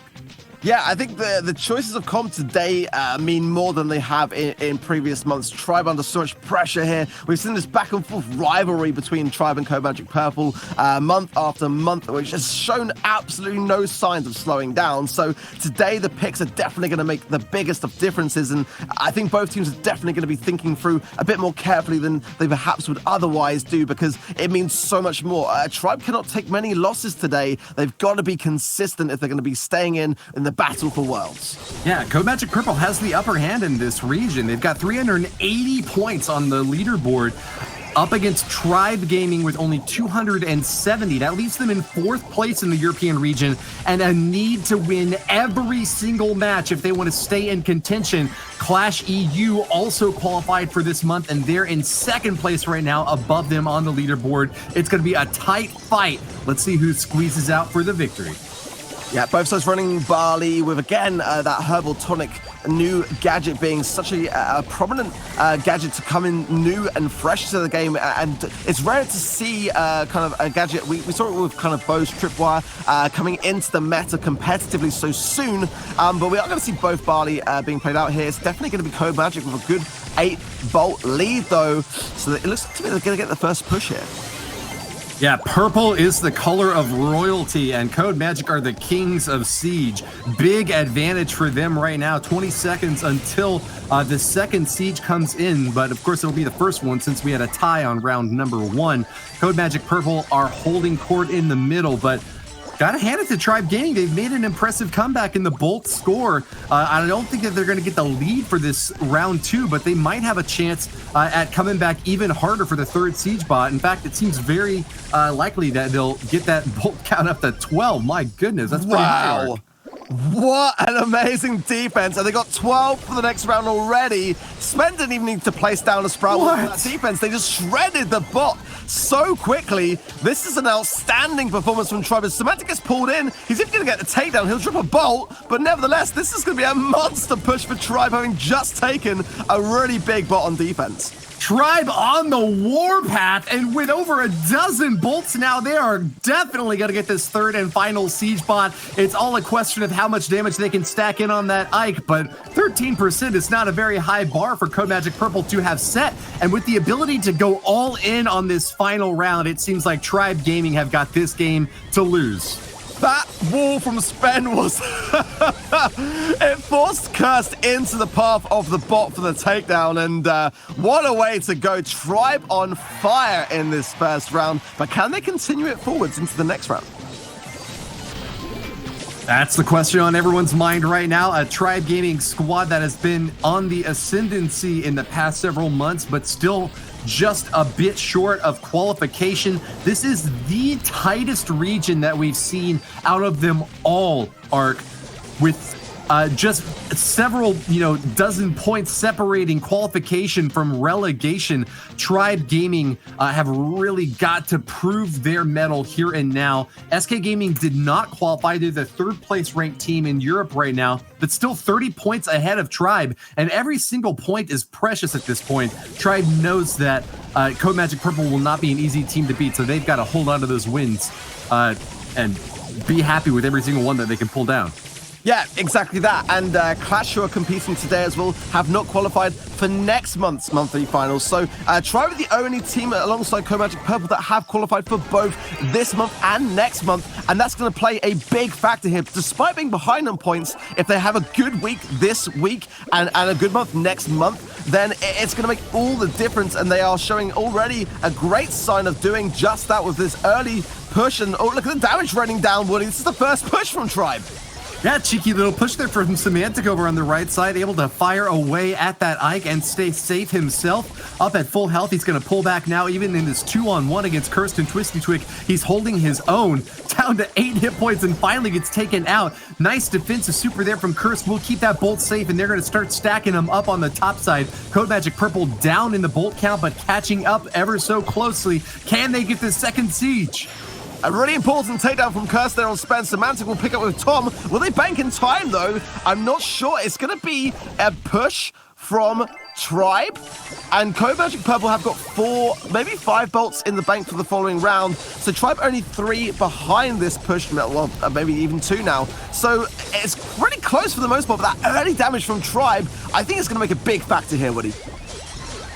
Offense from Tribe Gaming takes CODEMAGIC Purple down to 31%, and they've only got a 2-bolt advantage. This is going to be a really tough call for them. I feel like I'm watching r/Wall Street Bets because they are really going on the YOLO attempt here, but it is not paying off whatsoever. The tendies are flying out the window, and CODEMAGIC Purple have lost their shot at this siege. They're charging back in as brave as they can be. Twisty Twig grabs another one out the right side, but Tribe Gaming have done it. That big pile of bolts has paid off for a third siege bot, and they will take this set easy, 2-0. Yeah, a dominant performance, and Sven with the Jing crying face. I know he was looking for a Jing crying face for a while, so I'm not sure whether he picked that up from this week or in previous weeks, but he didn't have it last month, that's all I know. A great performance from Tribe early on. They definitely need a good weekend. It's the start of that, but can they maintain it? And how these the next matchups and Brawler comps going to come into that? That's the question now. Tribe Gaming pick up the win on set number 1, and that is a big one to hold against a CODEMAGIC Purple team that loves knocking them in early and holding strong throughout the entirety of the match. This is a squad that, just like Jupiter in the APAC region, has been at the top of the leaderboard for so long that it almost kind of seems like they're taking it for granted. They've virtually guaranteed their qualification for Worlds, so they definitely will be moving on regardless of what happens this month. But you always want to be moving on undefeated and reigning supreme. When Tribe are able to take such a big chunk out of you, more than doubling your kills in the set number 1, that doesn't bode well for your trajectory going into the finals in a couple of short months, Ark. Yeah, really, really strong stats. Like, Tribe definitely came in all guns blazing, and Stonefall up next is going to be our next map. Gem Grab, of course, will be the game mode, and it's a more it's quite similar to Siege, to be fair. And Tribe do fare well in Gem Grab. They do like Stonefall. I've watched them play, and they are going to go with the bow strategy. Tom is going to play with bow, and both sides Sun as well. But it's going to be Curse who goes in with the early mid control. I like Spen's pick of Sprout as well. This, for me, is pretty much a solid pick of brawlers for both of these two teams here. CODEMAGIC playing cautiously along those edges, but an aggressive play up the midfield. Curse grabs those first 3 gems before Spen can find his positioning. Sprout's going to do some great work here. He can fire on either left or right side, and with that super has blocked off access to the mid. This is a great place to be if you're a Sprout player, but oops, just stomped on that Sun Bentley bomb, and he's going to take a big hit, forced to pull back, but he can continue firing away. That's the big advantage of throwers, Ark. Yeah, absolutely. And you saw there as well, the advantage of Mr. P's porters is that they can detonate Tom's mines, causing a bit of difficulty for Tribe, getting those triggered much to the way that they would not like them to be done so. But for the most part, I'd say Tribe are doing a pretty good job of controlling this. Curse is pretty low here, and with a bit of help from Semantic, actually, no, that's a really smart drop of the healing station from Twisty to prevent those shots. But I feel like Curse is definitely a disadvantage here in this matchup against Spen in the mid here. Very aggressive placement on that healing turret by Semantic, but it looks like it's going to pay off here, not pulling any fire from CODEMAGIC Purple. Instead, they were trying to go after one of those enemy brawlers. Spin and Semantic both staying healthy, though, have regained control of mid, and it looks like CODEMAGIC Purple are in dire straits once again. Tribe Gaming have held control of the center, and there seems to be no way for CODEMAGIC Purple to break back in. Sun Bentley crosses the midpoint, but is routinely taken out by Spen, and that's going to be a 3-2 pickup for Tribe Gaming. They are going to hold on to all of the gems, and the countdown is underway. Doesn't seem like there's anything to stop it this time, Mark. Yeah, Semantic just went in there just to try to delay the proceedings in his Sun on the left, but I don't think he's got any support there to be had. It's going to be Tribe again that will take the first round of Gem Grab, and off to a flying start. We've seen very, very close games between Tribe and CODEMAGIC Purple over the month. Is today going to be not that? It looks like it could be even a sweep here, Woody. Yeah, brilliant outplay from Tribe Gaming in game number 2. They have really found their groove and are rocking to it.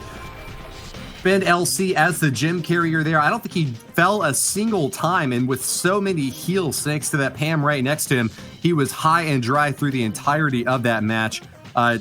Game number 2 is going to be starting shortly. What can CODEMAGIC Purple do to turn this thing around, Ark?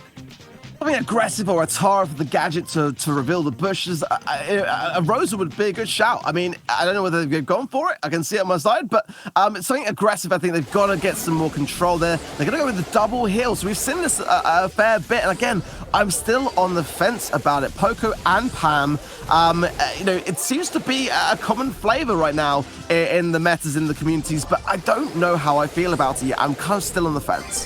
It's a lot of lasting power, and it seemed to work right there in the midfield. CODEMAGIC Purple trying to take the center control, but not able to stay alive long enough, and yet Tribe failed to capitalize on this opportunity to grab those gems. Looks like CODEMAGIC Purple will get 4 of them to start off with, and with those healing turrets down, are going to continue to hold court against Spin LC and Symantec, trying to get the corner at advantage, but not finding the angle that they need to push those big healers out of the mid. Yeah, one thing's for sure is that Tribe are definitely going with what they feel comfortable with. Symantec, as we know, likes to play Pan. We've seen him time and time again playing some fantastic plays with Pan. Tom can put a lot of pressure down as Carl, and Spen often holds full as Bo. So Tribe today definitely seem to be going with what they feel comfortable with and not taking maybe too many risks. And, you know, we'll have to see later whether that comes back around to be playing maybe too safe. But at the moment, they're not showing any signs of slowing down. Tom going in with a smash. Tribe on countdown. They've been tricked, backstabbed, and possibly bamboozled. A team wipe of the CODEMAGIC Purple squad sends Tribe gaining far and ahead. These gem carriers are just playing so well, particularly Spend LC of Tribe Gaming on the bottom there, holding on for the entirety of the countdown, and that's 4 games in the bag for Tribe.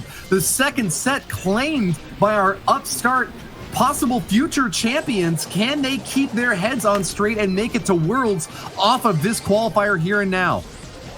It's the best start they could possibly hope for. I mean, CODEMAGIC Purple, you know, have already got a place in Worlds, so that could come into play here, but they've absolutely proven themselves to be a dominant force. You know, whether they've already qualified and therefore maybe are not too worried about how they perform could come into play here, but at the moment, Tribe, it is Tribe. 16 kills to only 2 from CODEMAGIC Purple, 22 gems to 19. Tribe right now are absolutely on fire, Woody. If you had told me that CODEMAGIC Purple would only get 2 kills throughout the entirety of a set, an average of 1 kill per game, you would have met a big surprise on my face. I don't think that there's any way that we would expect CODEMAGIC Purple to have faltered so significantly, especially when they're playing double heals. You'd expect them to be able to stay in the mid, continue firing away, and at least get a few pop shots off on the enemy, but Tribe Gaming have really just had their number looked up the entire time. Can they get a big turnaround in set number 3? Brawl Ball is a favorite for some of these CODEMAGIC Purple players. We know particularly Sun Bentley and Kurst both really like playing it here, so maybe they can get the turnaround to start finally happening. We'll have to wait and see. It might be too little too late for CODEMAGIC Purple, but Kurst is going to dash. He might get an early goal here. Tribe come back to try to defend, but it's not going to be enough. And maybe a glimmer of hope is starting to occur within CODEMAGIC Purple, because they've got to start to turn this around now. They're going to be behind on the prize money, Woody. It's incredible. CODEMAGIC Purple have finally found it. They knew that Backyard Bowl is their strength. They answered that on their surveys when we were talking to them before the match began, and hey, they know where they play best. They have already got the first goal here, and Tribe Gaming haven't seemed to be able to rebound off of it yet. They're just being oppressed down into the bottom side of their own goal. Tom barely staying alive, but with that healing turret, he is able to push back. Spin LC with a little bit of a speed boost is challenging for a goal position now, but can't find his angle in there just yet. They're going to have to hold off a little bit longer.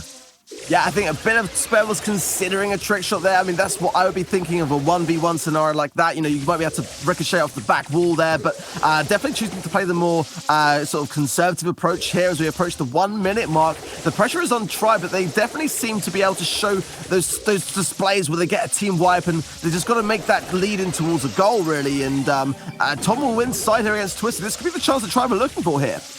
We've got another minute left to close the gap here. Tom's making his way on in. He's at full health. Can he dribble it past? Yes, he can! Twisty Twick, even with the scrap blaster right in his enemy's face, cannot take Tom down, and that's going to be the equalizer Tribe had sought. CODEMAGIC Purple are going to tread super cautiously here because Spen is playing B as well as Sun, so overtime not really a problem for either one of these two teams, to be fair. And, you know, at the moment, I've got to put my money on Tribe going on to match point here because they're performing so well. Even when they're down, they're collecting themselves and working together as a team, and I just can't see them dropping the ball here, Woody. Tied up, we are going to see these obstacles falling down very shortly. The pillars of salt and pillars of sand that built up an empire have seen it come crashing down. CODEMAGIC Purple picking up a lead in the beginning of this game, but not able to hold on to it yet. Tribe are rebellious and rambunctious, looking for this win, but can they hold defense against a squad that has got the team wipe? Not this time. Cursed gets the goal, and that's going to be a win for CODEMAGIC Purple in the first game of this set.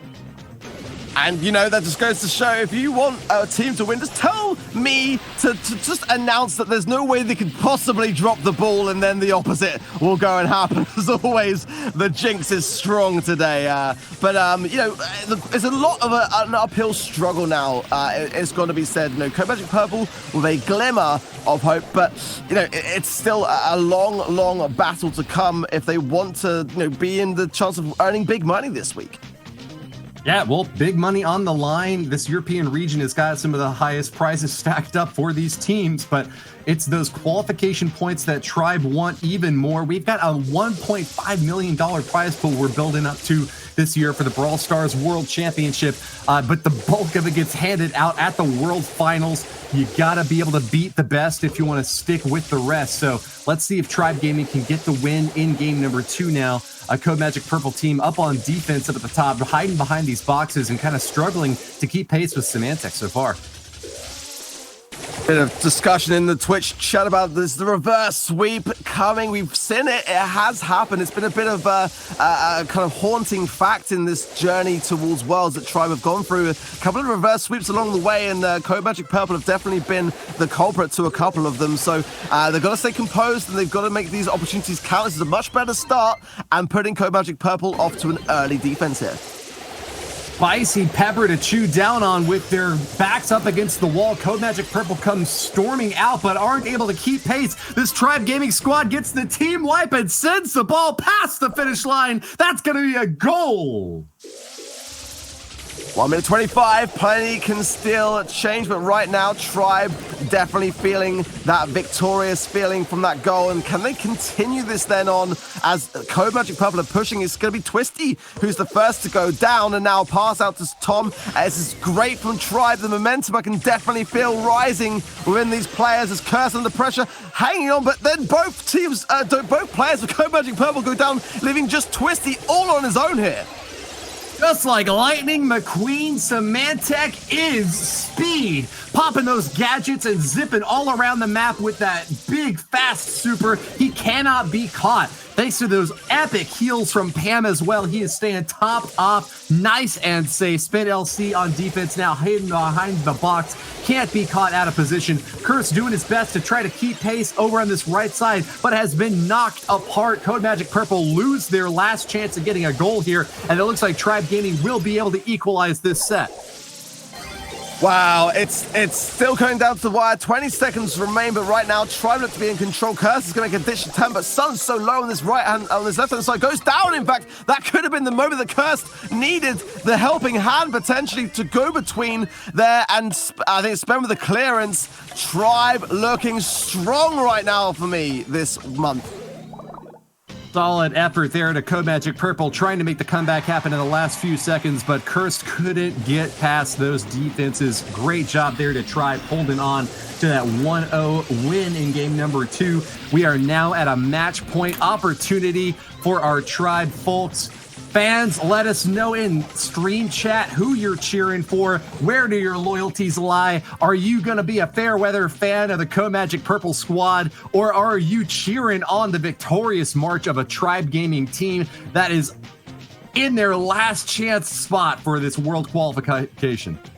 Yeah, I've got to say, for me, Tribe and the way that they've continued to battle on. They were very late into this competition in terms of getting in the points, getting in the qualifiers. So, like, I've got to commend them so much. They are continuing to fight. Like, we don't often see this. I don't think we've ever seen, in my opinion, a team perform quite like this under this much pressure. They are doing it. They are keeping the dream alive when it matters most. Back on the field, an aggressive play from CODEMAGIC Purple as they take the mid. Curse is going to play defensively against Tom hiding behind that wall, and he'll get the kill. Pops a super, grabs the ball, tries to get it past. Spin LC, the last line of defense, will hold on to his his life, if just even by a bit. A thread hanging on for the defenses here on Tribe at the bottom. Yeah, Curse trying to find Twisty in that goal opportunity there, but it's still CODEMAGIC Purple with the pressure here on Tribe and closing in. The jaws getting to Tribe. I think it's going to be a walk-in. Yeah, Twisty will walk that one in, and it's not over yet. Tribe behind now on match point, but lots to do in this game. Advantage for CODEMAGIC Purple. Great job wiping through and tearing down the defenses there. It seems like neither team is really looking to change up their brawler comps at all, just confident with what they've got and needing to find that crucial opportunity to get the most out of the skills that they've been practicing for so long. With some of these players on these teams practice for 8+ hours a day in the big matches leading up to these Worlds qualification events. Tribe's Tom there on defense takes a walloping blow from Twisty Twig and Cursed. They're trying to juke around the other edge. Semantic on defense, grabs the ball, but can't. Oh my goodness! Twisty Twig with the epic hook shot, gets it in. Oh my goodness me, the slowdown as well just made it even more tense to see what would happen. What an amazing finish to that round. Wow. Don't get it twisted. Twisty Twig on offense is so tough to handle. Gets the double kill on the defenders, and even Tom blazing out of the gates isn't enough to stop him on that corner shot there. Great angling by Twisty Twig. Keeps CODEMAGIC Purple's dream alive. They've made more difficult matches happen in the past. Can they get this reverse sweep off of their Brawl Ball win? I don't know, Ark. It's going to be a lot to ask of them. They love playing Brawl Ball, but they barely eked out victory there in that third game, and I don't know how much more we can expect of them. I've got to be careful with what I say, because obviously my jinxing today is on form, but we have seen this similar pattern before from Tribe. All I'll say is they really need to wrap and tie this one up in Bounty, because reverse sweeps have definitely been a thing which they've struggled to battle alongside with. And at the moment, CODEMAGIC Purple with a bit of momentum on a game mode where they can control a little bit more. Both sides going for Mortars. We rarely see Tribe playing Mortars. We've seen Cursed and Twisty playing Mortars, but I don't think we've ever seen Tribe play Mortars. Super aggressive, and wow, what a reward they get from it. Smiles from Spin LC as they get the 6-1 lead in this bounty game. Tom has just ripped through the competition and has been digging graves left and right. Nice job to him and Semantic as well with the double kill so far this game. An 8-1 advantage for Tribe is so difficult to overcome. And CODEMAGIC Purple on defense again, running away. Cursed and Sun Bentley are unable to fight close range, and they are just completely outclassed in this game number one. 4 stars separate them. We've got to be a little bit cautious on the Tribes. They're very aggressive, which is obviously a great thing in Bounty, but you've got to balance that aggression with being cautious, because 1 kill here, and I'm looking towards Semantic with 4 stars. Will even out the balance here, and Twisty doesn't get the kill though. Forces towards Sun as well. This is great from Tribe. 13 to 4 stars. My goodness me. Right when you think CODEMAGIC might have a chance to strike back, Tribe gets another few kills on the board, and with an 11-star advantage, one of the largest we've seen in any bounty game at this level of gameplay. Semantic will continue to charge in, baiting out a shot from an opponent just to give Tom another little chance to run havoc on the top side. It's great to see Tom play Mortars. I don't think we've ever seen Tom, maybe once, but it's great to see Tribe mixing things up and keeping every team on their toes this week. This is exactly what they need to be doing. Finally, they take Tom down, and Symantec with the aggro blast just throws his stars away. But even with that, a 6 advantage for Tribe, 21 on the board. Huge victory for them and puts them in another match point opportunity against CODEMAGIC Purple. Going straight out the gates in Bounty with aggression is never a bad thing, but the next round can change drastically, and I think what these players choose to play in terms of their brawler comps is going to make a big difference to this outcome. But, you know, one thing's for sure, Tribe need to win this next game. They need to wrap this up quick. If they continue to give CODEMAGIC Purple chances to claw themselves back, they're going to find themselves in the 5th and final set, and that is not where they want to be this week. Of all the months, that is not the week this week. Mortis is just such a fun and aggressive pick and viable to play on a bounty game mode like this, especially when your opponents love bringing in those long-range throwers. But when two teams both bring Mortis, it's the one that can back him up with even more firepower that's going to take the win. Last time it was Tribe taking Jackie into action. That's a ton of close-range damage that just can't be stopped. We're going to see a bit more long-range action now as both teams pull back a bit in their approach. CODEMAGIC Purple are going to be... Actually, I take it back. They're not really pulling back at all, are they? They've got Jackie, Mortis, and Poco here. They're looking to shove it right into Tribe Gaming's face. Yeah, I mean, Tom has dropped the Mortis for Tick, and Twisty is taking Mortis away from Cursed. I've got to say, I like CODEMAGIC Purple's approach here. Tom is going to be an absolute target for Twisty, and it's going to be about how Tribe defend Tom, but it definitely feels to me already like a Tribe on the back foot in the respect of their brawler comp, not just the score here.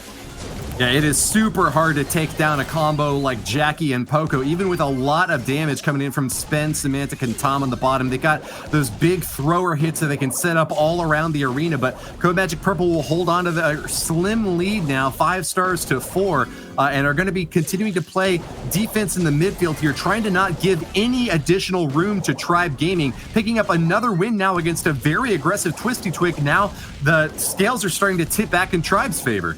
This is incredibly smart. What Tribe are doing is they are using the minds of Symantec with Tripwire and having Tom stay within them. It means that Twisty, when he goes to kill Tom, gets stunned instantly because Symantec will trigger it, leaving them with easy pickups of stars. It's a great... And there it is! Again! This is really smart from Tribe, and they have turned this game on its head just at the pinnacle when it matters most. I didn't see it coming, but now I get the strategy, and this is so smart, Woody.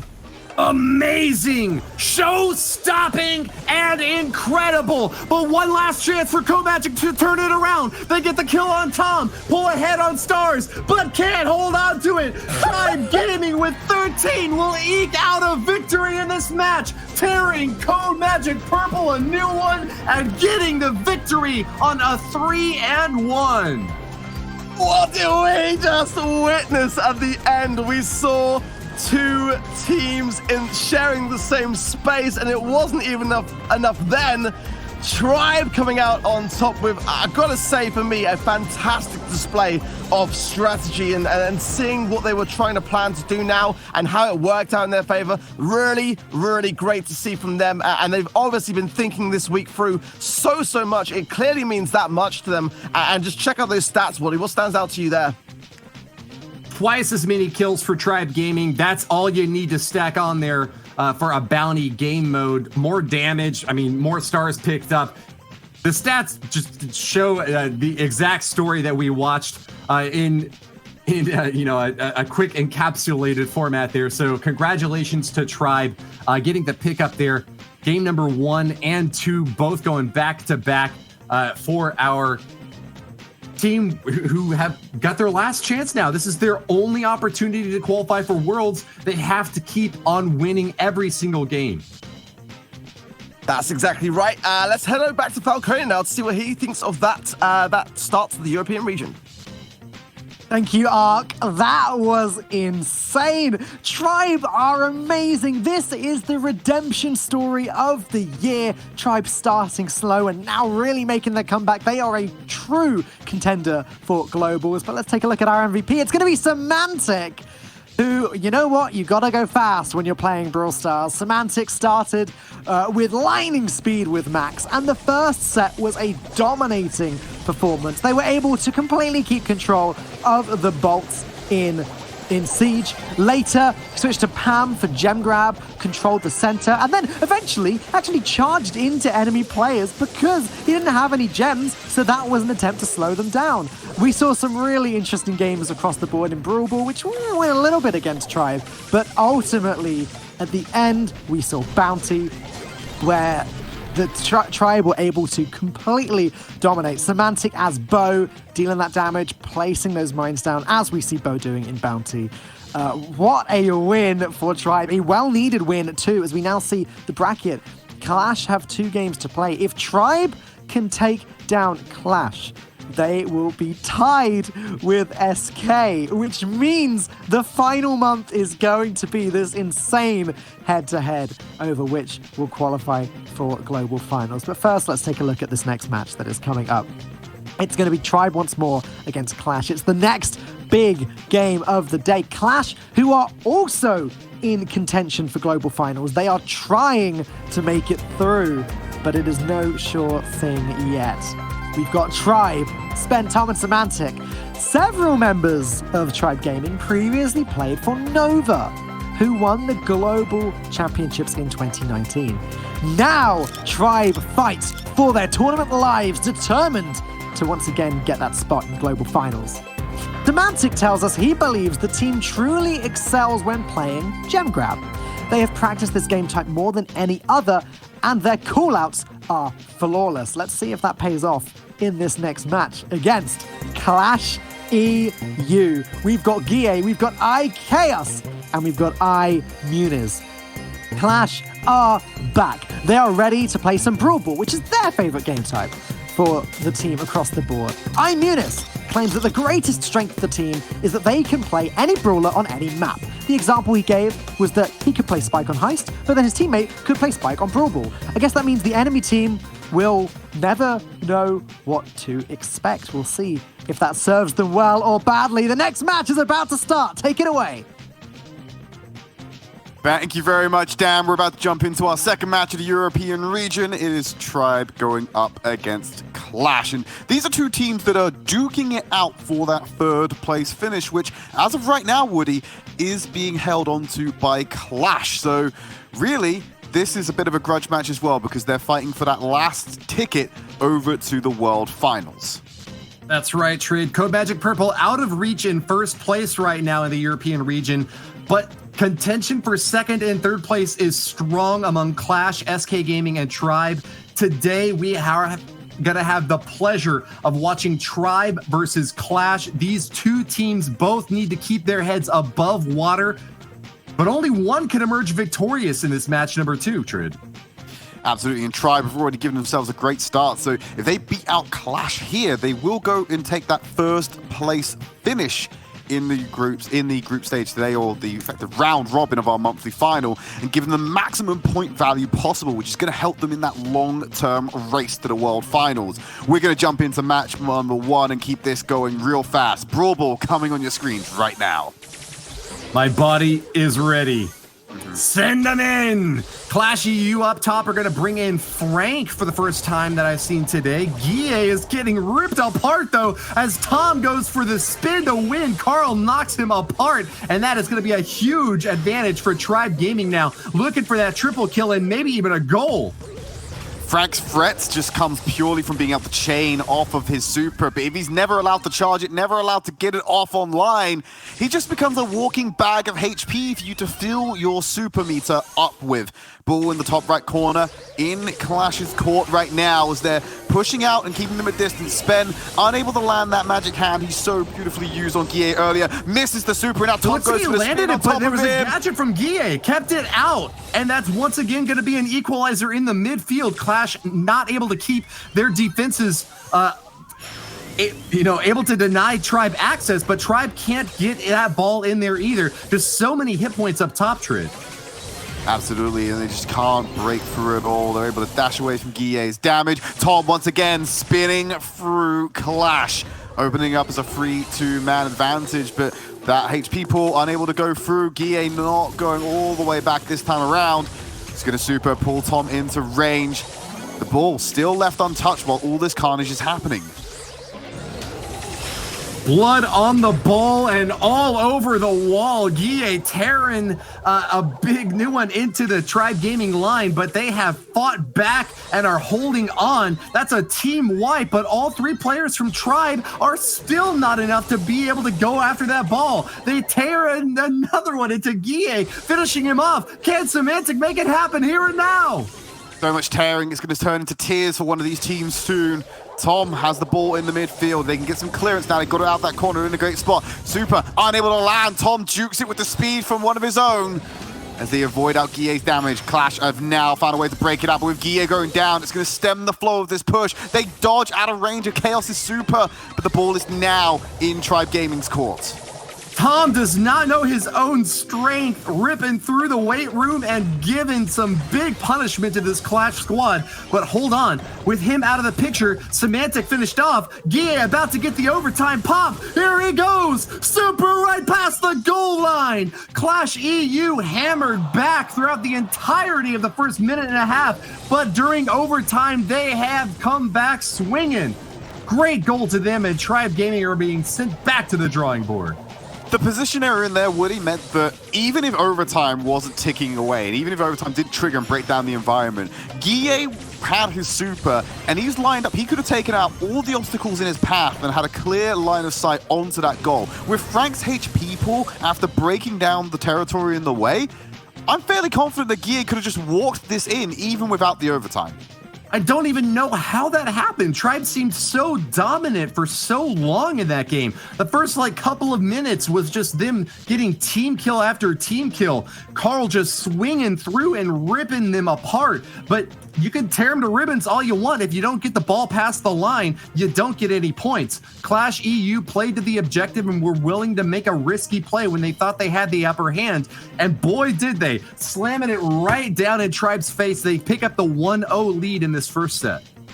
1 goal was all it took in that previous matchup as we went down to the wire. Game number 2 should be coming up shortly. And I think we won't see Qlash run out on the Frank again. I think it is a bit of an unconventional pick. We did see it earlier in the Asia region where we had a Frank mirror. But for the most part, I think we're probably going to see them deviate away from him right now.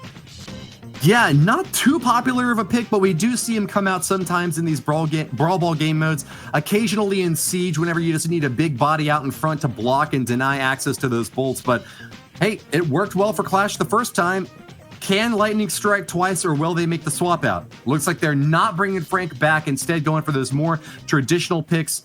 Barley up top this time from INTZ. We've seen him work really well in virtually every game mode. He is certainly a meta brawler at this point, especially with Gale and Surge out of the picture. Absolutely, we're removing those 2 potent power picks, and Semantic going to move over to catch up with Spen. Get some healing away from him before going back into the fight. Guille has a HP advantage, got the ball off the inside track. They've eliminated him. Guille's got open line of sight. Can force forward into Spen. Once they remove him, he's got a shot on goal. And Guille puts it in the back of the net.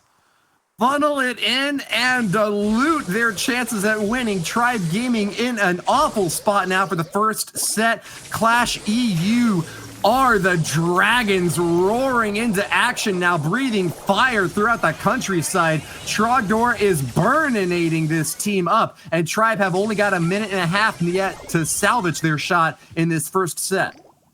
Kill still going away of Qlash. The almighty dragon keeps consuming Woody. As the ball still remains in the middle of the map. Tom has to take a detour to avoid the last call with Spen. Follows up with a kill off the back of the magic hand. Keeping the ball in the middle. They got the speed boost from Semantic. Force it into Qlash's territory. They're the ones who need to find a way to push this into the goal line. They got 1 minute 15 to equalize, or they will lose control of this map. Well, as Shrek taught us, if there's anyone that can take down a dragon, it would be a wise ass. Is there someone on the Tribe Gaming team that can live up to the hype from their match 1 victory and get back in action here? Less than a minute remains, and there's no time to wait for overtime. These walls aren't going to come tumbling down. We need a corner kick and a punt straight pass right now. Ball needs to be found. They need to get in there. Tom's going for the clearance. He's taking out one of them. Last call's going to box him in. He can't go anywhere for the time being. This gives them Qlash time to get these kills. Tom won't be able to escape. The ball still under the control of Qlash. 30 seconds remaining. I think Tribe are only going to have one last shot at this one, Woody. Back to their own spawn point. They are trying their best to fight their way out, but Qlash's defenses along the midpoint have held up. 15 seconds left, and even if Tribe broke through, I don't think they'd be able to get that ball past it. Here he goes, though, for one last heroic effort. Tom being pelted with bottles left and right. Can't get it out. Spen knocked down, and Guille for the win will send in the magic pin. Qlash EU takes set number 1. I love the punish from the Barley. You have to essentially give your life to go and get the ball and put it back in play. Those long channels are just punished so easily by dropping a last call on that channel. You look at the damage Tom has to take in the replay package just to get out. He knows he can't go through it. He has to pass the ball out. But while he's there, he's not engaging in combat. So it's an effective 3v2 if no one's dead already for Qlash to win an engagement and shut down all reinforcements for them. They played around that abusive channel so well. You don't even have to predict where they're going. If they're funneled out through walls and have to make their way toward the goal, all you gotta do is just start tossing bottles right at that little bottleneck, and they're gonna have to walk through it. A massive amount of damage freely taken by Qlash EU on a really great brawler setup for that first set. Hats off to them for taking the first round, but Canal Grande is going to be another thing coming to him. Tribe Gaming had the damage advantage, had the kill advantage in that first set, and if either of those two will hold true in set number 2, Qlash EU has got their work cut out for them. You got that right, Woody. If Qlash pull out with a victory here and also a 3-0 fashion, well, does put them in a great position as they go into the final match of the day against CODEMAGIC Purple to walk away with a first place themselves. Still plenty of time to go, though. We're moving on to Canal Grand. They got a Slambulance going up against something that wants to keep them at arm's length. Tribe Gaming throw away the center star, but INTZ is going to be caught out of position now. A little bit of a sandwiching effect here now as Tribe Gaming tries to get a kill in here, but not playing as aggressively as they need to get a kill off the bat. It's going to be Guille rotating over to the right side to support INTZ, but two really close-range brawlers from Tribe Gaming, and neither one of them really making the commitment to push in there and try to get a kill. Maybe for the best against so much damage being dished out. Oh my god, Tom, how did you get caught that far out of position, mate? He opted into that. I don't think he was tracking where iChaos was, and he just walked too far forward. A tick going point blank range against the Rosa, you hate to see it. There's no way you survive that. Must have had tunnel vision against those guys over on the right side, and Tom is seeing red now. Starts firing away those bombs at iChaos, trying to force him back and teach him a lesson. He's all the way up in the enemy spawn zone now, and they are really doing a number on this Qlash EU team. They're painted into a corner now. This right side is going to be an awful spot to have to break out of, but there he goes. Chaos on the return rampage, strumming straight into Tom, whose gadget is all he has left to save him as he slides into safety. It doesn't matter how much paint you throw at a wall, Woody. The first thing everyone's going to notice is the spot you failed to paint over. It's going to be, the issue is that they're not getting any kills right now. Chaos and the rest of Qlash are able to regroup and get away and play the distance game against Tribe Gaming. They can't... Hold your tongue, Tridd, because they are actually getting kills after all. And with that super, they're going to put Guille and iChaos in a cage. But can they finish him off? The healing there was so good to keep Muniz alive, and he backs back around, 10 seconds remaining, and Qlash, they've still got a 1-star lead. Spen might go down here, but Photosynthesis keeps him up with 1 second remaining. They won't find it, and Qlash take the first game. Seemed very greedy, but they'll be rewarded for it. Congratulations to Qlash picking up those 3 stars right off the bat. Even though they take a loss here, Guille playing very aggressively and forced back there by Tom going down. That kill is not enough to equalize, and Qlash EU off the set 1 win will get the first game of this bounty match. This is becoming dicey for Tribe. The early lead once again for Qlash in the second set.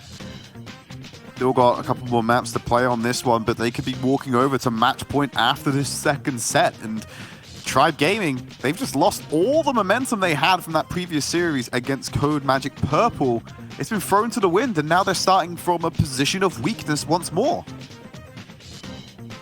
Well, they're going to get another shot here. That's why we have these best of 3 sets. Tribe Gaming back to the drawing board and trying to pick out maybe a different brawler setup to use against this Qlash EU squad. They picked up an amazing win off of CODEMAGIC Purple, but that was a team that didn't really seem to have any skin in the match, having already qualified for Worlds. Qlash EU is another story entirely, and they are fighting tooth and nail to keep their chances at victory high above that of Tribe Gaming. Game number 2 sees another good start here for Qlash as they grab the center star and will not give up a single inch to the enemy. Pushing away, Guille goes up into the face of Semantic. Early lead again for Qlash. Guille even going to get away with this one. Takes an unusual path to try and throw off Tom's bombs. He doesn't have the vision.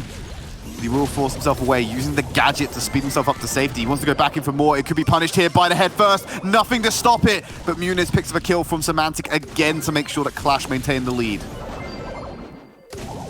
That's going to be a 5-5 draw now as we try to find one team worthy of victory.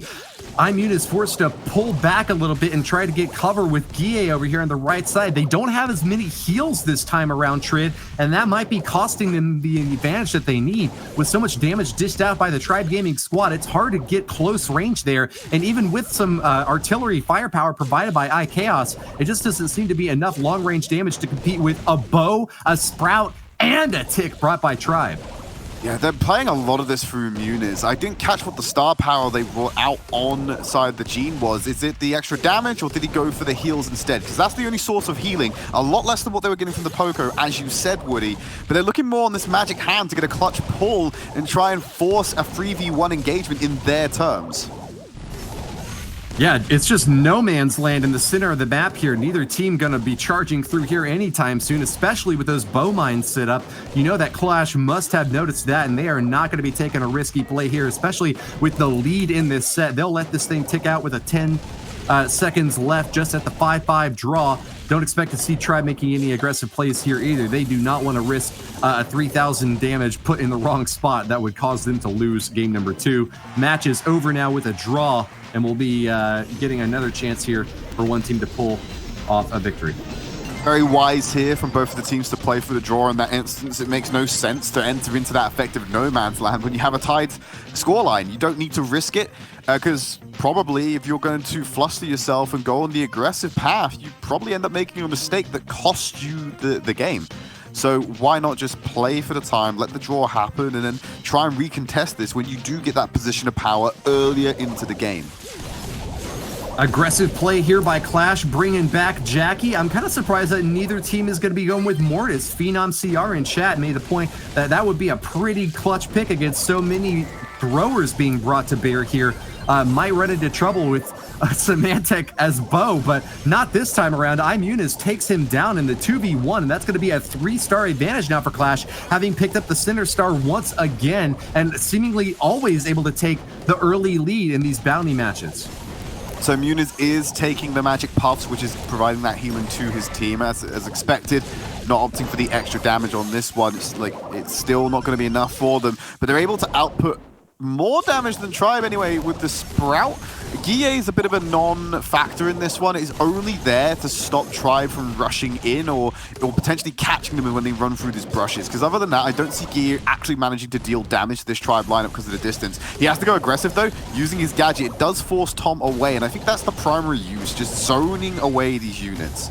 Oh, a big super from Tom will get the kill after all, and we are once again in that 5-5 drawn position thanks to the aggression from Spin LC and brilliant defense by Semantic and Tom at the left lane. That is a big problem spot for Qlash EU as they're now painted into a corner and cannot break out. Tom is dropping bombs left and right, and there is no chance even for the Magic Puffs to top them back off. What a huge pickup for Tribe Gaming, now in the lead for this second game.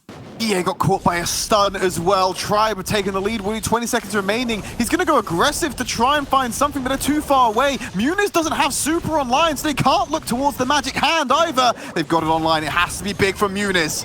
Boom! Another kill from Spin LC. This man is unstoppable. Along with Tom, they have got their star count up to 9-12 now. Match over, and Tribe Gaming have really hit their stride. and you saw how much pain and anguish there was for Qlash. They were flustering Woody when they tried to get back on the board. Muniz unable to find that magic hand. Rapid chain crowd control coming in from multiple members of Qlash and shutting them down for the picks to come in for Tribe. What was a small deficit that was surmountable quickly became a horizon they could just never catch up with. And Tribe will equalize this set, forcing us out to game number 3. Still an advantage for Qlash EU, and it's kind of a bummer to say it for any Tribe Gaming fans out there because they performed so well in that last game, but Qlash hold the first set win. They got the first win in this game mode, and this could easily turn into a 2-0 set score for Qlash EU. Tribe don't have any breathing room yet. Just with that little bit of a win there, they have still got to keep the pace up against a squad that is fresh and ready to face anything you can throw at them. They just seem to have faltered a little bit there, but don't expect them to be showing any more weakness as we go into our 4th game of this set. Off that Game 2 tiebreaker, we have got another really close draw that has got to tip one way or the other, Tridd. Absolutely. Bounty is one of those matches that does enable us to have draws. We've seen it force out this 4th game, and I wonder if the adaptations are going to come in here. I don't think Qlash are enjoying the lack of heals they have. I see them reverting back to a Slambulance composition. They seemed a lot more confident running the 2-tank healer setup against Tribe, especially when they have the aggression to move over. And as you have mentioned, highlighted from someone in the chat, the Mortis pick against so many throwers could be incredibly effective if they want to take the gamble with that. Yeah, this was a key component for their competence with that last comp switch. Having those heals is extremely important when you run a heavy brawler like Jackie out in front. She takes a beating, but if she can make it to the enemy backline, that can result in a complete team wipe. Staying alive the entire time, though, is tough, and with that Poco heal, that's often the difference between victory and defeat right there.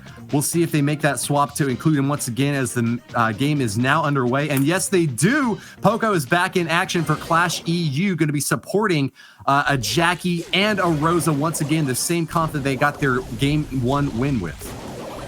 They're going to use the brush to shut down the sightlines. Chaos pop in that gadget early to make sure he's obscured for longer.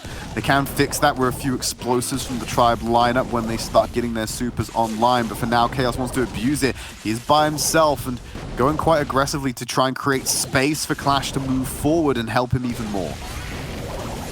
Just a 1-star lead for Qlash EU as they've grabbed that center star, as they always do. Tribe trying to make most of this long-range action, but unable to push past these bushes in the middle. Qlash EU are holding on to their defense and just getting a little bit closer and closer to victory, edging out against a Tribe Gaming squad that is going to have to focus on 3 enemies at all angles. Big super here from Tom is going to push Chaos back, but Qlash EU haven't been killed yet. Playing this one nice and safe. They go push in. Chaos goes down low. Oh this could be disastrous. Tribe turned around some damage and nearly got it, but he's not able to find anything as Chaos keeps pressing forward. Muniz gets locked up by the stun. He's unable to support him, and Chaos goes down. Tribe take a lead again. Chaos breathing hard on his 2nd, 3rd, and 4th win. He's finally finished off. Just not enough heals from Guille this time. He was forced to try to decide between healing Muniz and Chaos and was left unable to keep them both up. That's going to put Qlash in a tricky position now as they need another kill to equalize. Spins caught out of position. Can Chaos get the killing blow? No! 20 seconds left, Tridd. Oh, they're going to push in for this one. They've got a pincer on the go. Nowhere left to go. Muniz is going with the super. He's found the connection. It's a clearance. Qlash. They clear them all out. 8 stars to 2. 10 seconds remaining, and they're struggling to find the kills on the exit. Qlash have got this one in the bag, Woody. Just as J. Robin Oppenheim said about Vishnu, Qlash EU has become death, the destroyer of world. Finals hopes for Tribe Gaming, a 2-0 advantage now, and an insuperable finish. What a dominating showing there from Muniz and Chaos, pummeling the competition and not even going down on the respawn. So much damage dished out by Tribe Gaming, but not enough. That is the problem with Canal Grand. That is the issue with Canal Grand. If you do not pay attention to both lanes when you play against the tankier compositions, you will get pincered.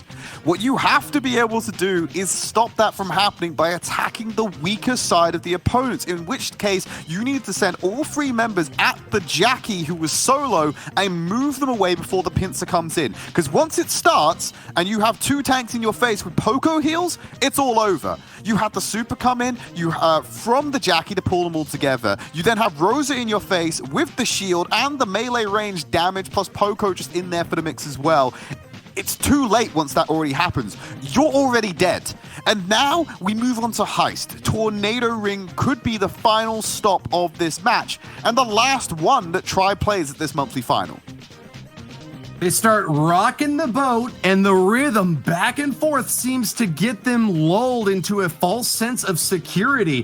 When you bring a comp that's designed to win in the last 10 seconds, whether it's Brawl Ball or Bounty, you can really surprise your opponents with a shot straight up the gut. That triple kill is massive value for Qlash EU, and with a 2-0 set lead now, they just need to get one of the next 3 on the board. Can they make this tic-tac-toe happen and get the 3rd in a row against a Tribe Gaming squad that just picked up a win against the #1 team in the region and is eager to get a 2nd to keep their World Finals hopes alive? X and O's, but there's no hugs and kisses here, Woody. It's all a lot of animosity between these 2 teams right now.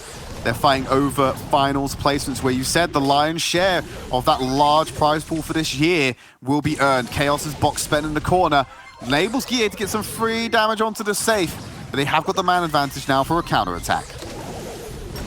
The meta game for these heist battles is all dependent on the map. We've sometimes seen base races or sometimes much more cautious slow plays from middle control. Seems like the latter is the way that this one's going to play out here, with these 2 teams picking brawlers that are much more focused on getting that midfield advantage. iChaos gets a double kill, and it's going to give Guille the exact opportunity he was looking there to get 25% off the Tribe Gaming safe. A small lead as Qlash EU takes one on the chin on their own, but only down 9% in total. Tribe Gaming are much worse off for the wear. Oh, that's so bad for Tribe. They allowed Chaos to linger around. As soon as the Sprout wall dropped, he deployed his super. That bubble got multiple bounces between the safe and the backboard. Nearly got another one off there before going down, but he'll save it for the next offense, and it's really eaten away at the HP pool of Tribe Gaming safe. Now going to reset, get the reinforcements in, because Chaos, he's in position, there you go, drops the bubble back, gets the angle, the subsequent bounce is just providing so much value, and it was all done from safety for Chaos. Chaos running around the backside, uncontested.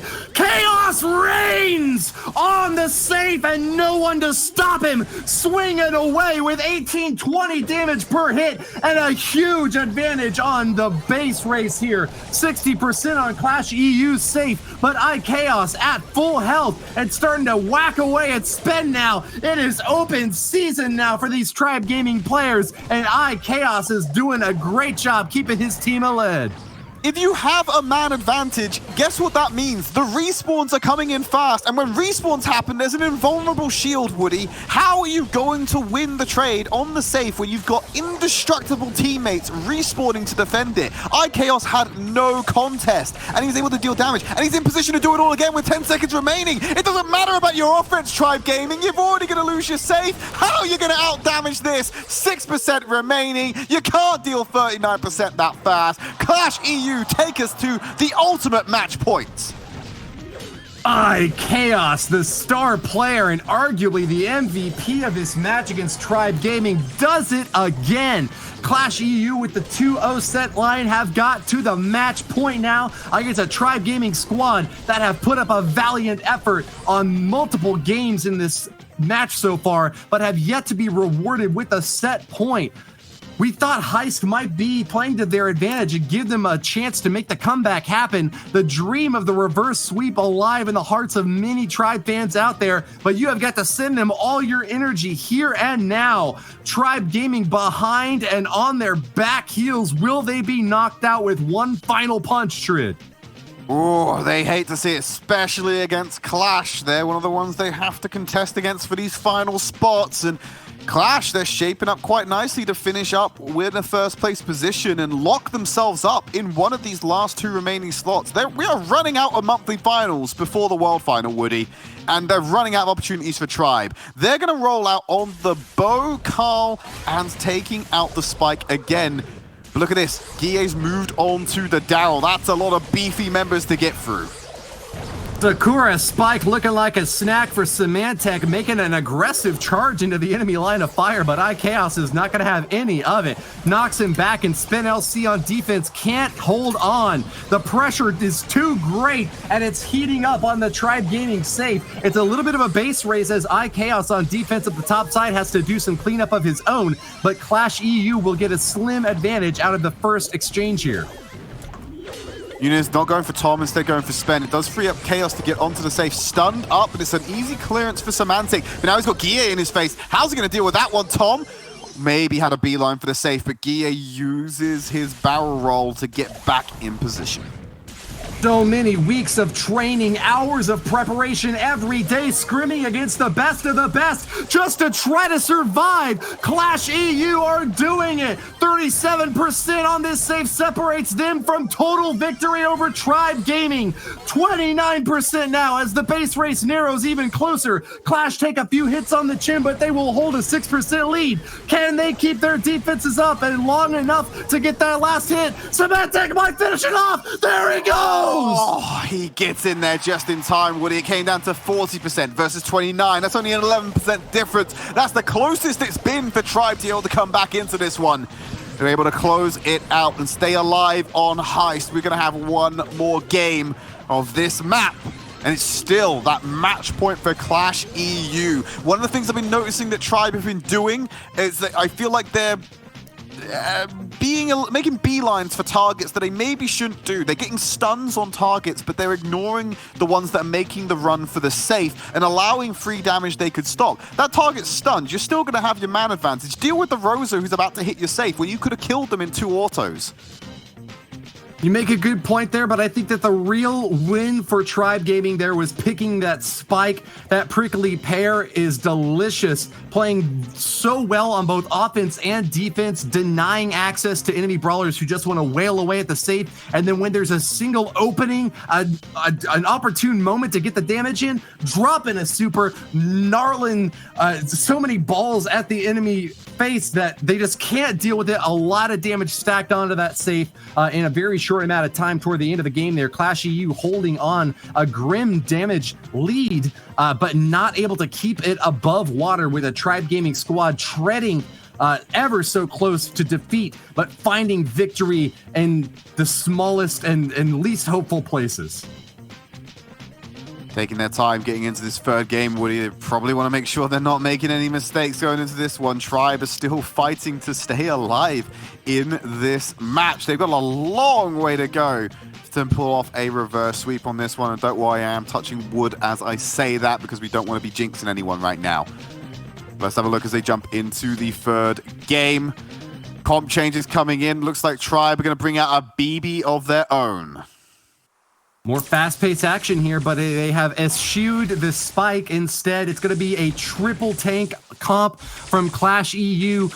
That's going to put Tribe Gaming on the defensive now. They've got to play for midfield control and deny access to these big heavy hitters up on the top side because one breakthrough could be the end of them. Great job on the first kill there. Tom takes out the Rosa, and with another couple of clever swipes is going to get the team wiped. Can Spen get maybe a little bit of damage in over here? He's hiding in the right side bushes and is instead going to use that ambush to strike away at INTZ. Gets the kill on Guille, but can he stay alive? Going to back away from this one. Symantec moving into the fight. He's in melee range of Muniz. You don't want to be there, my friend. Nice bubble from Tom. We'll find out Muniz on the back end of that one. Chaos staying alive with 70 HP. Has a bubble. Immediately shreds Spen. He can't move forward anymore. take a big chomp out of that. Guille uses his super, and that's going to get him closer to the safe, takes a little bit of damage off there, and another great bubblegum shot from iChaos is going to get it down to 85%. Qlash EU have played boldly, and they have been rewarded greatly for it. INTZ is able to get another few punches off, and that's 76% on the bottom. Tribe Gaming finally getting a few shots in there at the enemy safe with Symantec blazing through with his super, gets it down to 85%, but they are both playing so cautiously in this game. Yeah, it's going to get another bubble off on the safe. Every time that bubble goes through, it takes around about 2.5 to 3% of the bubble, the health off. What you have to pay attention to is the fact that every time that the bubble is being used for Tribe, it's used either defensively or to find a kill. I have not seen Tom put a bubble on the opposing safe yet, whereas consistently Qlash are saving that all-important super to just shred through the safe. And that damage has been the difference maker in this fight. They're losing so much of this race to take out the safes, Woody. Tribe Gaming standing on their principles, not able to rest on their laurels though, just like Giles Corey find more weight pressing down on them, and it's more than they can bear. iChaos, INTZ, and Guille from Qlash have done it. The 3-0 shutout sends Tribe Gaming packing. Tribe Gaming now put their fate in the hands of CODEMAGIC Purple to decide the final standings. They can allow Qlash to essentially get a 2-0 finish here and lock up first place, putting and extending the lead or the gap between them when it comes to the overall rankings of the year. You look at the story of the stats though, damage being dealt by Tribe consistently higher, but it's not converted to damage on the safe as well as these kills coming in. So, of course, Qlash ultimately going to come out with the lead. Let's throw it over to Daniel. I'm sure he's got some thoughts on that series. I'm going to be totally honest with you, Tridd. I did not expect quite as dominating a performance as that from Qlash. We just saw Tribe take down CODEMAGIC Purple. Now seeing Qlash take down Tribe. This next match is going to be interesting. Our MVP of this match is actually going to be, it's going to be the Max player. It's going to be Guille. And again, straight away in that first game, we really saw Max go full speed ahead and reach their full potential in Brawl Ball. We saw some very sneaky goals coming in there. And we also saw Guille play as Frank in the first game as well, as you just saw another goal being scored a moment ago. Guille continued to dominate in Bounty before moving on to Heist, where he played Max again, speedily getting to that enemy safe, while able to defend their own. And then later switching to Daryl and causing some pretty hefty damage. But that's going to be the second match in Europe. Let's take a look at how that shakes up the leaderboard, as now Qlash and Tribe both have a win. If CODEMAGIC can take down Qlash, then we are going to end up getting a very close group indeed. But if Qlash continue to dominate, we may see a big old sweep coming from them, and I believe that would secure Qlash in their qualification to Globals if that happens. Let's take a look at the next and final match coming up for today. It's CODEMAGIC Purple against Qlash. We've got Cursed, Twisty Trick, and Sun Bentley up against Guille, iChaos, and INTZ. Whilst it's time to go through the players one last time. We got CODEMAGIC Purple, and according to Sun Bentley, there are two incredible gadgets in the game right now that everyone must have if they want to be one of the best Brawl Stars players. Surge's Teleport is obviously one of the best gadgets in the game, but they also really like Brock's Rocket Jump. Twisty Twix says that he believes an even better gadget is Gale's Jump Pad. We've seen what that can do in Siege and in Heist. We'll have to see if Gale doesn't get banned if that continues up against Qlash, who just took down Tribe very comfortably. When asked how their team have evolved over the course of the tournament, Muniz confidently replied that as they've been playing together since beta, they have incredible team play. The whole team have experienced the highs and the lows of new metas and horrible situations together. They never surrender. He also pointed out that the team have the best communication in Europe, as they're the only European team on the top level who all speak the same native language. And that's really interesting to think about. We'll see if that makes a difference in the final match of the day. Thank you very much, Falcone, and what an amazing final this is going to be. Today has had some epic moments, but Tribe were not able to continue their streak. Qlash now in a fantastic spot with the bands just about to come in. Yeah, I was having a look at the leaderboard there. Really, yeah, of course. No surprise, Surge and Gale being banned again. Guaranteed to basically finish in first place, I believe, based off that scoreline.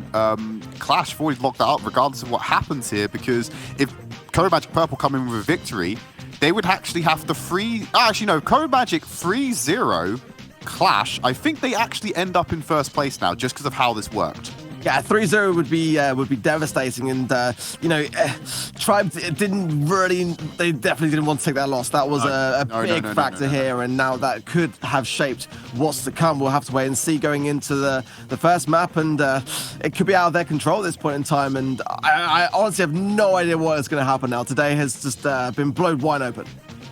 Yeah, CODEMAGIC Purple, if they can get a victory here, they would win the tiebreaker against IKEOS, I think. I think because they had that initial map win against Tribe earlier in the day, it does mean that they end up with a plus. They're currently on a -2, I think, right now. So if they win 3, they go to a +1 map differential, and it would put Qlash on a 0. So the goal here right now for CODEMAGIC and for Tribe, who are sitting on the sidelines watching, is to cheer on a 3-0 from CODEMAGIC Purple.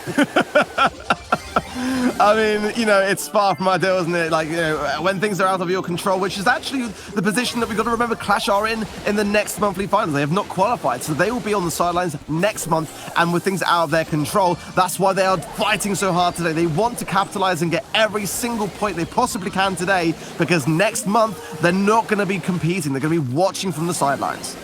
They should be fighting a lot harder, though, Ark, because not doing too well in this map. CODEMAGIC Purple, 8 gems to 1, about to get gem number 9. Spawn is also on the go. That's gem number 10 to 1, about to drop onto the field, and CODEMAGIC Purple can start the clock and then go to the background. Muniz is isolated on the back line. Someone needs to go and help him, because Kirsten Sun Bentley, they got 10 gems and 10 seconds remaining. Yeah, IKEOS coming in though. The Tara, the Ems super goes out. It's a bit of a mess. It's anyone's massacre. They're walking into a killing field, Ark. They had no chance of doing that one. CODEMAGIC Purple take game number 1. Well, it's the start that I guess Tribe are hoping for right now, and you know, interesting comp. I gotta hand it to Twisted to play Ems, because Ems is a brawler which we've not really seen in the meta ever since that's devastating balance change and the nerf that she received. She's been out of action, but actually getting a ton of value in that match. Yeah, is this a couple of months ago where the gadgets got M's got the gadget change, and suddenly it's like, oh, we can play at space now. We keep them exactly where we want them. And M's just saw a lot of playtime for that 1 monthly final, and then we just slowly seen it just dip off. Yeah, exactly that. And she hasn't really been viable since, but actually Twisty's showing that she is, and can be really good, especially on double switch, being able to spot enemies that lie within the bush, a massive attribute to your team, and I can see why the pick. They're going to actually go over it again. Yeah, just roll out with it. Any changes here? Guille going over to the Tara. So they're going to have that gadget. They're going to see exactly where Twisty Twig is hiding, but he reveals himself earlier by throwing out the gas clouds. And Muniz is going to walk away. Tarakar's not finding any value. This is a little bit more competitive from Qlash. There's that first charge of the gadget from Guille, but might be enough more than he can chew, but the pull from Sun Bentley is good, and that shuts that one down. Yeah, it's a pretty good early control here for CODEMAGIC Purple. Obviously, if Sun can get his pull ready, I guess prioritizing the healing station there was his thought process. The pinch coming in with Cursed. Sun low here, needs to get that turret down, but Muniz surely not far away from another one now. Cursed is so low here. CODEMAGIC Purple surviving on, but it's Qlash that are definitely causing an issue right now, right in the back of the CODEMAGIC Purple spawn. What is Muniz doing? He just set up behind him, not letting him go anywhere. And now Twisted Twig can punish this one with his own super. And in fact, Muniz still turns it around. How is he alive? In fairness to Qlash, it's kind of smart, but Muniz is staying alive here. The pull from Gear is really important. Muniz now not enough time to probably heal up to full health and can now be pressured. I think that the idea was great, but the implementation of that was not great from Qlash. And look at that! A team wipeout from CODEMAGIC Purple, off to a flying start right now. Tribe Gaming Yeah, I'm pretty sure that like CODEMAGIC Purple, they sent Tribe Gaming a PayPal link and they were like, please win this game, we'll pay you whatever you want. And now CODEMAGIC Purple are playing their hearts out and they completely shut out Qlash EU and they take the first set in a dominant fashion. Yeah, it's such a competitive region right now, and there's so much that can change the outcomes here. At the moment, you know, definitely Tribe are praying that CODEMAGIC Purple can bring out the goods when they need it most, but Qlash, for me, I've got to say, did amazingly well against Tribe earlier today, so whether they're just off to like a slow start, or maybe the confidence of that win now kind of seeping into the next game, they need to kind of just take a back seat and just kind of like start to like breathe a little bit, think through the enormity of what this game means to them as much as the previous. If they can start to kind of get a bit more grounded in that respect, I think they might start to bring this one back. But right now, CODEMAGIC Purple on the way to a potential sweep. I don't want to jinx it. I've done enough of that today. Find some wood, quickly, find some wood, otherwise Woody's going to start spinning. Crossroads is our next stop as we move over to the heist game mode. And we've seen earlier today in the Asia region, we saw Sprout come on this one, Brock, bit of Max. So wondering if we're going to see some flavor of that from EU. But when we look at the lineup from CODEMAGIC Purple, there's no Sprout, and it's a clean Slambulance being ran by Qlash. Yeah, Bull and Darrow is an interesting one, but look at this. CODEMAGIC Purple are left to defend this with just Curse and Twisty, and actually, fair play to Curse, gets the double kill. It's just him and Guille now to dance this one out on defense. Guille is getting shots, but Curse staying alive to his credit. It's a lot of damage, but actually could have been a lot worse there for CODEMAGIC Purple, in my opinion. It could have been a lot worse for them. Their saving grace was that some Bentley was left uncontested. He's still being unchallenged. They think they can out-damage the Brock, but they've got a 2v1. All three of them are on the safe. This is a huge misplay from Qlash. They went all in on the Slambulance. You saw it on the first play. Some Bentley just casually took a stroll into the other side of the field, uncontested, and dealt all this damage to keep them in. And they never addressed the Brock in the room. That's exactly it. I mean, I gotta say, CODEMAGIC Purple were great on defense there. I think Qlash may have underestimated that a little bit. The amount of damage that Curse did, popping the gadget on the safe was also a really wise thing. A lot of pro players will do that to get every single ounce of damage laid upon that safe. And you know, CODEMAGIC Purple are looking really strong for me right now. I mean, like, if they get one more game of heist, we could be looking at just the outcome that's just going to completely blow the European region even more apart. At this point, I don't know, Tridd. I don't know. I just, my head's reeling. This is Spanish community is in flames right now. They're probably. It's not like. If it would have been close in the previous matchup and it would have been close today, like close in this match, it's fine. But because this is such much of a whiplash from this, it's probably everyone's caught off guard by what's actually going on right now. To be so dominant in that series against Tribe, to then start getting rolled by CODEMAGIC, this is a rock, paper, scissors group stage that we're seeing right now.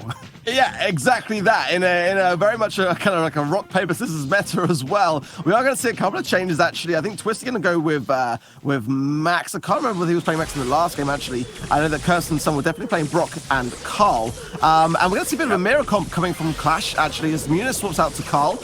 Gear left alone here. Getting some damage. Actually, gets almost Sun stays alive there, Tridd, on the left-hand side lane. Great use of the gadget with 56 HP, but I'm pretty sure Muniz is going to clear him out now. They were able to get 23% on the safe, though, so they've opened it up a little bit in their favor. Curse is under fire. I think he's going to end up going down here, but he will respawn to be able to play defense. Chaos is having his shots body blocked out. He uses the gadget to go over. Rocket Rain actually used on top of him to clear out bodies while they sent Guille and Muniz to deal damage to the safe. Meanwhile, some Bentley left unattended against the Qlash safe again, and it allows CODEMAGIC to pull ahead. Curse is playing a fantastic Carl for me right now. The amount of defensiveness that he's played and lining up his shots so well, definitely playing a key role here for CODEMAGIC Purple staying alive. But now Qlash might have an opportunity here as they start to advance on. Let's see what happens here. There's not much damage left to go over the 50% mark now. This could be a potential game match-changing moment here, Tridd. Oh, no. Some Bentley's tanking the rockets to try and keep that deficit the same, but there's been an equalizer here from Qlash. Their safe is under fire. It's a bit of a base race. Qlash versus CODEMAGIC, and Qlash pull it out right now, coursing us out to game number 3.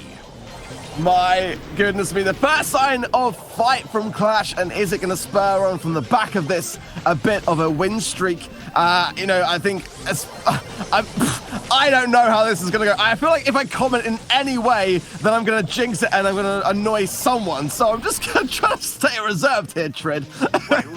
Wait. Ark, someone giving an opinion on the internet angered someone else? No, never. That never happens. In the history of ever. But, you know, for me, CODEMAGIC Purple are playing really well. They are picking the right brawlers. We saw Qlash starting to imitate those picks as well to try to give themselves the mirror matchup. So now I guess the question is, will CODEMAGIC Purple swap out their comp? Will they keep it the same? But for me right now, Curse is doing a fantastic job of just kind of minimizing as much of that damage. But, you know, if they mix things up and take Curse away from Carl, how might that affect things? I think they'll probably keep him with that, but a lot of things can change in this next game. Oh, absolutely. Let's have a look at what the comp's going to roll out with then as we head into our 3rd game.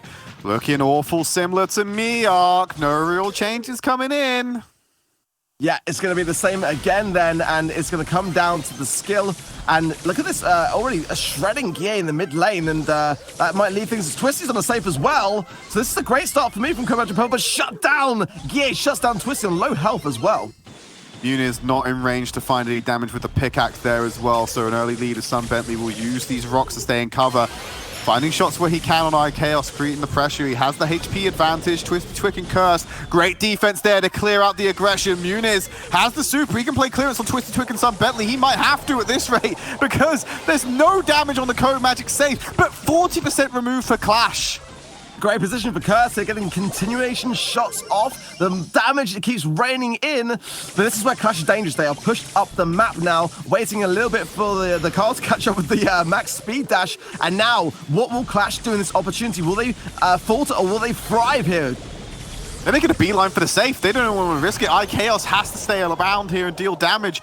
But they know if they go for a base race, chances are the Qlash will end up losing that one unless they can clear it. But they cleared out all members of CODEMAGIC. They've equalized the damage on these safes. Now it's anyone's to play for, but it is CODEMAGIC Purple doing the push, and Guille gonna sneak down the left. No, he's gonna come back. That could be costly. Muniz is going for the safe, and Chaos going in as well. Damage starting to come down, but with no Brock super. But one goes out from Sun, and it connects with Guille. Great, they shut down one of the attackers right now. Chaos dropping the rocket rain. They have to clear him out. They can't land going there. Gadget over the wall, and he finds it! Qlash take the set and equalize the match. My goodness me, I gotta be honest, CODEMAGIC Purple were in a great spot at the beginning of this matchup, and in the early stages of Heist saw no signs of slowing down. Now the fight begins, and if Qlash can turn this around and have the ultimate week, it might leave them in a fantastic spot to qualify at Worlds. Absolutely, they're getting themselves into position to finish first, get the maximum amount of points.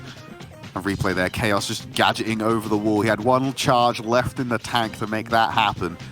He pulls it out. Having a look at some of the stats as well. CODEMAGIC with a huge damage advantage, not quite matching it out on the safe. But the kills just flow in the way of Qlash. They were much better at clearing out the offensive line of CODEMAGIC when it came round to this particular round of Heist. Yeah, they are good in Heist from what I've witnessed over the time that I've examined their gameplay. They do favor Heist more often than not. So it is a game mode that they do take to nicely and do a lot of practicing and scrimming over. Siege, we'll have to see. I mean, Olive Branch to me is a map which can go either way, to be completely honest. So let's wait and see what the broader comps are going to be. I would imagine some Pam Lane would be probably my go-to choice on this one. The timer is just wrong, Ark. Like, they're not even taking any breaks between these matches. That 30 seconds is meaningless as we're jumping into the next set fast. Muniz and the rest of Qlash have moved forward. Chaos is on the hunt for Curse, but he's boxed in. Will pick up a bolt, but won't hold on to it for too long. Level 3 siege bot for CODEMAGIC. CODEMAGIC coming in with the push, but it's worth pointing out, Guille does have super. Will he use it for the stun now? Will he reserve it for coming back in to get the control that he needs for his team? We'll have to wait and see. Twisty laying down the healing station. Chaos is super low to be able to really make much of a push in. And actually, the majority of Qlash are quite low here. This looks like CODEMAGIC Purple are going to be doing a lot of control here. Chaos pops the gadget for heals, but now Guille in a good spot to smash down, connects with Twisty. Yeah, Twix it off to the side. He's going to get rid of the healing station as well, but didn't have enough follow-up damage from his team, so ultimately will not end up securing the kill, but removing some of the terrain to play around, which actually, I think, ends up hurting Chaos and Guille more, because they're basically melee range. They need to get in close, and they're going to take so much damage on the entry now. Yeah, level 6 coming in. Is there enough bolts in the bank for Qlash to do much next round? I'm not too sure, to be honest. They're going to have to get some control. They can't just kind of take a round to sit back. CODEMAGIC Purple, if they continue this, it might even be over here right now, to be fair. Curse going with the super 30%, 20%. This is enormous pressure. I mean, CODEMAGIC Purple could finish this mid-round here, Tridd. Potentially, they can move forward on this one, but the terrain of this map does make it difficult to get free damage off. You are heavily reliant on the siege bot, more so than other maps, just based on the geometry.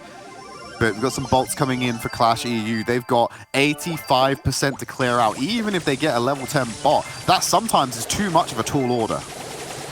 Yeah, this is what Qlash needs to do. They need to get some bolts banked mid-round. They got level 10 out of it. So it's going to be pretty much a one push here. You know, Munis is staying alive there, which is good. Guille's on to the right. Has Super's going to be coming in right now. This is actually a really, really strong push, potentially for Qlash, if they connect here. It's a strong defense as well. They whittled down the bot so much before it even got in. 50% HP before it entered Ike range. Yay! And it's not Guille! You've got to do it! Come on! Come on, Guille! Oh, 1%! The HP pull from Frank was enough to pull it out. That push with any other brawler would not have worked. I cannot believe how insane that final moment was. It was literally down to the count of Guille's hammer there. And what value did he get from that final moment? It was all eyes on him. What a way to finish that first push. Qlash under pressure, but not faltering to it. That defense was incredibly good for a level 10 siege bot as well. I was trying to make it out before Guille just out of nowhere. Before the bot got into Ike range, it was already at 50% HP. They did so good at clearing it out. And it looked like it was CODEMAGIC's round to take, but Guille just unfazed by all the things being thrown at him, able to find that damage, inch it out by 1%. Wow, we're moving on to round number 2. No words, no words. I mean, you know, you got to remember that the effectiveness of Frank does stun the Ike as well, which will prevent that, you know, damage going and raining upon your teammates. So, you know, a great brawler. We're not going to see it this time around. However, it is. We do see Frank as more of a shock pick. It tends to be one of those brawlers where if you're expecting it, you can kind of prepare, but if you're not, it can be a real threatening thing to see. And the first thing this time around to note is that it's actually going to be a Qlash push early on. Yeah, nice flip of the script that we saw from the previous round, already getting to make that connection. A little bit of damage coming onto the Ike, nothing too substantial, but it's 19%, it's nothing to scoff at. 3 bolts in the pocket of CODEMAGIC, but the mid control is still in favor of Qlash, so they should be able to equalize quite quickly. 3 bolts then. CODEMAGIC Purple could get a chance of getting a push here, but not if Qlash bank these, and Chaos and Munis got bolts in their hands as well. CODEMAGIC Purple looked like they were on track, and now it just seems that they're just maybe getting a little bit slack or just dropping the ball slightly. And if they don't get a couple of bolts of this round to put pressure on for the following round, it could be Qlash that starts to take the lead here in terms of sets. Okay, bot coming in. It's only a level 7 one, so there's a little bit of power behind this one. It's like a medium rare, shall we say. It's almost there to being perfect, but not quite, as he moves in. Starts wailing away on the Ike as expected, drops it below 50%. That's a good position for Qlash to be in as we head towards what is going to be the last siege. They're at a 2-bolt deficit right now, but they still haven't let go of control of this mid. So they should be able to still catch up and potentially eke out a last siege here. But this is still winnable for CODEMAGIC if they can wrestle back bot control. Yeah, this is a great spot actually for CODEMAGIC Purple. They continue this pressure on this right-hand side lane and win the side which they have. It could be a level 10 coming in here with some banks in time. He will. Oh, they're going to get it. So they're going to get level 10 coming in. Yeah, this is a great chance for CODEMAGIC Purple finally to get a push. No level 11, that's unfortunate, but level 10's good enough. turning it in. It's going to be Purple as it runs up the channel. In the mid position, BB gets the knockback as expected, but has to keep attacking, so will not be able to get that batting stance to knock them back again once more. Make connections there, already below 50%. They've got it below the line. They've done it, Ark. CODEMAGIC Purple are going to take away round number 2. Keeping it alive. So the next game then, the next game is going to matter so much for both teams. You know, anyone's chance to go ahead now. And CODEMAGIC Purple getting some fight in and getting some better plays towards the end. It just goes to show, right, that the first pushes don't necessarily matter all as much as that final one and getting a big bank ready for it. And level 10 seems to be the number of the day. It's worked out well for Qlash and now working out well for CODEMAGIC Purple. Alrighty. They've got to do this all over again. Round number 3 is going to be on your screens shortly. Both teams have equalized the series. One of them will eke ahead towards match point. And it's a good position to be in if you're a Qlash fan, because you were looking very shaky after set 1. I'm going to be honest with you. It wasn't looking good. Not looking good, but now in a really, really good chance. They've got to learn from their mistakes. There was a couple of there in that previous game, which they're going to have to rethink through and consider brawler changes. We haven't seen many brawler changes, to be fair, against the European region today. So whether they stick or stay, we'll have to see. But definitely a few things to consider when it comes to rounds and the control they need to get the pushes that they need. All right, back into the mid. No comp changes, really. Still keeping chaos on the BB. Bentley has to be cautious of these angles. Going to move into the center to get some clearance in there. Finds great value. Only one bolt being pocketed by either team so far as the mid wrestle continues. A speed boost going to help get them in the position to clear out the healing station. That's going to give CODEMAGIC the Purple the advantage in the mid control. There's a siege in play for now as it's a tie and no one will walk away with the first one. Yeah, forced back then under pressure. Cursed getting some shots as well, but yeah, he popped a gadget there, sneakily staying alive in the left-hand side lane. As a result of that, he will stay alive to get 2 bolts in the bay, maybe even 3 here. But look at this, Twisty pushing through, does manage to force GA back. It's going to be 7 bolts, a much different start to the round here. Getting that early tie in, so now Chaos getting pressured, banking as well. But CODEMAGIC Purple could have a monster round, but if Qlash defend it, it's going to come right back at them. Alrighty, they're going to keep it up. 11 bolts to 7. Not going to be caught back up by Qlash, but they're in a great position for the final siege. They just need to defend this one, and they should be able to finish it off in the last siege. Here it goes, level 11 coming in. Cursed and Bentley are in position. Last call is going to try and clear out the defenders rather than the Ike itself. But now Cursed in position to start throwing bottles and maximizing the time he has. Sitting on the healing station as well. One last bottle on the exit. 38%. It can be achievable by Qlash. They already have 10 bolts. They need to lock in the last siege. I think what CODEMAGIC Purple really need to ensure here is towards the end of the round they start to secure some kills, because if they can deflate that push early on and buy themselves that time to get the damage needed, and there's a takedown from Twist on the left, Munis is low as well, they've got to get the damage in early on, and the more Qlash players there are to prevent that from happening, the harder it's going to be to defend this incoming push. Level 13 siege bot coming in. Here we go. They didn't get those kills, as you said, Ark. No early deflation, as the bot will walk in with a full-powered unit. They have to get 72% worth of damage on the save. It's a race against time for them. The defense is there. It's looking strong, but the bot does not falter. And Qlash will do enough to take the map. They go to match point in this series. What a month to do it. I mean, you know, talk about cutting it fine. But I've got to say, Qlash today are bringing the best game they possibly can. They're a bit of a slow start against CODEMAGIC Purple, granted, but now it definitely feels, at least to me, they're starting to get their stride and starting to pick up the pace here and the pressure. I can feel it raining down on CODEMAGIC Purple right now.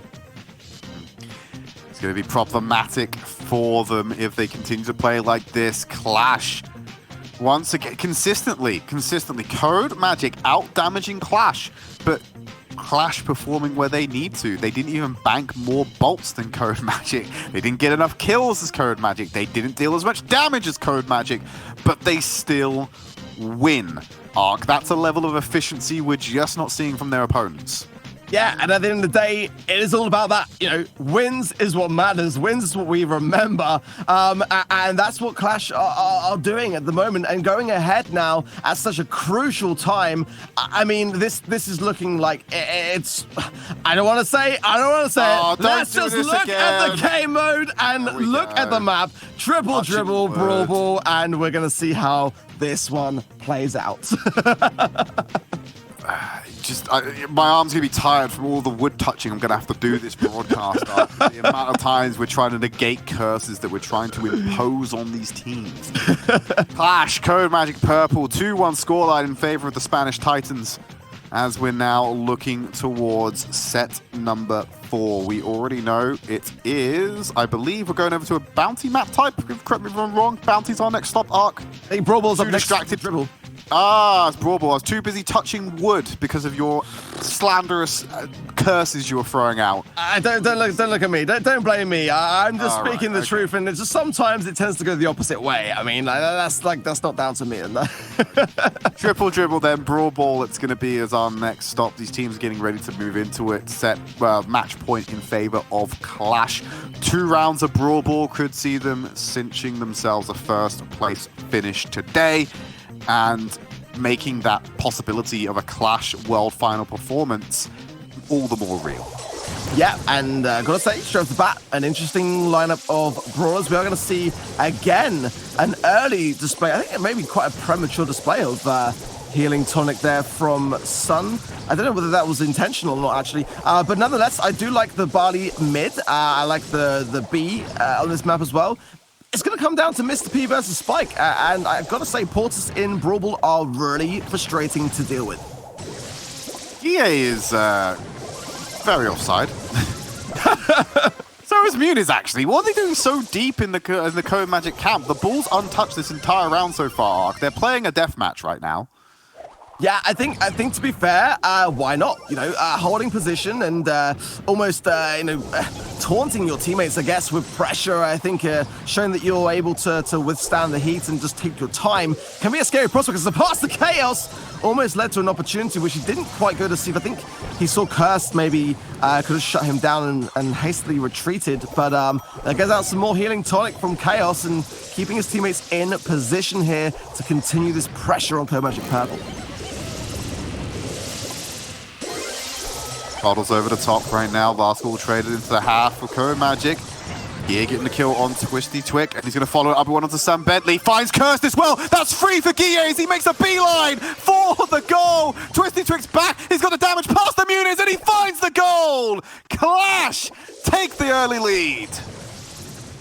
Wow, if nothing changes in 1 minute's time, then Qlash are going to be on match point. This is absolutely shaping the European region and how things progress as Sun finds Twisty. Can Twisty make something of this? He's on his own. He will go on to score, and that is going to tie up the goals.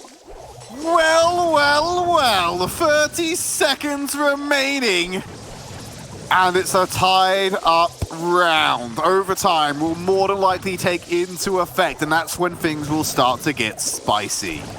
Yeah, and, you know, both teams have a B, and that is going to come very much into play in overtime, unless it's all finished beyond then, as Guille and Chaos are getting a really nice angle on Cursed, and they are all alive in a very advantageous position in the final 10 seconds. 5, 4, they've not got control of the ball, they haven't got enough time, no! Overtime is there, and he mistimed it, bouncing it further up the field. That was their overtime goal, handed to them onto a platter, and Chaos slaps it out the waiter's hand.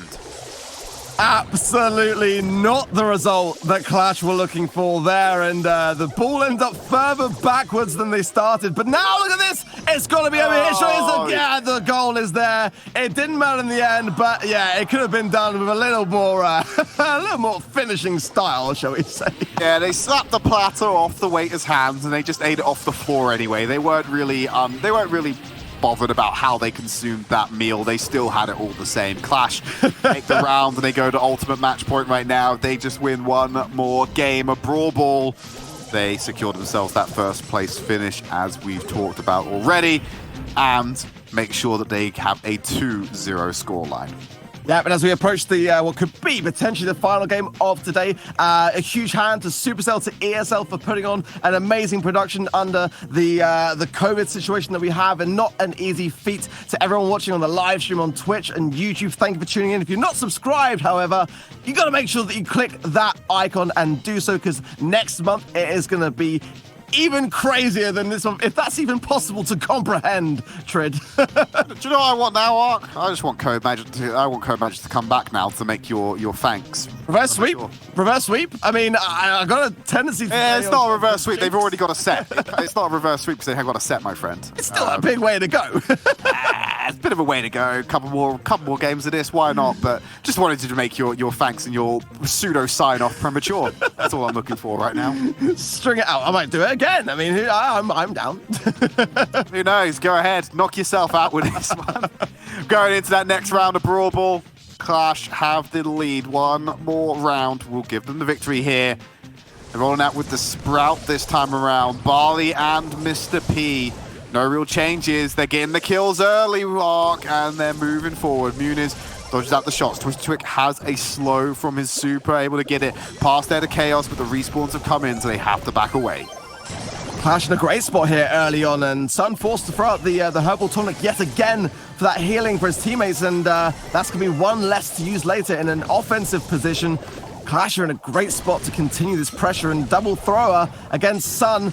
Wastes the super as well. It's pressure and warning signs for me. CODEMAGIC Purple starting to feel the weight and the enormity of the battle ahead if they are going to be able to do anything about this onslaught. Can't even walk out of their own goal line at this point. They're just boxed in. Super past the Chaos. Oh my god! They never saw it coming! They were blindsided by that one. And that is goal number 1 of 2 needed to send Qlash to the victory position in the first place podium finish. Threading the needle, and look at this. This could be it. Muniz pushing up on Sun, the takedown there. Surely past the Chaos. He can walk this in. No, curse off the line. He tried to style on him, Ark, and that's what happens.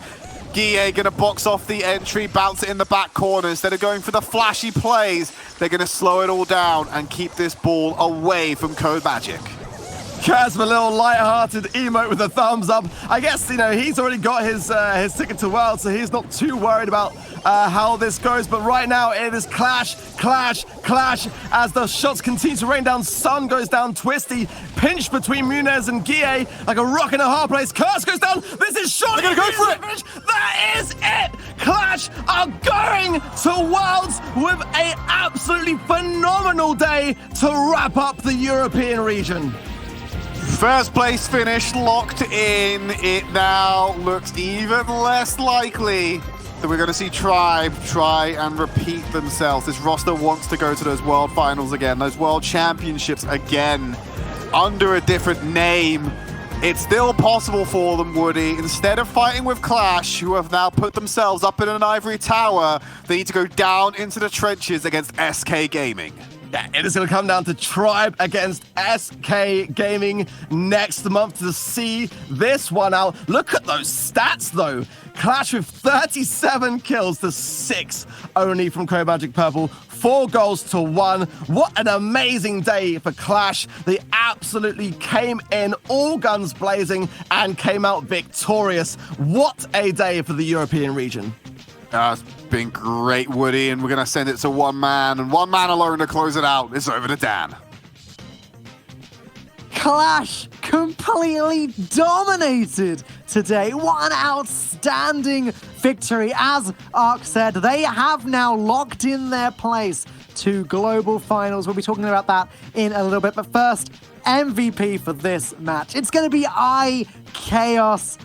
iChaos dealt so much damage to that safe in Heist as Brock, both with the star power and also with Rocket Rain, dealing in those chips of damage where it really counted, vitally destroying that safe. Later on, as BB in Siege, Chaos was able to control the center, knocking back the other team, collecting those bolts and eventually getting that win.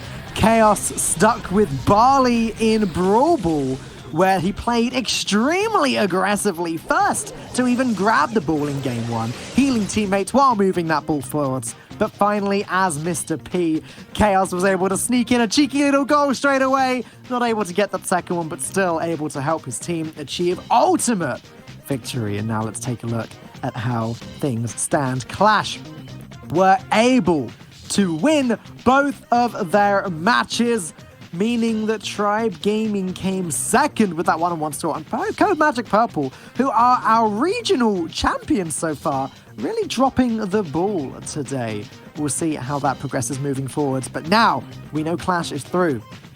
Things are interesting for Tribe. Let's take a look at prize money, though, and see what the result of today is.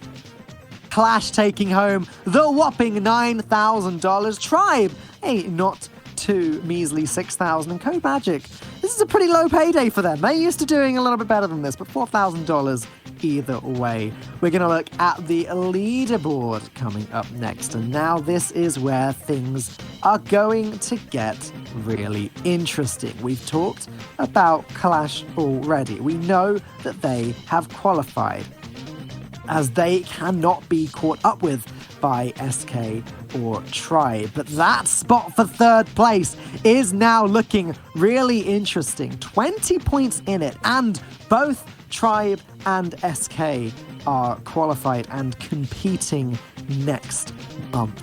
Will it be Tribe taking the victory from the clutches of defeat, or will it be SK, who are already on top? But there you go, there's our qualified teams.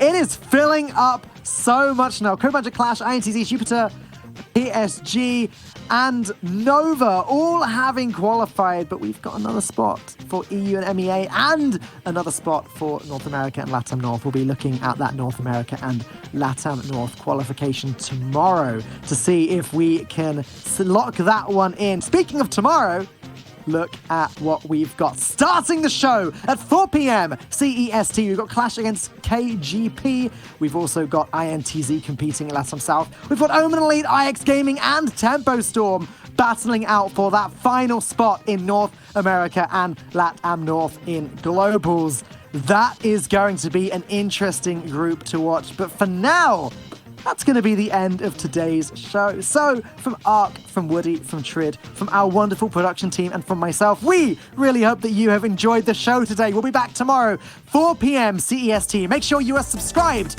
to Brawl Stars on YouTube. That's where you'll catch the action. We'll see you tomorrow.